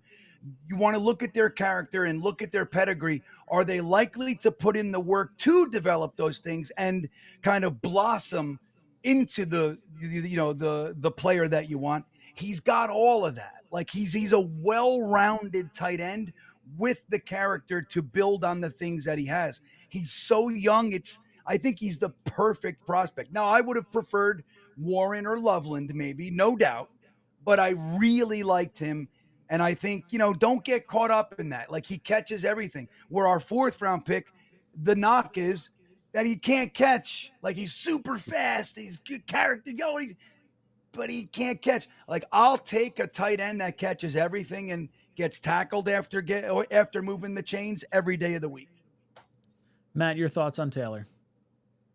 Yeah, he's not a great yards after the catch guy. If he was, he would have been a 1st round pick and not a 2nd round pick. But I think Jackson Hall is my guy, goes to the Bills. Oh no. Oh, that's my dude. He's gonna be a nasty son of a bitch in the run game. Those are crushing it. Back to Mason Taylor. I would sign up for a tight end with great hands. If you throw him the ball, he's gonna catch it.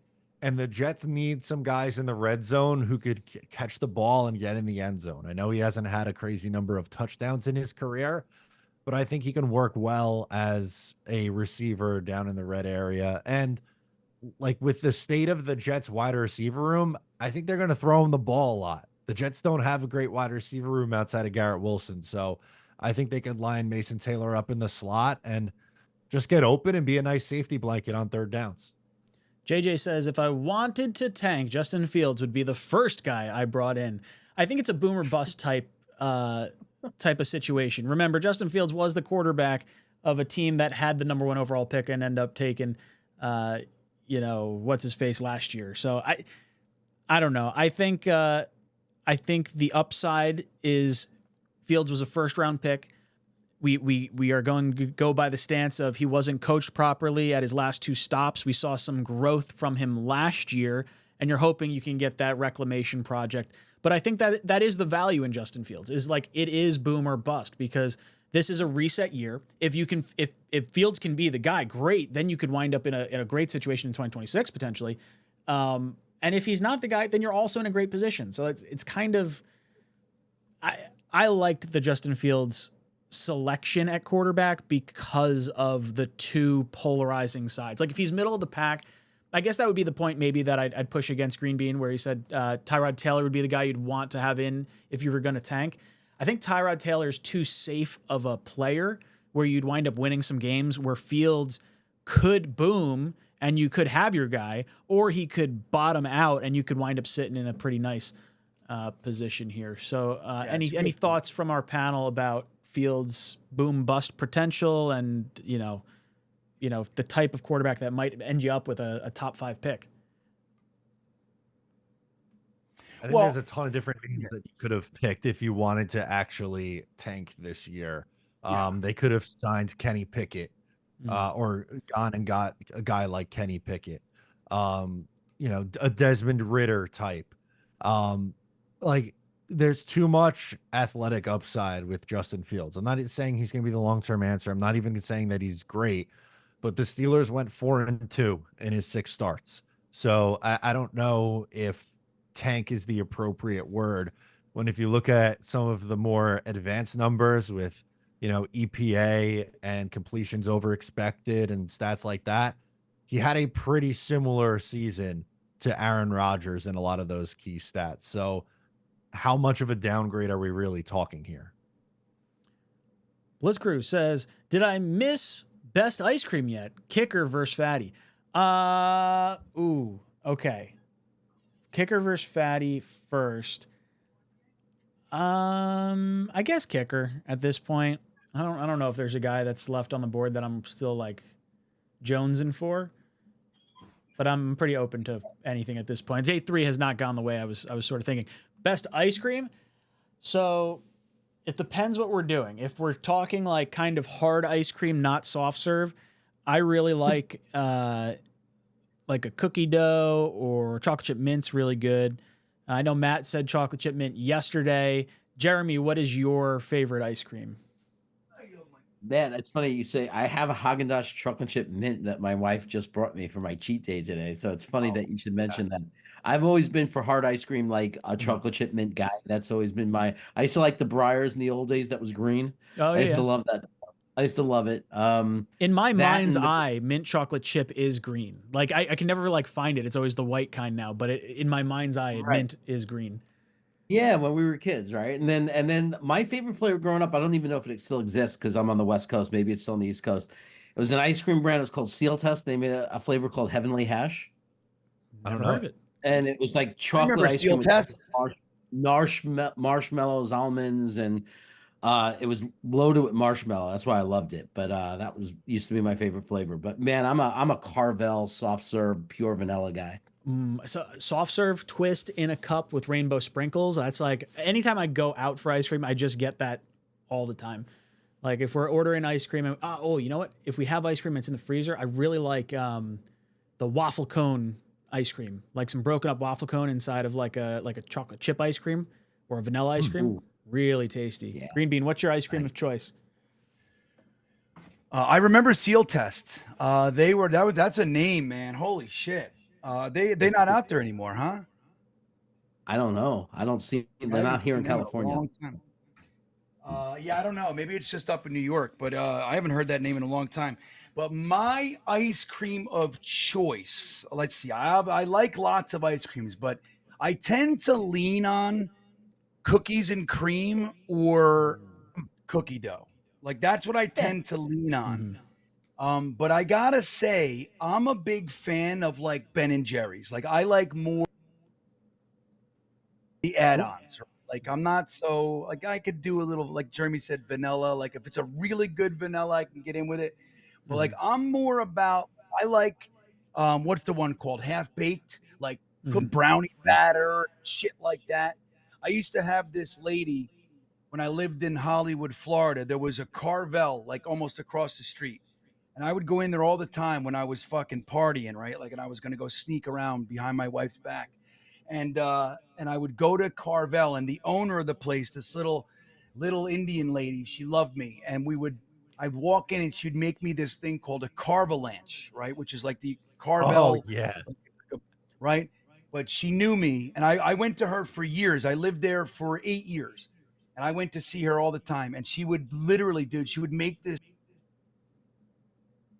I would put Heath Bar in there, Heath Bar Crunch, and the Jets just traded up. Is that what I just got told? Is it true? No. Is I that don't see real? anything like. No, the Jets are Seahawks next. just Yeah, took a tight end. No, the Jets are next. Yeah, we traded up. What'd we trade? Something next see. year. Brees. We've traded Brees Hall for a fucking six. Yeah, don't say that. I will throat Oh, punch God. someone. Don't even say that. I'll lose my shit. Who's that? What is that? What's going on? Oh, We got Tigo? We got Tigo in here. So yeah, but I would make real quick. She would dump in so much cookie dough and so much Heath Bar that like at the end I couldn't even eat it all. Like I'd be like, oh, like it was shutting. So I like that kind of shit. You know what I mean? I'm a mess. All right. Disgusting. So we see the news. Jets traded up with Baltimore. Let's see if I And I can don't get think they To gave up the their- Seahawks. Yeah, and I'm a big fan of his. Big, built, physical see. tight end. He was really their number two see. tight end. We might see the other CJ Dupree go Okay, here as Jets well. are But man, what he fly. does as an H-back and an gonna have inline to blocker should get you pretty excited for what he can be. And you mentioned you have Jalen Milrow. No one knows better how to clear the outside rushing lane than Robbie Ewing. So we are going to see him get involved. I think he'll be more of a fullback, more of an H-back in the NFL. Somebody that's going to play core special teams.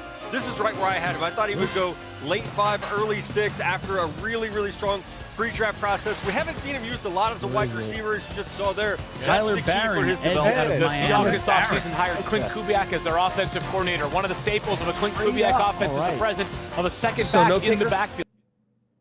So No Jets get an edge defensive rusher. We were tackle. talking about the Jets needing an edge. I'm curious to see what the Jets gave up. They like those Miami defensive guys, huh? Baltimore receives our 176 pick, and we gave Well, we get the 176. We gave up round 5 in 2026. Okay. Really? Really? You gave a 5th to move up fucking 10 spots? To pick up this guy? Dude, I don't know, man. I look To get in front of the Bills to get this guy? The Bills took an edge. Like they already did 10. Yeah, they already took fucking 10 defensive linemen. Like, what do you? I don't know. I look, our front office clearly needs to learn some things.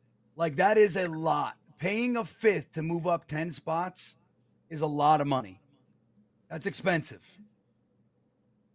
Boys and girls, let's give our thoughts in just a moment. I just want to roll to another one of our sponsors briefly. Wow. These undrafted free agent grades. In the rolling hills of northern New Jersey, there's a place where the grass is greener and where the views are nicer.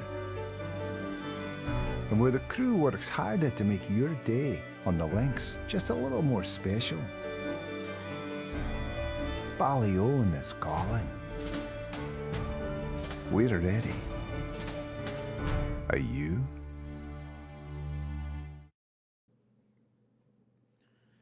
All right. So the Jets have a new edge rusher in Tyler Barron. We're going to try and pull up some information on him and see what we got. I don't know anything about him. Ridiculous. I got to look at the player. Tigo, what's up with the player? Do you know this guy? Do you like him? I have nothing on this kid. That's That's what I'm trying to find now, is just literally anything. PFN had him 156 overall. He has an 8.66 RAS. He's 6'4", 258 pounds. They're saying he has a high floor, high ceiling prospect in the middle rounds. I like it. I mean, look at his pass rush grades. Got better every single year. 84.4. He's a transfer from Tennessee. He spent 4 years at Tennessee, transferred to Miami this past year. Had a total of 10 sacks, 10 hits, 28 hurries, 22 tackles this past year. I mean, as far as like a grading wise, looked pretty decent. Looks like his best games were, I guess, Florida A&M. I can't imagine is a very great school to judge him off of. Florida had a pretty good game.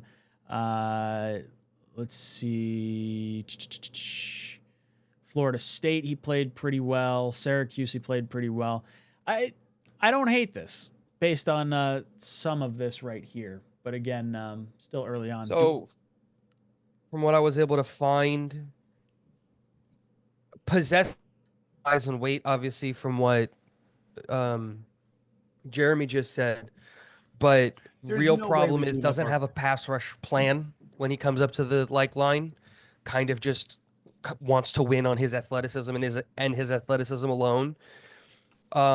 There's no backup plan. Like if the first thing doesn't work, there's no backup plan. So needs to work on his move, counter move, all of that stuff. Lacks pop and physicality in finishing tackles and like in the end part of the pass rush plan. He tends to fizzle out when he tries to convert speed to power. So for a guy who has NFL size and speed, he's not able to really put that into practice against NFL caliber players. And then lots of penalties, like false starts and stuff like that. Those are all of the negative stuff that I was able to find. Obviously, it's a 5th round pick, but you traded a future 5th to come and get this guy. Yeah, he had 7 penalties this past year, 8 penalties the year before, 7 penalties the year before that. So, it gets flagged a decent amount. But with an edge rusher, you're expecting a few late hits occasionally. I don't know. 23 years old. Yeah, man. But if you're looking at the positives. Yeah, positives. Sorry. If you're looking at the positives, obviously, his frame, a lot of the places, PFF and Draft Buffs both said that his frame can carry more weight. So if you get him into an NFL locker room and he goes from, 250, 260 to a little bit more, like 270, 280, he has the frame that can handle that extra weight so that you can partner now his natural athletic ability that he has, with like both the size, length, and now weight that he would possess. So there is that good motor. So apparently he like his legs are constantly moving, regardless of if the pass rush has stalled or anything like that. He doesn't give up. You've seen that in some other players, are like, oh, my first plan didn't work, I'm done. Like I quit. I'm out of the play. You don't see that. And then possesses above average agility, especially in the stunt game. I'm glad. I got to cut you off real quick. So while you were talking and reading all that, I'm thinking to myself, wow, this guy feels like it might be a Michael Clemens replacement. And as I go over to Draft Buzz, the middle guy, Michael Clemens is his player comparison. It's the player comp. Wow. And they're saying draft projection 5th round. So was this still 5th round, or are we in the 6th round now? Last pick of the 5th round. Last pick of the 5th round. Okay, so hey, look, we got some value according to this. This takes Michael Clemens off the roster. This is a win. Yeah. Hopefully a smarter player. I mean, obviously the penalties that we mentioned were a concern. But look, CBS had him as high as pick 45. Walter Football, 63. Jeez. NFL.com, 151. Draft Buzz, 161. PFF, 163. So literally 5 of the 6 draft sites had him higher than we selected him. So we got a steal?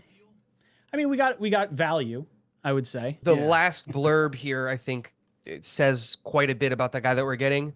Overall, his game seems to lack some strength and violence to take his all-around ability to an impactful level. His speed-to-power conversion is middling and stalls out too quickly, even against tight ends. His missed tackle percentage shot up in 2024, and there just seems to be a lack of density and power when he's hitting. So I think that doubles down on the idea of he is a very well-rounded athlete, but he's just missing that last bit of like strength and power that would seemingly take his game to the next level. I want to rip through a few super chats just to catch us up here. Joey R says, in my opinion, AG's master plan is drafting SEC elite college program guys who are not afraid of NFL competition. I mean, there's worse things you can do than pulling guys from the SEC for sure. Siberian says, I forgot about Miles. I hope we pick him over Ewers. Whoops. Duncan, some armchair GMs say tank. Let them play first. I agree, Duncan. Vin says, just graduated from Miami. 𝐿𝐴𝐿𝐈𝐿𝐴 is a dog. Love the stream, boys. Keep it up. It is pronounced 𝐿𝐴𝐿𝐴. It's going to take me a bit to get that one over there. But thank you for that. Yeah, we got the note for the trade up. Blitzcrew says, Arian Smith, medical will be big. Wrist injury, probably increased drops in college. If we're looking developmental, do it now in a prep year for next year. Hey, glass half full. I like that take, Blitzcrew. I think that's nice. Vin Crab, I also didn't know there was a wrist injury. Vin Crab says, Barron, another dog. I like dogs. Brandon said, I want a McCord or Will Howard. Shake my head. Yeah, but we were sort of talking like quarterback might be a throwaway pick at this point if you still want to see what you have in Jordan Travis and, if you're going to, burn a pick on a quarterback potentially next year, might as well round out some guys like Blitzcrew was just saying. Joe the Jet says, QB next year, I guess. Shake my head. Yeah, that's not, I'm not upset with it. Ryan says, LT3 starting at D tackle, fatty undrafted free agent, a major priority. We're going to be taking a look at, who falls through the cracks towards the end of this draft here. We've got about 2 rounds of picks to go, assuming the Jets don't trade into the back end of the first. We'll have to keep an eye out for the press conference. When that goes live, we could show that on the screen too. JJ says, the positive is he's really good at providing the team with cool, clear water. That's a good great. line. That's good, hold on. JJ. On the details of the trade, so the Jets got a 2026 6th rounder also. So they are moving back in next year's class. So we swap 5th and 6th. That's a lot more digestible. A lot so they more I'll palatable. swap this year and next year. Yes. So they move up this year, move back next year. Good context, important context to have. Very Mumtaz says good. Baltimore I didn't see that. banking last pick in 5th this year will translate to a very high pick in the 5th next year. Not bad pick. We needed edge. He produced at Miami. Yeah, I mean, I think this is a fine gamble to take at this point. You know, obviously that 5th round pick could be a little bit higher, but at the very worst, you know, I guess for us, it could be moving down what could essentially be 2 rounds. Like Baltimore's a Super Bowl caliber team. We could end up with a top 5 pick. So if you think about like the swing and where those picks could eventually be, I guess that's possible. I guess that's entirely possible. Strengths, according to Draft Buzz, fires out of his stance, disruptive burst, creating immediate panic for tackles who must respect his speed to power conversion. Is this where you read everything, Tigo, or am I just doubling down what you? I summarized a little bit of that, but that goes a lot more in depth. I'm gonna watch that. I'm gonna do a little. I wonder if ChatGPT would give me a consents blurb on it. Go over here. We'll go to the draft. We'll watch some ticker stuff while I. Come on. Where is this? Miami stepping.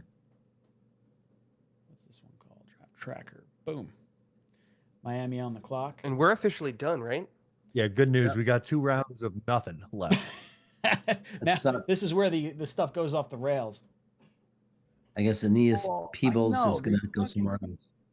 So it's not just that these are players. Like, look, we can have hope for the players. Like, whatever. But they traded up 2 times. So we lost 2 picks today for guys that are reaches.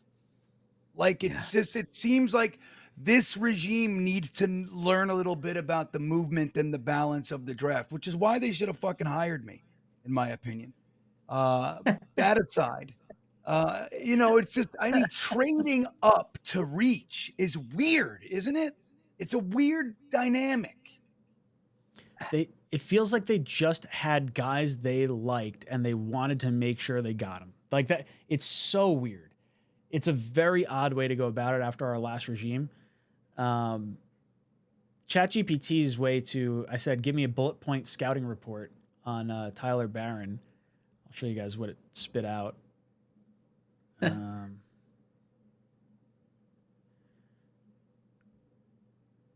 of neat. What did it say? Excellent size. I read that he has bends. I like that. I like the one with the emojis. It makes me feel good. It's fun. Let's see. How far over do I have to go? Ah, bastards. They're making this like super tiny.